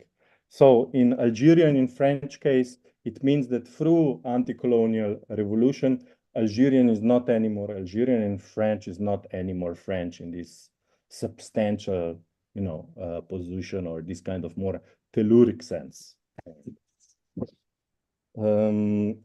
So this is the good point that he makes. Maybe there are like two shortcomings that I would like to sketch out very briefly. One is that Rancière still remains within this post-liberal frame of recognition, so that when political subject emerges or disrupts the order of police, the political liberal democracy, if you want to name it, or illiberal democracy, it still has to be recognized, right? And then those that were not counted, those that were marginal or proletarian, however you name them in particular cases in history, will then be recognized by others, so by spectators and so on, who solidarize. So in a sense, it's again a kind of mediated politics from center to periphery, if you want. So that would be my critique. And second critique would be, of course, Marxian critique that basically Rancière, but also Badiou and, this more kind of radical French political philosophy or some kind of, dissolves the link between the political and economic. So kind of the political economy is not of interest in terms of political subjectivation. And I think this is one of the biggest mistakes and troubles for any kind of left organizing or theorizing, the crisis of the last 20, 30 years. So that's one thing. And then if we want to think within Althusserien thought of kind of political subjectivation, then I would go through two texts. I hope this is not too specialized or something, but one is taking partisan position, rereading Lenin seriously. So kind of thinking political overdetermination of conjecture. And second would be to return to Machiavelli. Machiavelli, who is a fascinating figure, who is one of the first that kind of decouples politics from morality in the wake of modernity. So kind of his insistence of mantenere lo Stato, so thinking a political state in, constellation when state does not exist, right? There are empires, Holy Roman Empire, and a lot of kind of different lords that are fighting each other in Italy, but elsewhere as well. And second would be this Machiavelli that Althusser is also quite fascinated about, is thinking the new beginning, thinking certain encounter between what he called virtù, political capacity, and fortuna, historical circumstances. So this would be certain kind of aleatory, contingent, kind of approach to thinking history and also future, not as something that is already closed, not as fait accompli, but something that is still in the becoming and open. So moving towards the last concluding part, I hope I still have a few minutes. Oh, probably two. Yeah. Okay. This is where maybe I would also link Althusser to Benjamin and to kind of rereading history in terms of tradition of the oppressed, reactivating memory. Also, one important remark for critical memory studies, Raska was one of the first theorists, maybe the first, I don't know, I didn't look at it, who was extremely critical of the ideology of nationalist reconciliation or national reconciliation, narodna sprava, narodno pomirenje. And once he really articulated and distilled it perfectly, in a sense like national reconciliation in name of who, for whose material interest, right? It's like it is, ideology of ruling class, or at that point in the 90s, or even late 80s in Slovenia, a certain kind of transitional political class. So that's one important part, which kind of introduced me into critical tackling with memory studies. And then I went into thinking this national reconciliation as the reconciliation of class antagonism, of kind of forgetting the denationalization, privatization process, and strengthening nationalization of memory, what I termed as some kind of primitive accumulation of capital and memory. Then the very last point, just like maybe food for thought, or what I wish to work on, or what I'm working on with a couple of other friends in critical Marxist memory theory. So on the one hand, you have the line that has this strong anti-totalitarian mantra. So after 89, which offer us very abstract concept on some kind of totalitarian violence, and the whole kind of memorializations project are focused on violence, of course, and kind of seeing the whole 20th century in terms of catastrophes, and then figure of victims, victimhood, and the almost eternal relationship between victim and perpetrator, right? So that would be something of, if people were so critical of Althusser, how functional is his theory of ideological interpellation, I would just like suggest to look in this kind of epistemic foundations of memory studies. So this is one. And then, of course, different kind of ideologies or ideological. One is this, what we have been talking about, kind of this right-wing revisionism. And second, which is as problematic, troublesome, certain Holocaust model, that despite its insistence, this Holocaust being something exceptional, then implements it in all post-conflictual societies. So treating, you know, kind of genocide, a small Holocaust everywhere, and prescribing, you know, this kind of German culture of memory for management of conflicts. So here, Todor Kulic also wrote a nice book a few years ago that I warmly recommend. So this is on the left side or on your right, I don't know from where you're reading. It's certain kind of theoretical or ideological enemies within memory theory field. And then more on the right is like certain shifts that I suggest with a couple of more people. So tradition of the oppressed would be one, different memory strategies, second, and then thinking intersectional solidarity. So some solidarity that cannot be, you know, returned to certain national belongings and national identity.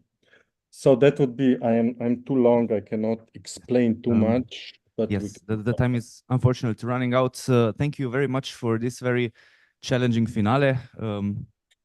And maybe we return to these same topics later on, because I think they actually invite quite challenging answers as well. And now I would like to invite here the only guest from this panel that's actually physically here on the Filozofska fakulteta, and this is our guest, Marko Đorđević, independent theorist and political organizer.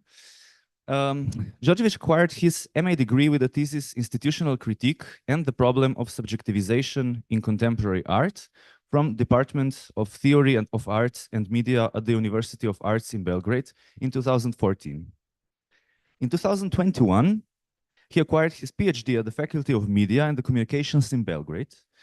He has written and published papers about different topics, about art theory, theory of ideology, a critique of political economy of art, as well as political theory and film.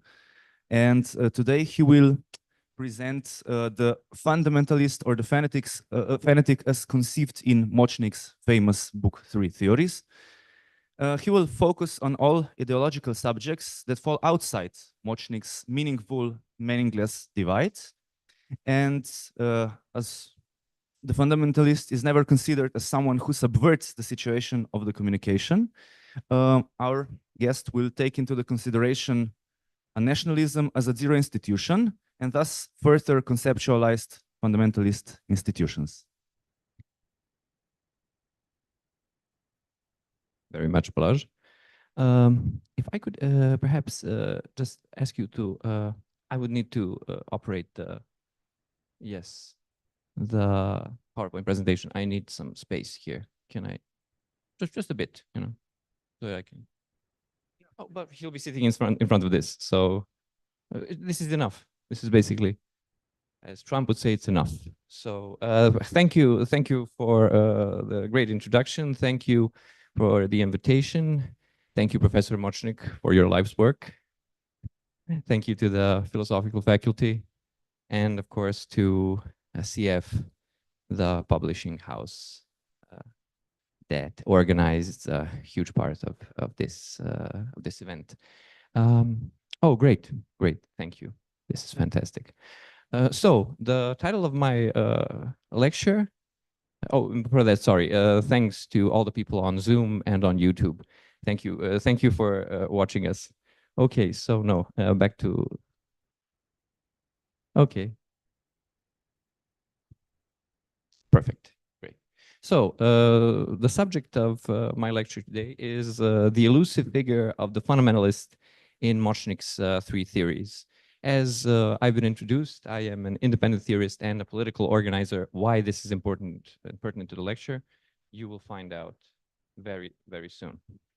Okay, so conceived in Professor's earlier texts and elaborated upon in his well-known book, The Three Theories, the fundamentalist, or extremist, as the professor refers to him in one place in Three Theories, is an atypical ideological subject. Unlike the type of ideological subject the professor deals most with, he is someone who cannot interpret ideological messages via multiple interpretive frameworks or background beliefs.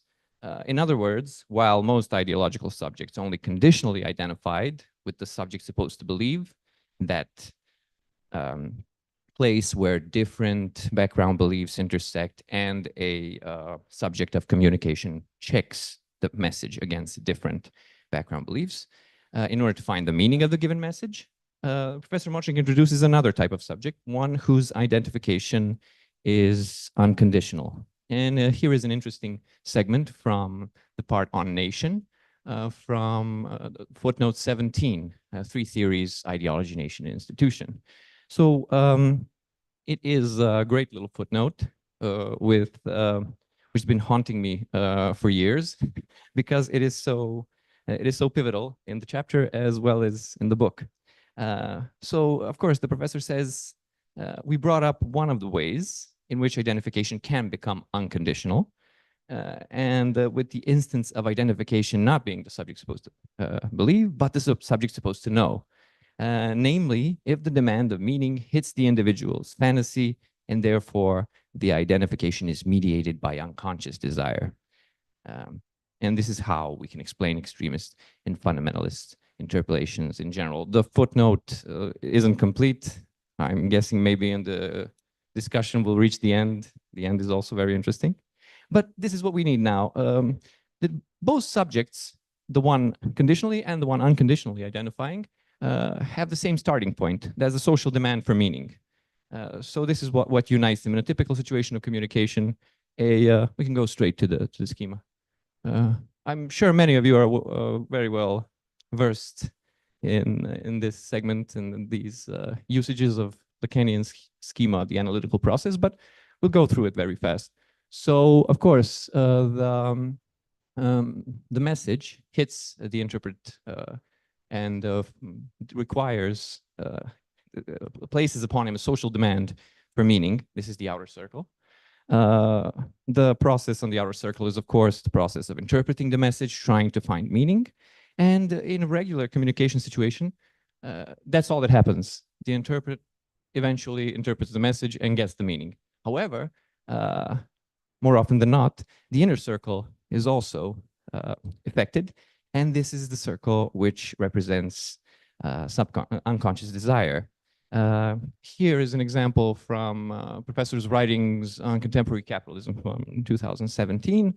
What is shown on the right is the way the external object, the object of ideology, is transferred by unconscious desire.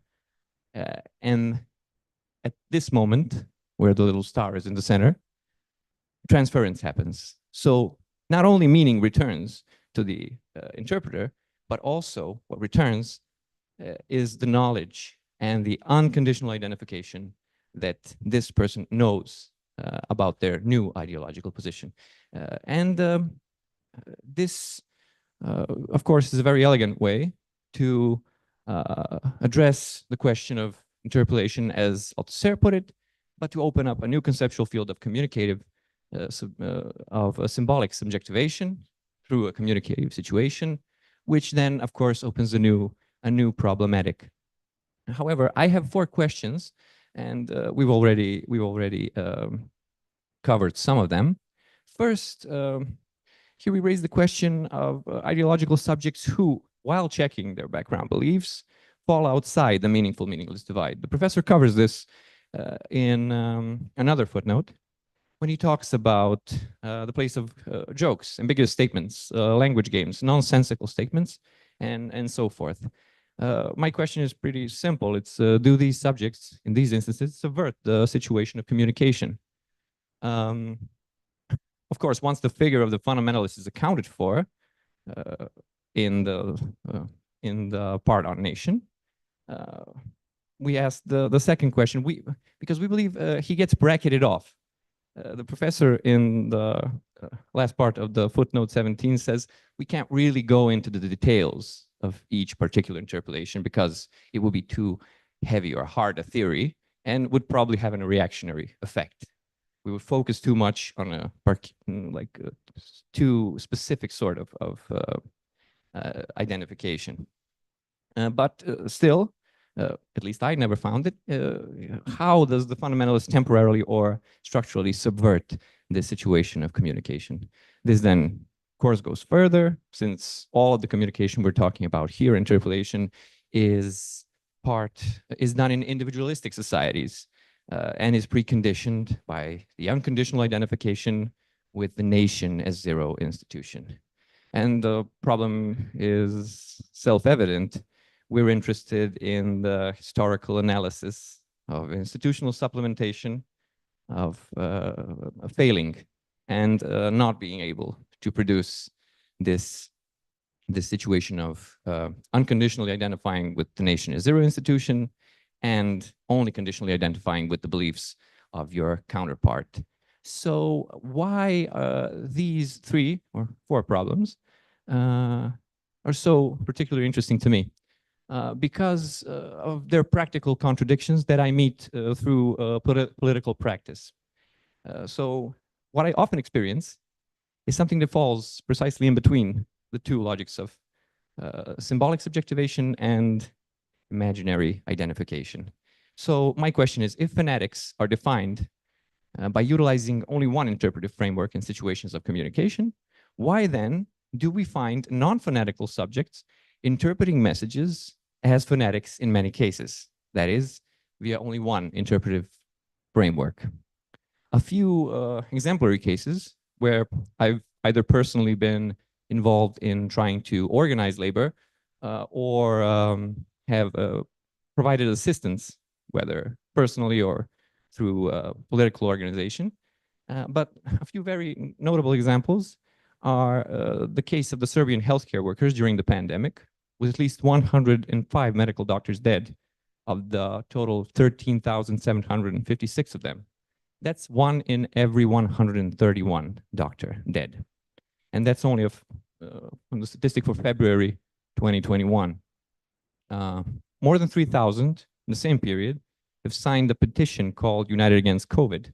That's 1 in 4.5. But still, even before this date and after it, there were only 2 strikes or protest actions in 2 Serbian cities. Now, this is, we could take different interpretive approaches to this, but the one I'm taking is that there is a solid number of unionized doctors and nurses in these sectors, namely 3 very big unions. The ruling party, unlike in other cases, has difficulties firing the medical doctors because, as in, I'm guessing, the entire region, there is a serious shortage of such expert labor.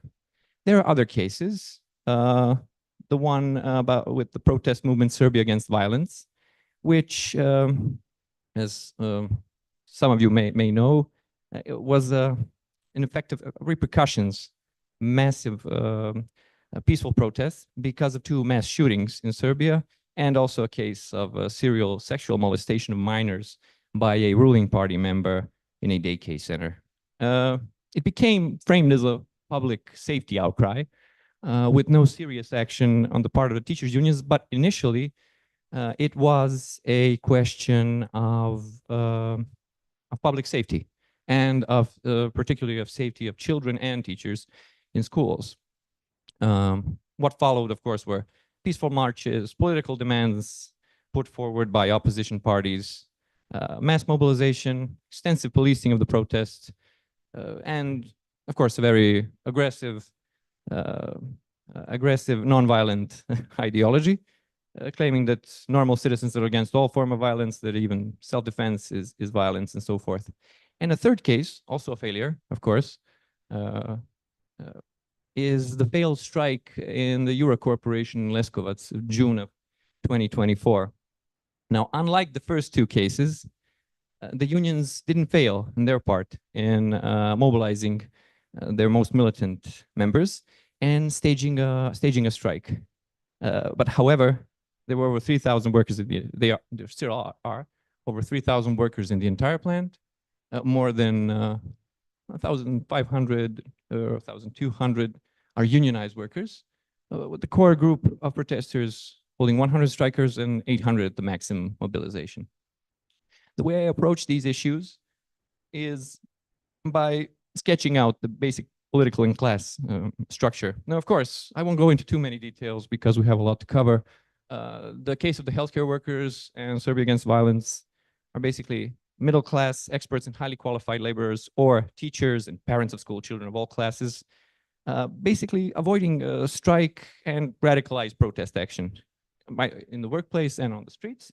And Jura is a case of worker struggles, a typical trade union action, with mixed results. Militant worker minority with a sluggish union bureaucracy in some aspects, and strike ended up in defeat. Now, what we're met as another most common interpretive mechanism is what I call the common sense leftism approach and beyond.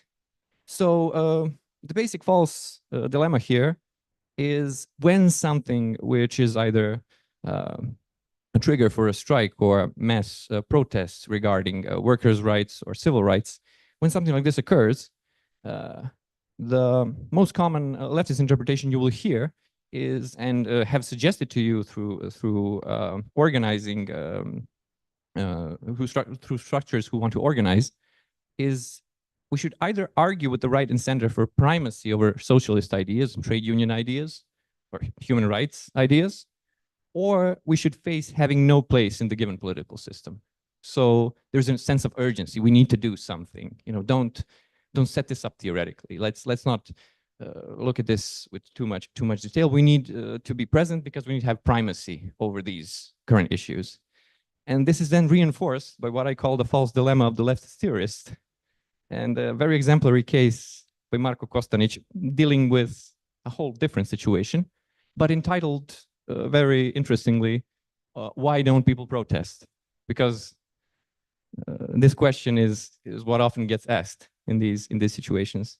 And his basic argument is, the question, sorry, is why does the HDZ keep winning in Slavonia when it was responsible for destroying the industrial infrastructure, for destroying the well-being of the people? Why then do either declassed middle-class people or working-class people still vote for the HDZ?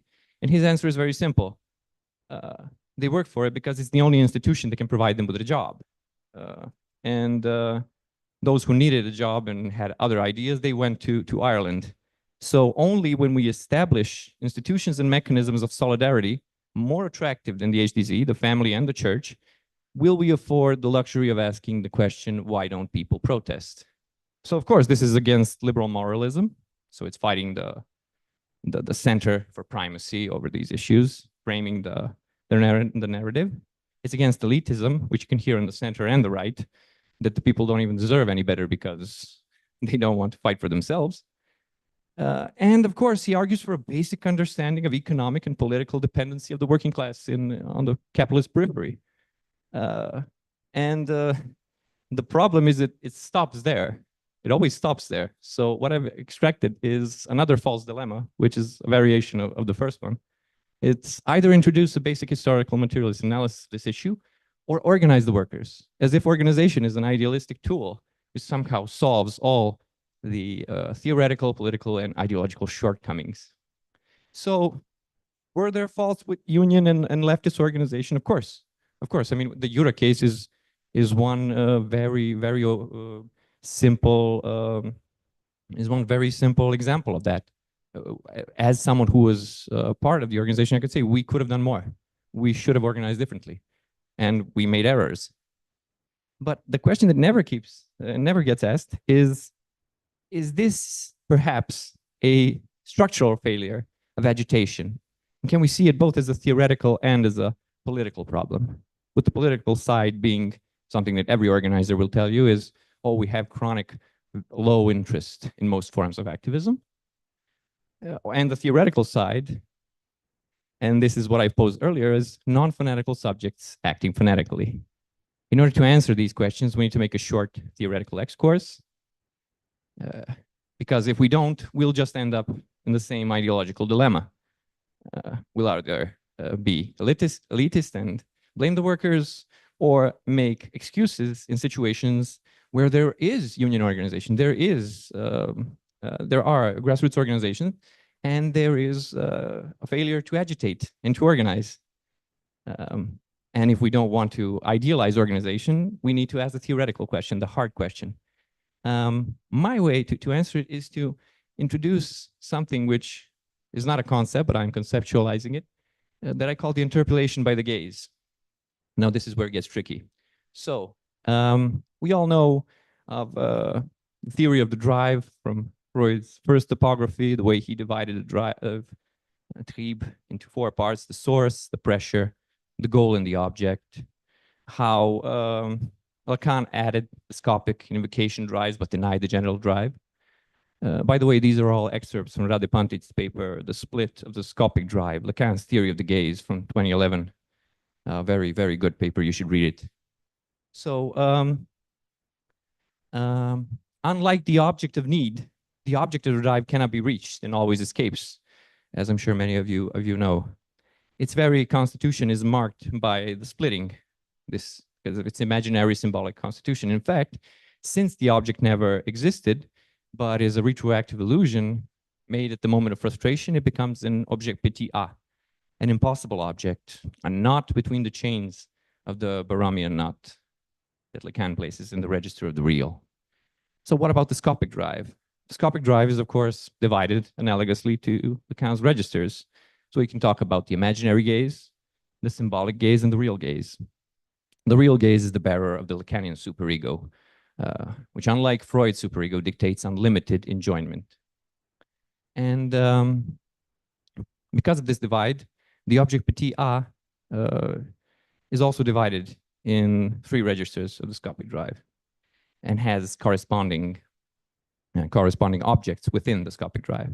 So in the symbolic register, the object petit a is a unary trait, mark of otherness on the body that implicates the relation of the subject to the big other. In the imaginary register, the object petit a is a specular object determined by this unary trait. And in the real register, it's a signifier in the real that Lacan calls l'être. Now, what's also important here, and we'll soon move to a schema where this will be more apparent, is that the symbolic mechanism separates the imaginary gaze from the real gaze. And this symbolic mechanism is the identification via unary trait. It's very important. This is the real gaze, which, if it sees the subject, the unconscious, the screen, the in-between, the symbolic gaze will fail, and the subject will end up in schizophrenia. If there is identification via unary trait, this balance will hold. The symbolic gaze will be established as a gaze of the ego ideal, and the imaginary gaze will be looking for a specular object marked by the unary trait, which is the object petit a, or its ideal ego. So what we're advocating for here, or leading and suggesting, is a question: is what if a specular object that the imaginary gaze seeks, this one on the right, where the arrow is actually the ideal ego that a certain ideology promises to an ideological subject.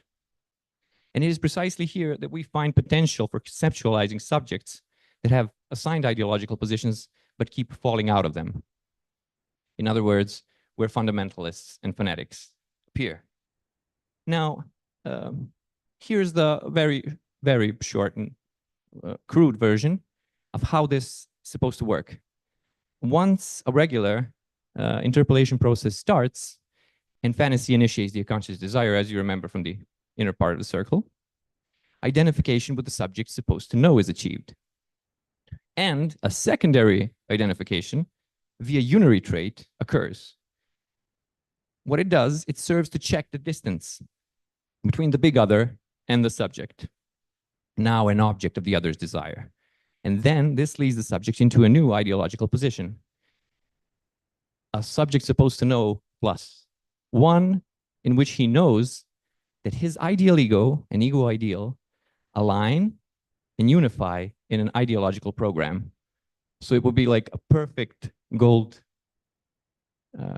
spot right in between the symbolic and imaginary gaze, and far enough from the real gaze.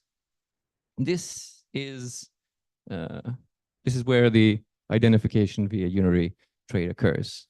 Sort of secondary action after identifying with the subject supposed to know, in which a subject of the unconscious, identifying its drive with a certain ideology, checks his distance from the big other.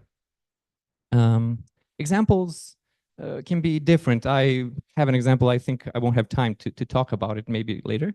But you should think about it through, I don't know, a person being interpolated into Nazi fascism, acquiring the hand salute, acquiring it because he sees it from the leaders of the Führerprinzip, copying it, copying other gestures. The unary trait doesn't require a complex identification process. It could be a way someone mends their cuffs on the shirt, or the way someone like accents a certain letter. The examples are numerous, but the main hypothesis is this, that the real gaze is the bearer of the Lacanian superego, and it initiates the action of aggressiveness that makes the subject fall out of the positions assigned to him by ideology. And in this case, his unconditional identification with the ideological subject as his ideal ego. We call this the effect of aggressiveness. It's not an incident that is occurring here, because the unary trait falls in between primary and secondary identification. The ego identification, looking for its ideal ego, is a place of enormous pressure, because the subject of the unconscious has to identify with one imaginary image, and that's always the origin of aggressiveness in Lacanian sense. And of course, the capacity of the unary trait to mark the imaginary gaze is a precondition of the effective aggressiveness. And this effective aggressiveness is no mystical term. It's nothing more than the exposure of this fragile structure of identifying your ideal ego as something you will achieve once you're a subject of an ideology, exposing it to frustration, because as all psychoanalysts know, you can never truly reach your ideal ego at the perfect distance from your ego ideal. This is the way we mark it. This is the subject supposed to know plus. Of course, this is the ideal ego big other dash ego ideal big other dash ideal ego small other. So this is when an individual goes through this process, he believes in certain ideas, but interprets certain messages, and otherwise interprets them coldly, but here starts demanding the meaning of their meaning, having second thoughts, second guesses. We call this colloquially frustration, disillusionment, and so forth. The fanaticization process, as I conceive it, is nothing more than repetition of these effects of aggressiveness in groups within existing ideological apparatuses and between ideological subjects. Fanaticization is a process of diminishing ideological distance towards one's own interpolation. Once it diminishes further enough, the subject becomes a fanatic. It can no longer interpret a message via any other interpretive framework than the one given to them by the institution in which they fanaticized. I call this the brim of the ideological, but not to say that a subject falls off into the nothingness of the naive real, but as a signifier for a mode in which the subject of the drive keeps going through interpolation in order to protect the subject from falling into psychosis. And of course, this ends once the process of fanaticization ends. This is completed by a position of being fanatical. So, and of course, we can talk about institutions of fanaticism. And here we return to our question. And this is the last segment. So, non-fanatics interpreting fanatically. Everyday subjects coping with the meaningless divide can fall into the given process of identification with the subject supposed to know plus. The specific mode in which this happens isn't accidentally linked to our period, a period when the nation, a zero institution, is being replaced by an identity group, when the process of unconditionally identifying with the nativist of the zero institution is under a question, what is left are only conditional identifications with nativists of opposing schemas, as the professor says, with fewer and fewer unconditional beliefs backing this process up. Now, I'm not suggesting that identification with the subject supposed to know plus is a supplement for the zero institution, but it must be considered in relation to our identitarian post-national conceptual problematic. It's not limited to small circles of fundamentalists in small sects, because we're describing a process of mass frustration. And when we look at our, I hope we can strike this out now, but we have some ideas. When we look at the political side of our problem, the answer that comes along, and I'll very briefly try to sketch out why, is if there is very low interest in most forms of activism, which require a monolithic sort of thought, we need to be unified in thought and action if we want to achieve something as activists, perhaps some other ideology in politics is already standing in its place.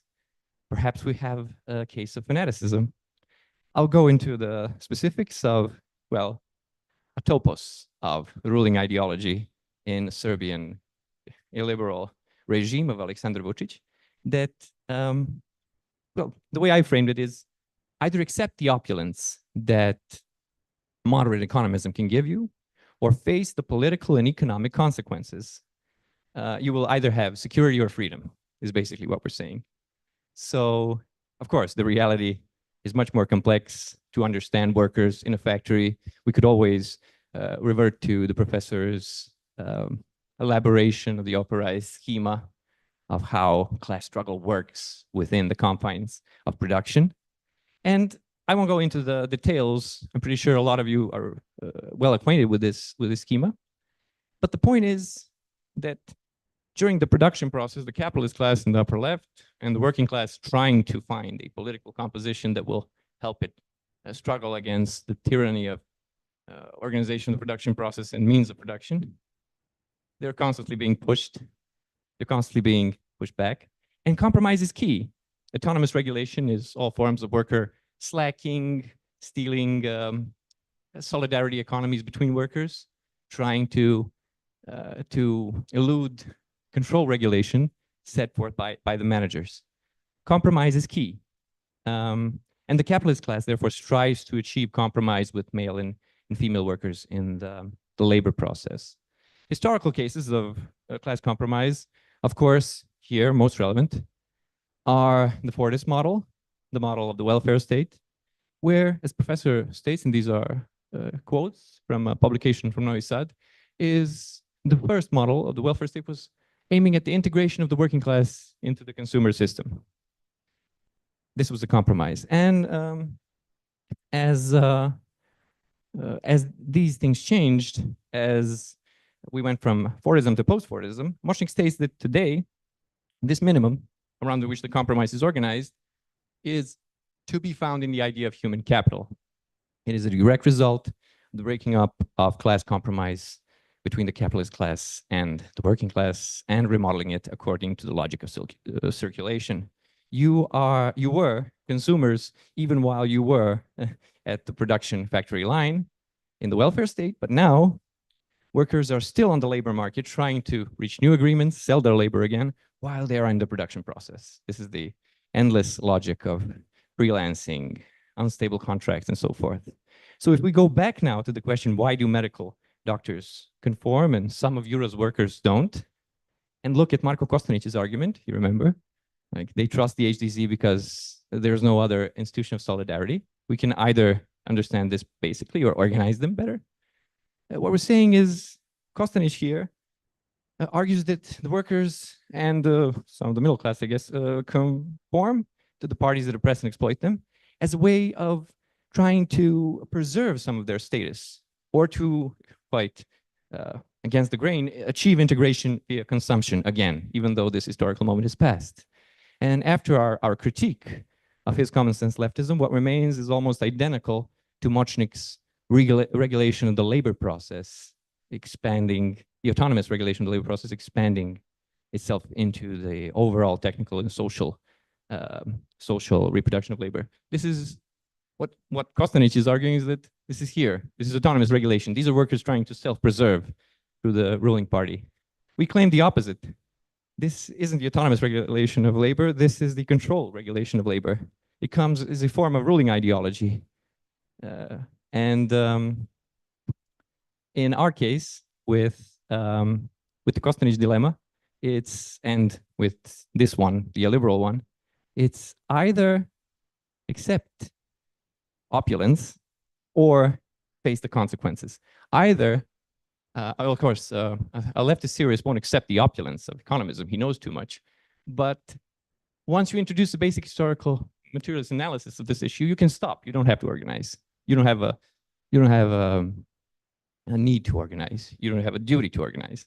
So once this is over, you can only accept the opulence as a given fact while you wait for the revolution, or organize the workers and, of course, face the political and economic consequences.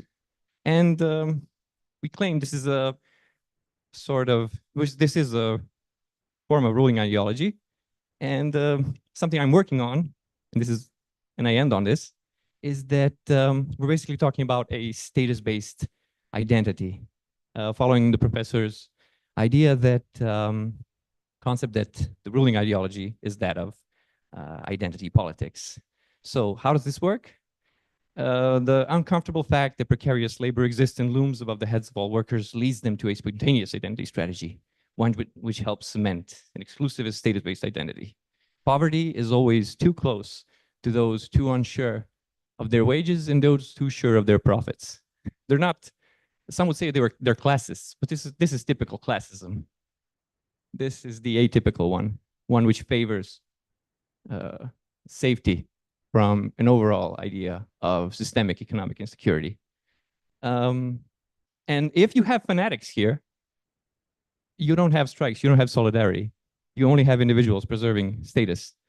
This is the way that the workers of Jura, some of them were being broken. They were saying, sure, you're not here, you're not middle class, you're here, you're going to fall off the edge, but at least you have that. Don't lose how near you are to the safe area. And of course, the workers don't have precarious labor in that factory as an idea that looms above their heads. They have it as a reality. Their work is precarious. They work for minimum wage. They don't get certain benefits of having healthcare insurance. They are blackmailed into having healthcare insurance. And their spontaneous identity strategy isn't exclusivist. It includes every poor member of the working class and working people who has to do hard physical labor in order to make money. And this isn't even revolutionary. We're talking about workers who are still within the frame of ruling ideology. And they are still jeopardizing the system. This is the most interesting form of strike and destabilization of the regime, even though it was quite silent, that we've ever seen. And why is this so?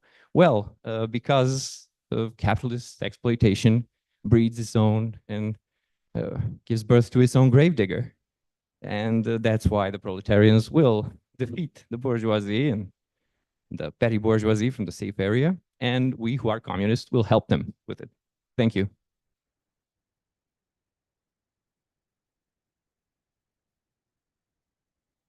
Yes? Okay.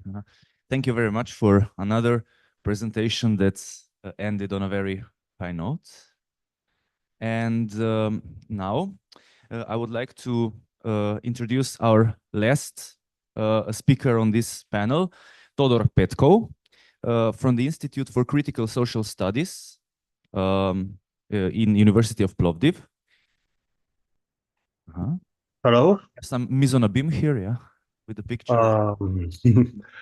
I hope you hear me well. Yes, yes. We were just having some kind of inconsistencies. Now it's over. Okay. So Todor Petkov is a senior assistant professor, PhD from Sofia, Bulgaria. He's a translator and lecturer at the University of Plovdiv, member of the Institute for the Critical Social Studies. He has an MA in Society and Politics from the CEU from 1992. His major translations, among many really different ones,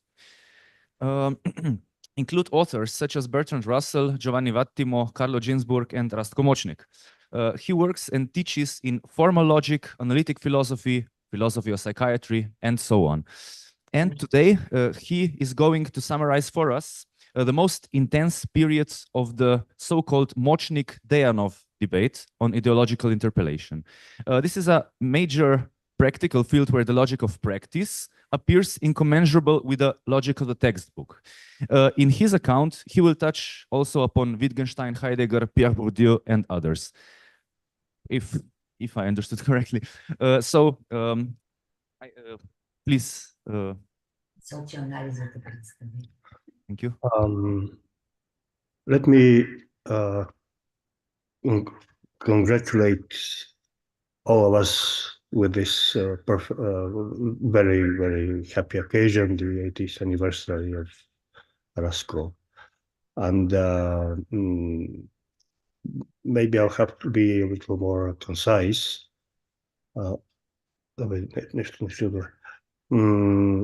So I will not make a large, long presentation with much detail, but rather an announcement or a series of announcements, like maybe a kind of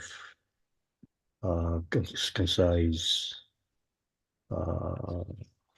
abstract, so to say.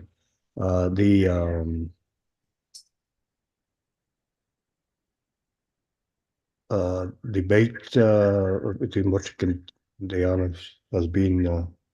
Може ли да спре звука при телевизиониране? Sorry, we have some technical issue here. Just a minute. Да не се чува от тебе. Because I'm here with Liliana Deyanova, and the sound is going to. Да? Just a moment. Искам да чува тук, Luka. Okay, it's fine now. I have stated the peak years of the Močnik debate on the logical interpretation as 206, 209, but in fact, there was a series of small presentations and articles by both authors, by both our friends, and in fact, the story of Rasko's publication in Bulgaria is an ending saga. There will be still things to appear. So it's a very just to enumerate that would take a lot of space, so to say. I would rather, and I will not go into precise details. Who said what at what occasion? Because there are. The debate is really very lively, so to say. They were commenting on one another, using immediately the insights from the other interlocutor. And after all, we are left with, well, not left yet, because I'm sure the debate is going to continue. But we have a lot of, so to say, lessons from this debate, and especially as concerns the logic of practice. So maybe I should say a little about what precisely logical aspects are interesting to us, and of course, if we go into the text themselves, we will have to work with a kind of logic that is not, as Pierre Bourdieu says, not the one of textbooks. It's a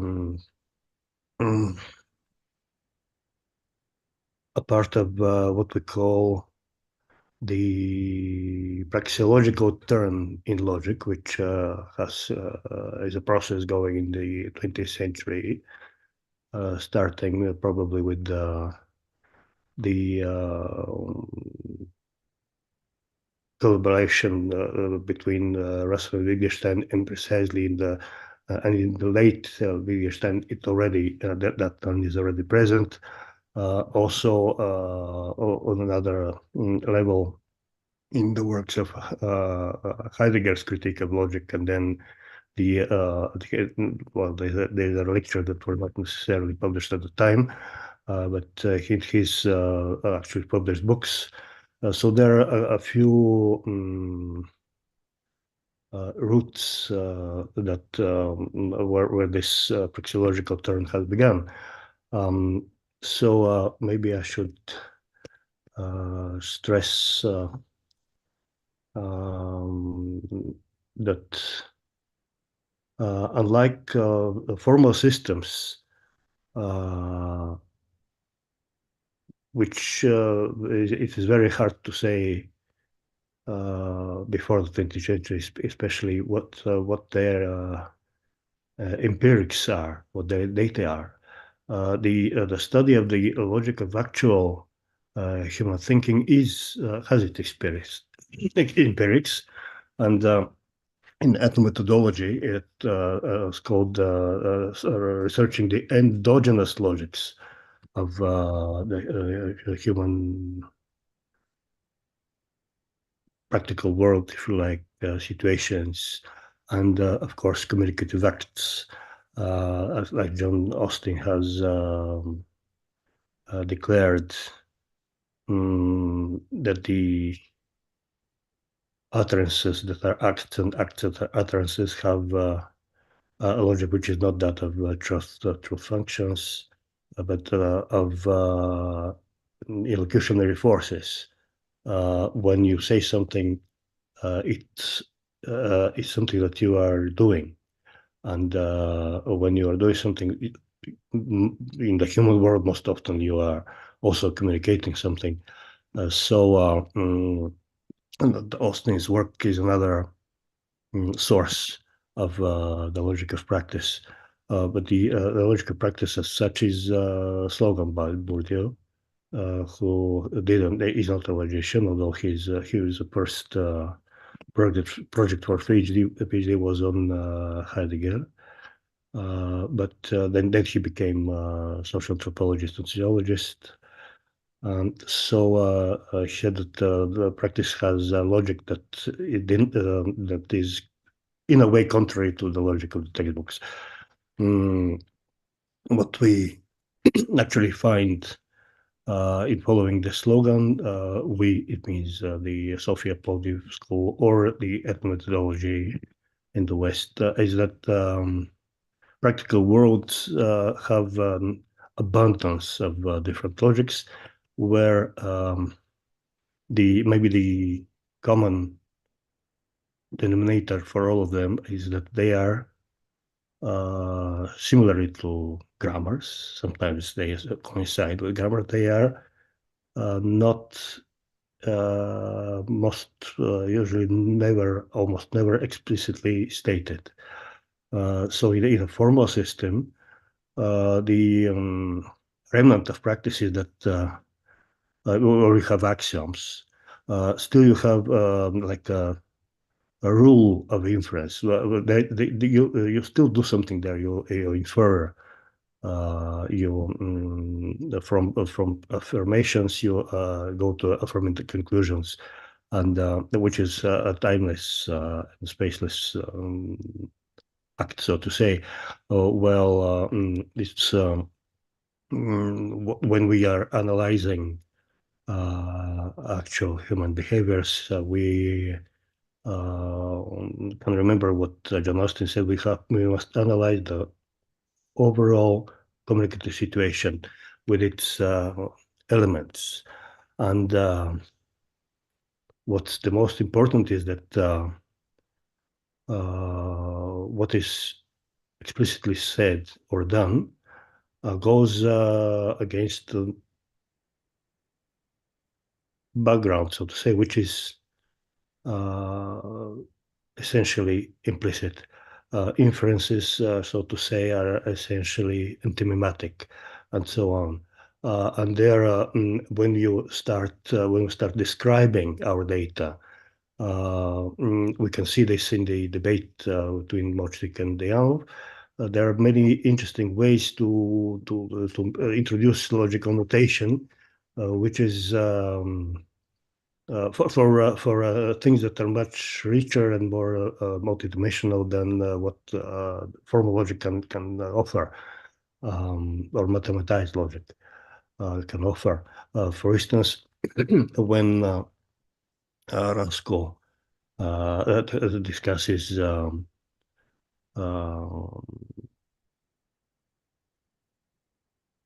ideological interpolation, and I will not repeat what was already said today about the interpolation into subject and so on. These schemes are there. I will return shortly to this. When he analyzes, for instance, Aristotle said it, therefore it must be true. What we think predicatively Aristotle as being an authority, and ourselves as following this authority. And these things are which are not explicitly spoken, Rasko rests them in a separate part of a table in a gray with a gray color, because they are implicit, so to say. Just a little, yeah. So what actually I'm trying to speak about is that we have an example in this debate of using, it's of course it's a metaphor, using logical microscopes. We have the big pictures today all the time speaking, but the logical microscopes are I think that are contained into most. They can show us the building blocks of the larger pictures. For instance, maybe I should start with this insight of the early Wittgenstein, that there, when he was asking himself, what is not right with saying the clock is sitting on the table? There is something about the clock that prevents us from forming this proposition. Or if we go through Austin's prism, that will be an utterance. There are utterances that simply never happened for some reason. Or if they do, that will be metaphor and poetry. So the clock, it because this is the discovery of Wittgenstein that logical form is a possibility for structure, while in the formal logic and in the formalized systems, there is actually no difference between form and structure. Here we see that the possibilities for structures are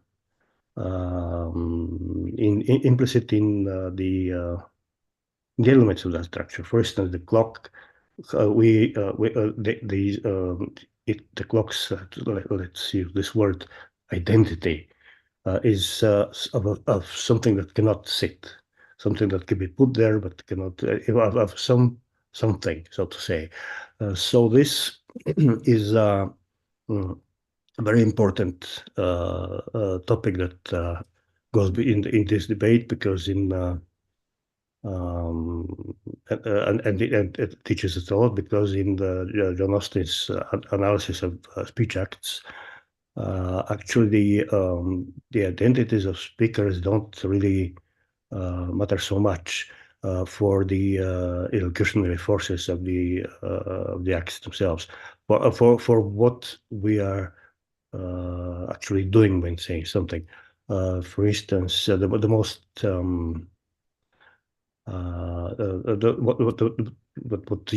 what is seen in the, especially in the theme of the topic of ideology, is that identities are laden with illusionary forces, with affects. I don't think it's a secret for anyone, but it is a matter of logical practice, and which doesn't exist in logical calculus. But in ideological practice, you can see with these microscopes how ideological interpolation works retroactively. We can see how things that are like ritual logical proofs and so on are indeed argumentation which is laden with interpolation. The same argumentation I must add, of course, here the use we have put to the cross Slovene lectures here in Bulgaria, which are about the topoi as principles of inference in practice. And what is especially, sorry to be a little chaotic, it is a multi-dimensional topic.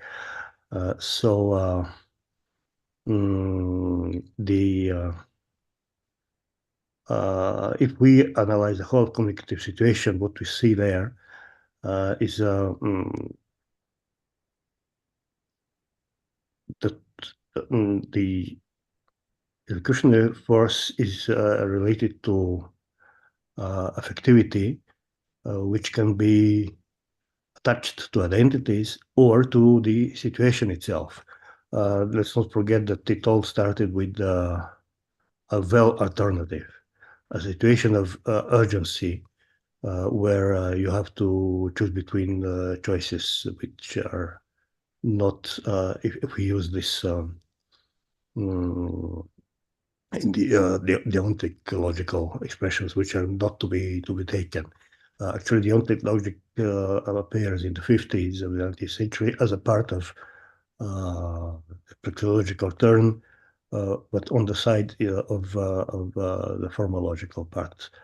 We can say that identities carry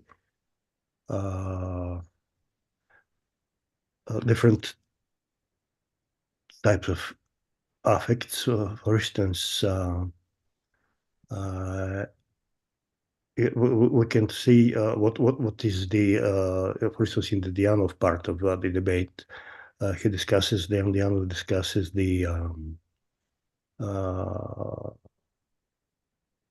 identity giving functions of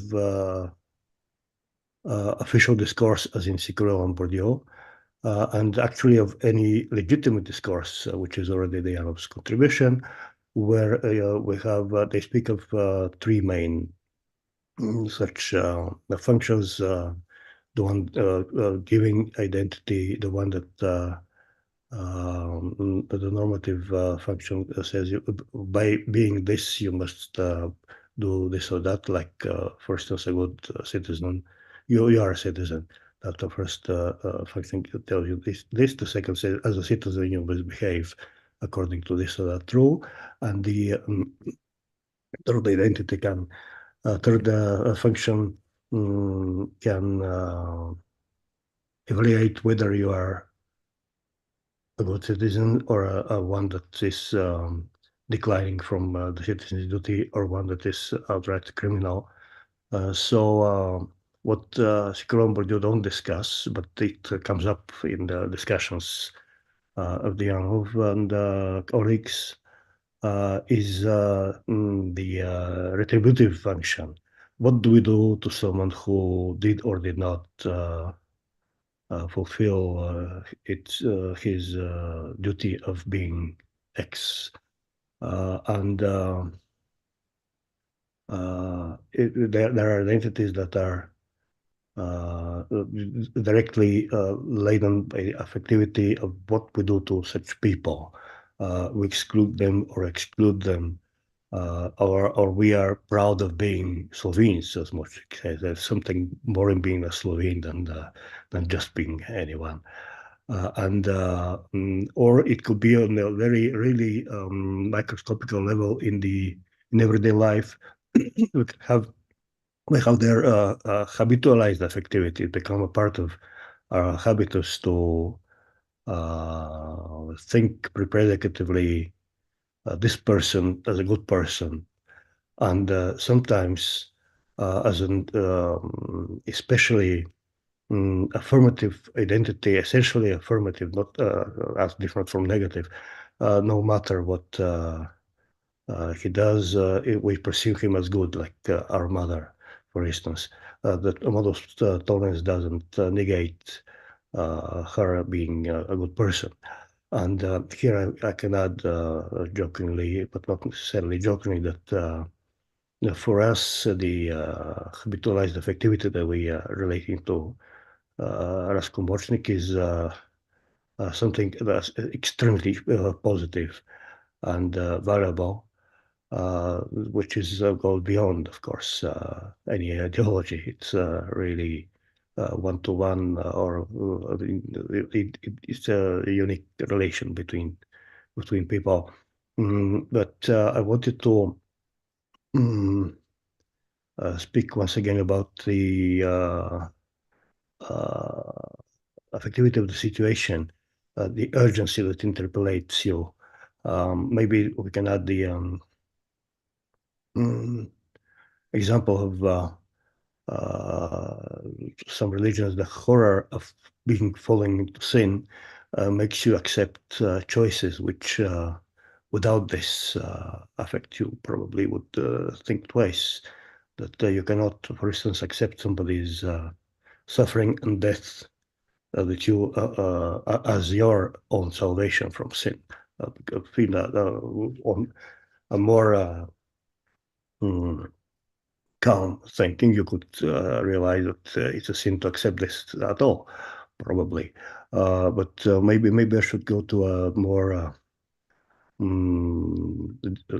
microscopic example, just before really going out of time. For instance, there are propositions that are actually slogans, although they don't contain any grammatical imperatives. Like the army is a school of manhood. Here, the way we predicatively think the school or the manhood is laden with a whole unspoken background, and manhood is something which is which you must become because you're a man. It's you become what you are, is what the normal society says to the individual. I'm quoting Bourdieu here. And school means something that you must, through which you must go. And therefore, it looks like a proposition, but actually it has a very serious elocutionary force, which is not the one of telling you a fact. Although, as we know from Rasko, if the interpellated person is the one identifying with the one who's putting a sign of equality between the ideologies and facts, the in unconditional identification with knowing subject, presenting the doxa as episteme, or feeling it as if this is how things are. Actually, if we try to, the question how we gather our data in the practical worlds to study the endogenous logics is a very interesting one. And the most interesting part of the etymology, for instance, is that one can try to disrupt the ordinary course of events to see what comes up, or in ideology, which I don't think is necessarily was in the mind of that methodologist. In ideological interpolation, not the disruption, the agreement with something is a very, very important source of data. What you agree with, and what you believe the facts to be, and what kind of knowing subjects you believe you are. But then you have, as I said, some logical problems or argumentative problems. So then you can add or invent things that are not necessarily facts, but are necessary for the overall structure of, I would say, thinking, but actually it's the way we live. It's the logic in which we live. For instance, the gypsies are bad. And we somehow, if we are normal, everyday racists, we should hate them. Why is the question, usually, when we would have to give arguments to someone who is not necessarily on that vibe.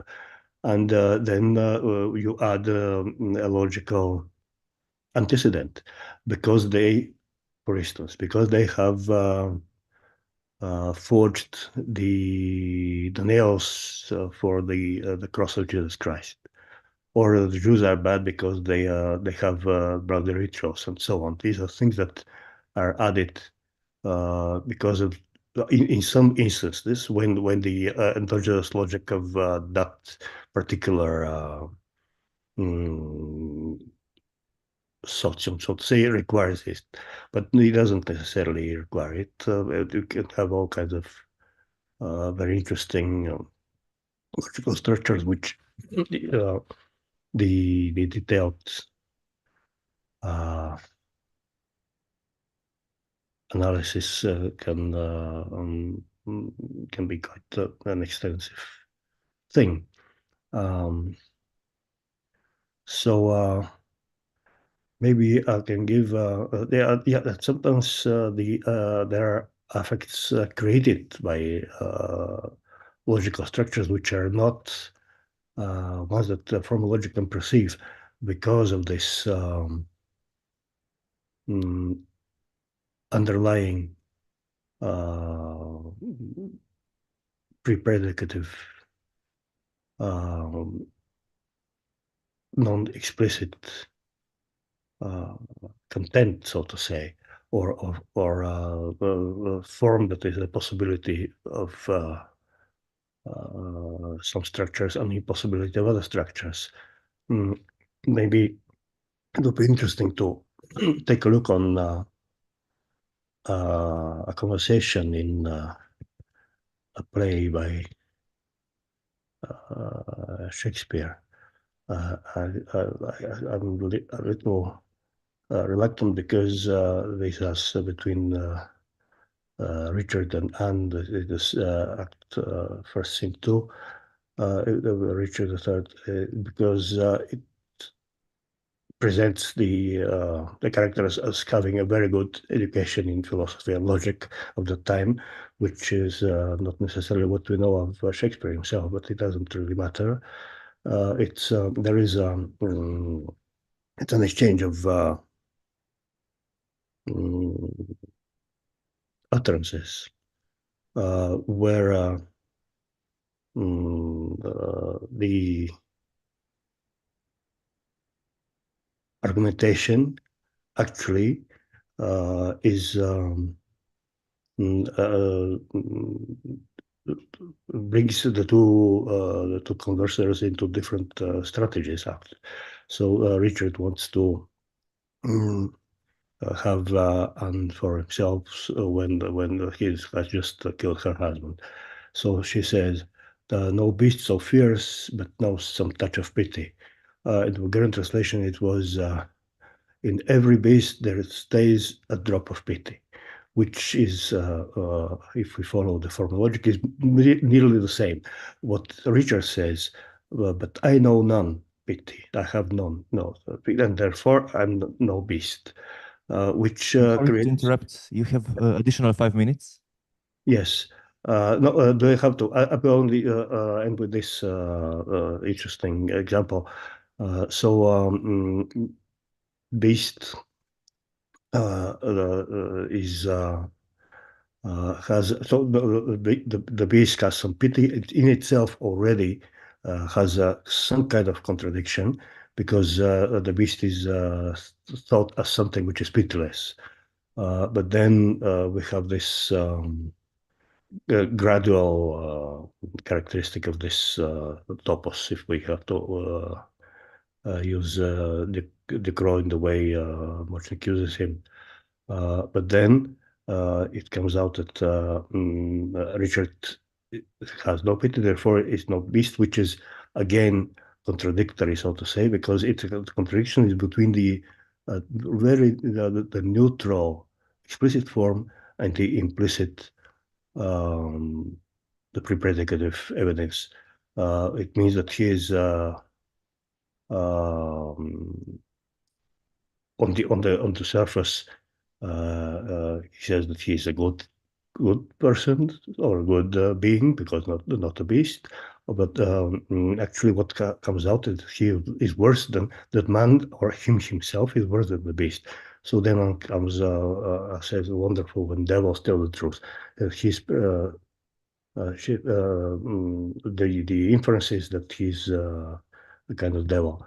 So this is something which just an example of micro play of practical logical structures, which is very often in the center of this logic-Deyanova debate, about which I didn't say almost anything, but it deserves not a big presentation. It deserves a book to point out all the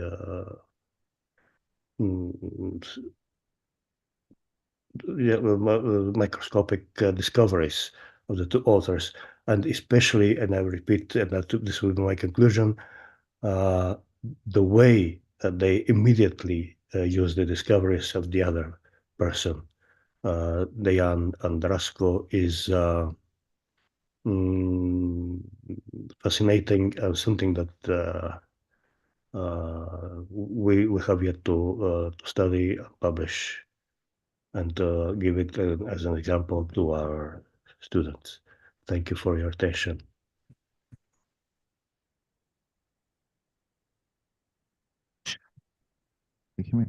Thank you very much. And now I think we can start discussion. I guess it will be slightly shorter than we imagined, I guess. And yeah, a little bit. Okay, yeah. By the way, we have both subjects of the Močnik-Deyanova debate with us. So if any subject feels interpellated, they can also continue it over here very briefly. But I think we also have a question from the first row.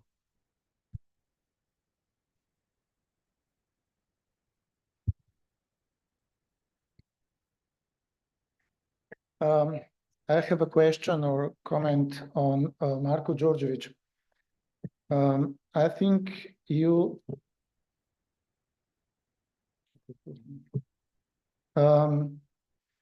took some selected particular cases of the worker situation, and you derived certain conclusions out of this selected material. And I'm afraid that if you took some different cases, you could get proofs for different conclusions, and you should make different analysis. Now, in your cases from Serbia, selected from Serbia, you said that doctors who have certain problems with working conditions are not striking because they have such incomes that they can emancipate themselves in another way, for instance, by consumerism. While on the other hand, there are workers in factories that are low paid and have nothing to lose. And therefore, there are some cases of radicalized small groups that try to strike back against the capital. But from Slovenia, I can give you just the opposite situation. There are no strikes of blue collars in Slovenia. Workers in factories or in private services, especially those with low incomes, they simply don't have any time for activism. They invest their time into black economy work during the free time in order to increase their low incomes. There is low level of identification with working collective, and they don't believe in any collective action as a way of improving their situation. So they're seeking to gain some improvements through individual action. It means in a gray economy or in changing their employers from worse to better. But on the other hand, if you take doctors, they're a group of profession which goes into strike every 2 or 3 years in Slovenia. And every time they're successful, their conclusion is that they want more. First, because the success arises their following appetites. Second, because they realize that the government is weak. And third, what is maybe the most important factor is that there is a very strong identification with profession, which is the core of a kind of course, limited but intensive class identification within this professional group. So if you look at wider situation, you can see in Slovenia that you can find strong and well-organized trade unions only within those groups within the public sector, where there are clear professions with strong identity and strong professional ethos, like doctors, nurses, teachers, policemen, soldiers, and maybe firefighters. So I would make a different conclusion. What is the core that makes difference between those groups of workers that are well organized and brave to go into some union activities, and those where the situation is individualized, is the question whether there is a strong professional identity or not.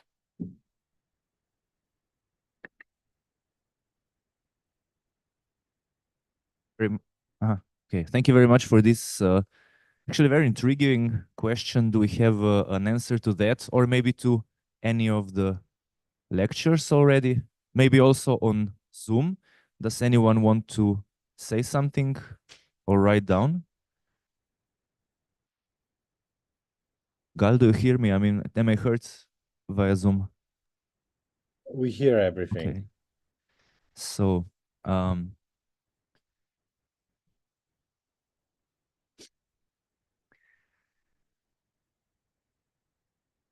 sure. Would maybe again Rastko Močnik or Mr. Deyanov want to add something to what we just heard, what we heard before? Okay. Fine. Maybe I could also ask you, for example, also Mr. Đorđević as well as Mr. Kovačić, comrades, actually. Yeah. Do you have any ideas how to join or to see these same struggles, maybe in connection to the geopolitical questions that are also being like very that have been dramatically changing the political spheres in Europe and wider in the global north, and of course if there already exist, again question to both and to anyone else, a certain praxis that you maybe find viable in a sense that we could teach from them no matter where in the world at this particular moment.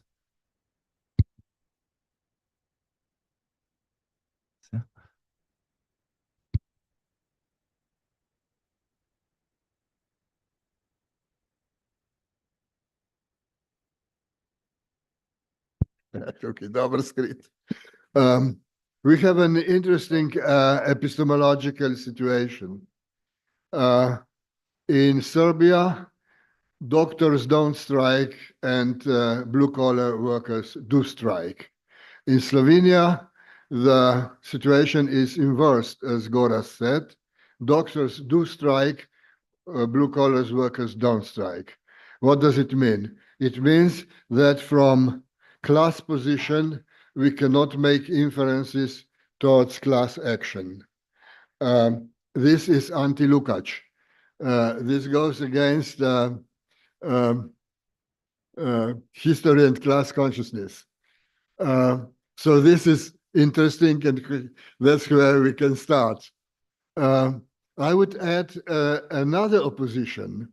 In Poland, like some years ago, blue-collar workers in private enterprises were not striking, while blue-collar workers in public enterprises were striking. So now again, you have the same class position, but different situations.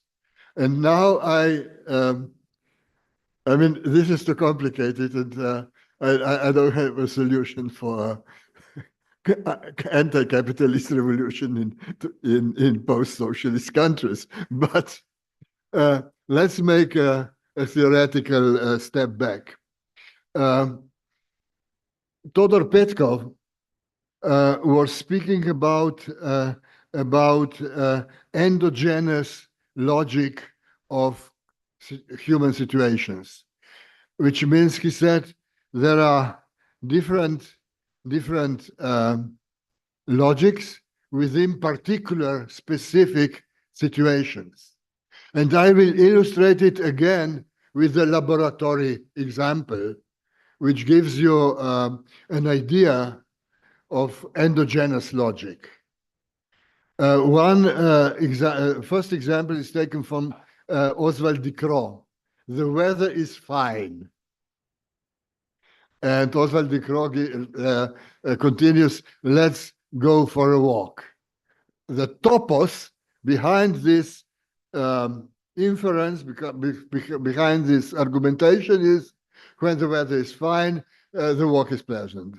Now I say, now let's take another example, more complicated, on the same theme. The weather is fine, but I have exam the next week. What does it mean? It means I'm not going for a walk. And nothing about walk was said. Nothing about walk being pleasant, etc. That's immanent logic. And now take a third example. The weather is fine, but our house has no shelter. You don't understand what is meant. No, I tell you where this utterance is being uttered right now, in Gaza. When the weather is fine, Israeli aviation is going to strike. So I say, but our house has no shelter. I have to find another shelter.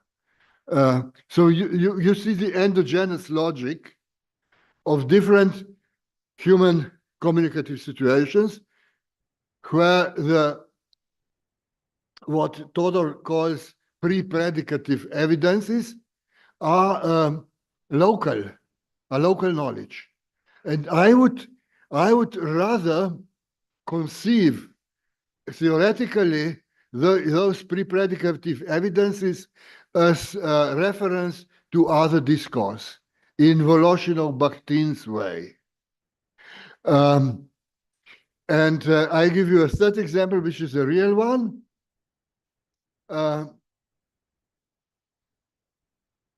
In the 30s, during the 1930s, in Germany, there was a strong psychoanalytic movement, and the third generation of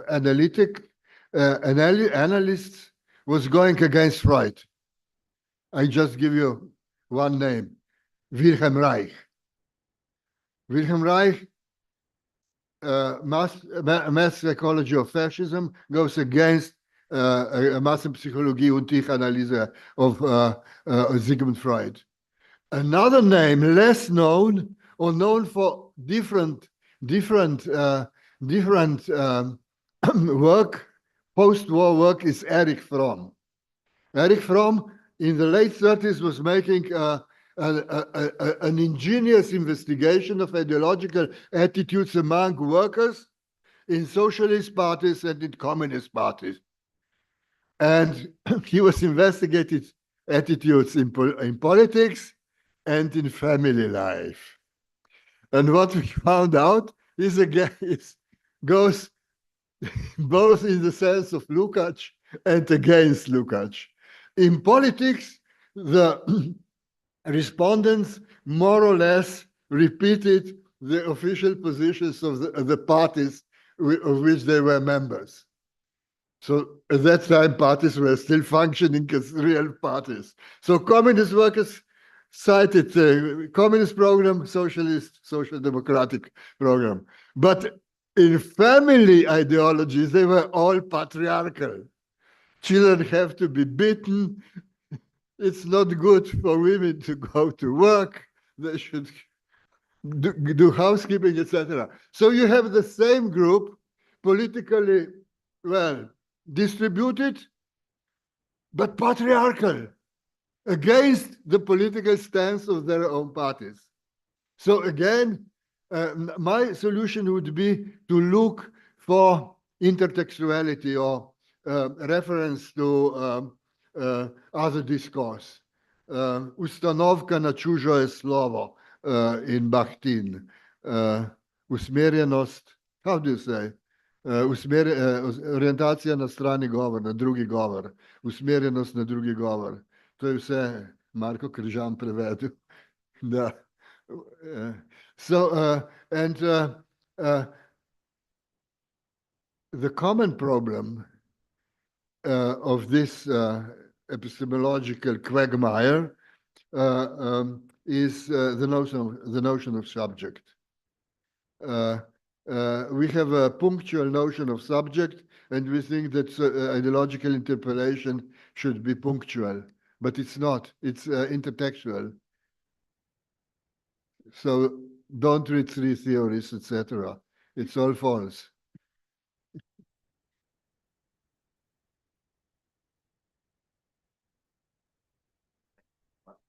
Thank you very much for this provocative inserts. Maybe Comrade Kovačić, or would you maybe like to respond?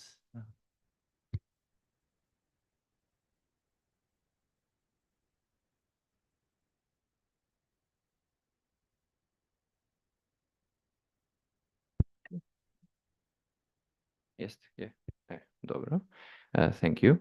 So thank you for the comments and the questions. Thank you, Professor, for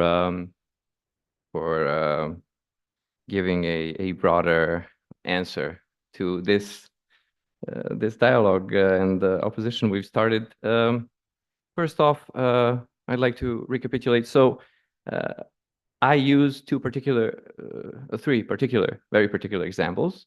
And you say I made an error of induction, a logical error, like taking too few examples to make too broad a conclusion. this, I didn't claim. I only said that these are 3 recent cases. I believe there is something very indicative in the way in which they unfold. I'm talking from a perspective of someone who needs to do a lot of research about it, but also someone who is involved practically. So evacuating the subject by doing theory only comes post festum to me. I do it when practice is over, and most often we lose, like the 18 Brumaire says.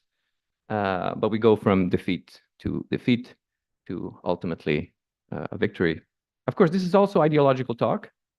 We could argue both points. I could say, oh, you know, there is something inherently in the practice of the working class which defines success. You could say, no, there is something inherently in the middle class which keeps the flame of trade unionism. But that wasn't my point. I ideologized my my presentation by the end because I wanted to hammer in a point. The point is, trade unionism is a very controlled part of class struggle. It is legally defined, as Rade pointed out yesterday in Platz. Once the issue of solidarity strikes, secondary strikes comes about, the state comes in and says, oh, well, they're not legal. And the case I took was a case of a working class blue collar strike in a private sector where not even a union existed for a long time, and there were cases of physical abuse. So trade unionism is definitely like a systemic game, but there are gains within it also. And the public sector in Serbia, for all sorts of reasons, has immense trade unions, and they are passive for different reasons. I just interpreted a few of them as I see them. More power to all the public trade unions which you've mentioned, but that's the problem, I think. Most of these you've mentioned, medical doctors, nurses, policemen, these are public sector, right? So by equating these two things, or opposing, okay, I'm for the working class, you're for the middle class, I'm against middle class identities, you're for them because they drive the struggle, that's reducing our discussion. What I'm saying is not even the blue collar workers in public or private sector protest and strike in Serbia. Not even the middle class ones, especially in these sectors. Some are exceptions, of course, but the point is, we're talking of a situation where there is zero activity to where there is some activity, and we're reviewing the results. If Slovenia has stronger trade unions in the public sector, that's good. Part of the working class and the working people, being a broader term involving in middle class also workers, experts, they will preserve their status and hopefully a progressive line, the one which is not just very petty trade unionist, will emerge at some point, a progressive line. But we can't deduce this from competing narratives of two different sets of strikes in a couple of years. We need studies for this. So my intervention is theoretical, and what follows is probably a sociological exploration of the issue, hopefully a historical materialist one, where we don't have to deal with sociologisms. We can like explore class struggle with more data. And then, only then will I come and say, oh, you know, this is the structure of all blue-collar class action in the private and public sector in Serbia, the region, in Croatia. So no, I'm not claiming anything so ambitious. This is just minimal theoretical intervention and an attempt at applying some of the more abstract theses I've developed in the previous years. So I hope that answers the question. As far as Andrzej's question, the one concerning how to broaden the fight, these particular fights of working class people, of working people in general, with the geopolitical situation, talking from experience, there is always a line say on the left in Serbia, which will very naively connect the struggles. You know, oh, there is a war in Ukraine, therefore, I don't know, in regards to your ideological stance on the geopolitical issue, you should support, say, the workers working in the Serbian arms industry, which is exporting arms to Ukraine. This is vulgar, of course, and it impacts class struggle, well, not at all. There's no impact. It's just people exchanging their opinions on something they like or don't like. What we did do, in the case of Jura, for broadening the strike, was, unfortunately, personally, I didn't take part in this, but a wider organization of people which I was cooperating with did. And that's precisely moving towards solidarity action with different companies from the same corporation in different countries. So the Korean workers, because Jura is from Korea, had many actions of solidarity. The workers in Slovakia also had actions of solidarity. And the messages themselves were sometimes good enough to keep the base of the workers, the militant core, but also the wider audience, and the wider array of strikers, very inspired. Because every time the Koreans say, oh, we'll move the factory to Slovakia, and the Slovak worker says, well, they're telling us they're going to move it to Serbia. And once this solidarity action occurs, the Slovak workers say, don't believe their lies. This is precisely an example of old working class solidarity in a globalist context. But thank you for your answer. But in this respect, you don't see a similar problem as you judged trade unionism. I'm not even sure if we should equate the word trade unionism with activities of trade unions, but still, here you don't see a problem of relying to already existing, institutions or maybe mingling, just like you do there. Where's the actual difference? Just because it's not nationally based, or where do you see the well, yes, if I understood your question correctly, there is something to be gained for the working class. This is the difference. It's a tactical situation in which it is very important for a blue-collar worker organization in the private sector, which is heavily overexploited, which is in these precarious, extremely precarious situations. I've mentioned some of them. It is very important for them to score a victory. And if this goes through a trade union whose bureaucracy is a bit sluggish, if it goes through certain instances in which, yes, we meet all this middle-class fanaticism, sure, if there's a progressive line in it, we should support them. So this is the way it functions. And if the workers on other factories of the same corporation do the same, well, great. I mean, that's how the revolution is going to look like.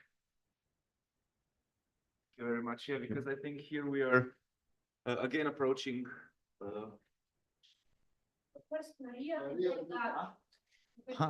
Two hands. Okay, two hands up. Okay. Yes, I will. So Maria Žurnić will. Yes. Hello. Yes. Good evening. Sorry. Can you hear me now? Yeah. Yes. Good afternoon to everyone, and my comment is very brief about the Slovenian and Serbian case studies about the strikes. It's true that we haven't heard much about the casing in this research, but I mean how the cases were chosen. But my comment is about, to be honest, I don't see a contradiction in middle class striking in Slovenia, not striking in Serbia, because I think class interest is not what class consciousness is. And I mean, middle class is doing what is good for them. Here or there, they're actually getting what is in their interest. While working class needs far more, how to say, consciousness to understand, and to be it's far from being international link, as a colleague mentioned, cases of solidarity network and support. But I don't see contradiction in this behavior within the system of production between Slovenia. And also it can be broadened by analysis of the labor migration.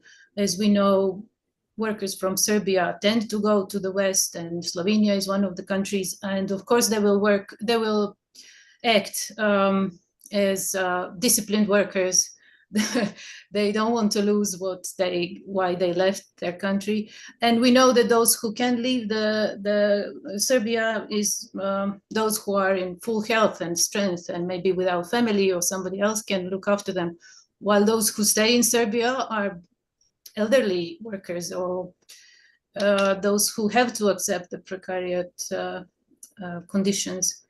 So yes, that's more or less my view on this, that as we mentioned, Luka, that he also stresses that the difference between class consciousness and class interest. So I don't think in both cases, in both countries, they act in a surprising way. So I'd like to hear other people's view on this. Thank you. Interesting comment. Would anyone answer to it instantly? No? Then I would kindly ask Gal Kiran to comment. Yes, hello. Let me put just a very short comment also on this interesting topic.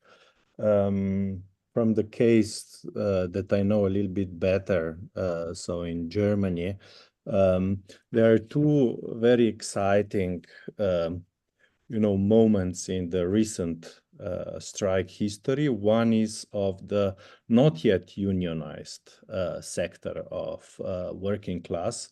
So that would be like food providers, people in kind of the transport, Amazon, and so on. So these are like different groups that are striking and that were quite successful in their demands.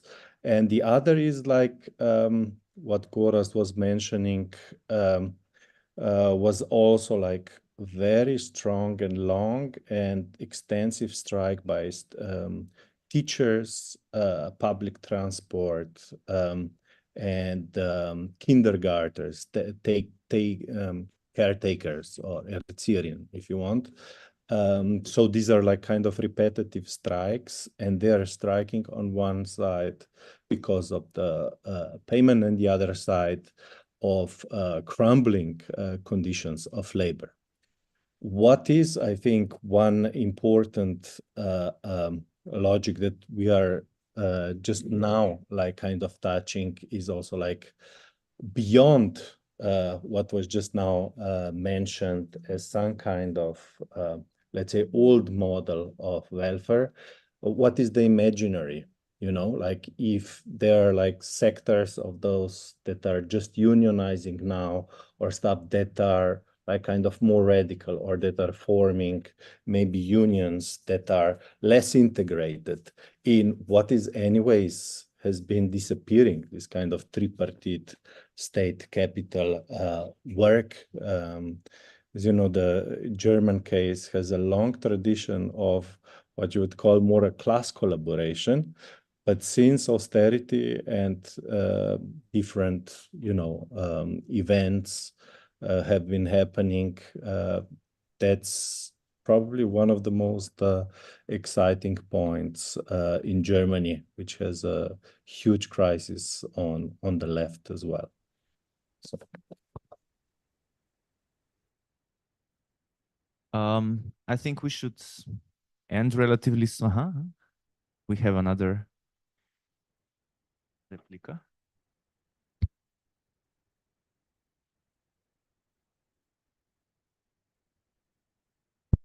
Okay. I have another comment on the strikes. If we let's look at Slovenia. Who is striking in Slovenia? Doctors, medicine doctors, teachers, and recently workers in public administration. These are all traditional activities of welfare state. Public education, public health service, and the basic service of a state, public administration. Yeah, and policemen, yes. So it's all within the traditional scheme or traditional construction of the state. And it's a specific expression or specific dimension of the transformation of the state from welfare to workfare, from socialist or central capitalist welfare state to late capitalist liberal state, which is authoritarian and whose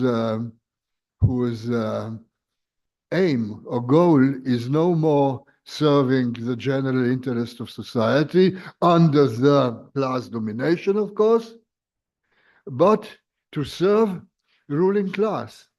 But who is the ruling class in Slovenia or in Serbia or in Bosnia, let's say? And I would refer to a Pakistani sociologist, Hamza Alavi, who said in dependent capitalist countries, the ruling class is in the metropolis. And he was referring to ex-colony, to Pakistan and to India. But now you don't need to be an ex-colony to be a neo-colony. And I think that we should then make this historical materialist analysis further on, because while medicine doctors, or at least professional organizations of medicine doctors, to be fair, struggle for privatization of health service. On the other side, teachers struggle for public education. Not so vocally in the last period, but basically they struggle for a different goal than medicine doctors. So we have contradictions within the so-called middle class, which are interesting. And the problem is that health service is a collective effort. And the ideas of private doctors are, to have a, how do you call, svobodni zdravnik, free medicine doctor, who goes from one institution to another and sells his or her services like traveling circus or acrobat or so shaman actually. So the interesting contradiction is that they presuppose a public service that will serve their greed for money, and the greed for money is a false approach because it's psychological. What is it that makes them want higher income?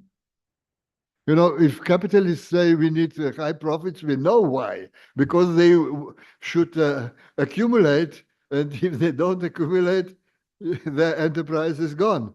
Now, what does make medicine doctors asocial within a paradigmatically social profession? I don't have an answer, but I put these contradictions as research or theoretical questions. since I'm talking, I will refer to Marko Đorđević. What Marko Đorđević has presented here is only the tip of an iceberg of his work. And he made a very,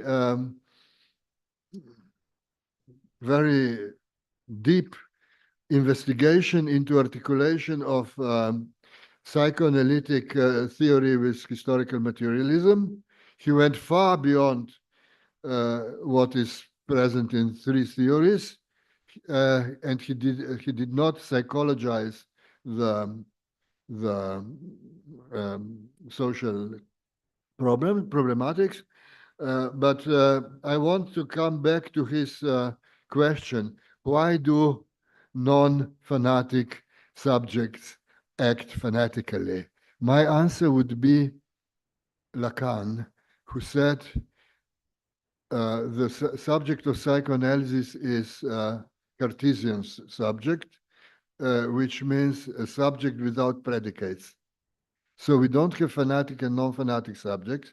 We have people who act non-fanatically and fanatically, people who, as Eric Fromm has shown in the 30s, who can go into the class struggle, into socialist movement, into communist revolution on one side, and beat their wives at home at the same time. So I come back to my old hobby. It's ego identification, it's not the subject.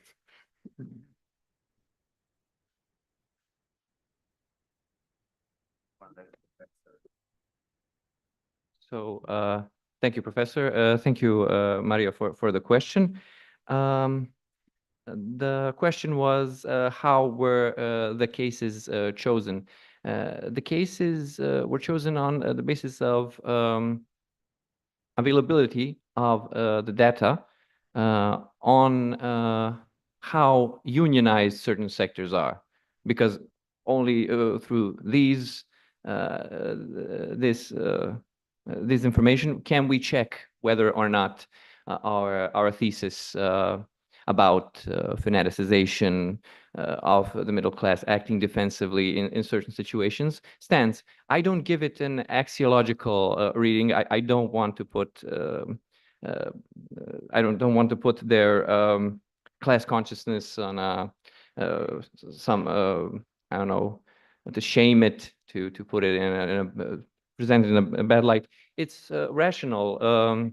Individuals within this system act most often as what is rational to them. Why do medical doctors in a peripheral country such as Serbia defend the public state, or not actively through trade unions, but what has been defended by what has been gained by not struggling for more? Because proletarianization is around the corner for a lot of people, and it's like that in peripheral countries. The defense of the public sector has often been that. That's why I framed the last part of the lecture this way. We see that there is a drive towards the workfare state, but we see a lot of public state workers acting as if they want to keep being integrated into the system as consumers. And that's a historical contradiction. That system of welfare is behind us. And of course, ideologically, what comes out of that, which is a very social conservative move, are very conservative monsters in an ideological sense, where the real aspect of class struggle and finding the links between progressive parts of the middle class and the proletarians will be, is when we actually find out that no, it's not that the blue-collar workers don't have time. It's when the contradiction grabs them and they find time to struggle. That's what happened in Europe. They didn't have time for years and years, but now they do. Why? Because of inflation, because of harshening working conditions. And then all of a sudden, yes, there is time. Yes, there is time to even steal it from the black market, from family responsibilities, which are very traditional in most cases. It's an array of very interesting contradictions, which we get in a blimp, and then we have to analyze them after the failures. And it's only when they find this time, and the structure makes them find it in order for them to struggle. And when we see how the rest of the middle class in other sectors, public or private, acts, that's when we'll see the dynamics between class consciousness and class interest. And the extent to which we'll be able to articulate these two interests will be not a theoretical, but a political question. So that's my sort of expanded answer to Maria. I hope I answered the question. Thank you. Thank you. Sounded kind of like Marcuse. Would you answer? Or yeah, I think we're done. We're done. Thank you very much. Hvala vsem, ki ste danes tukaj. Thank you everybody who joined us via Zoom, and see you tomorrow at 9 o'clock. Yeah. Anything else? Yeah. See you tomorrow at 9 o'clock. You're warmly welcome. Thank you again.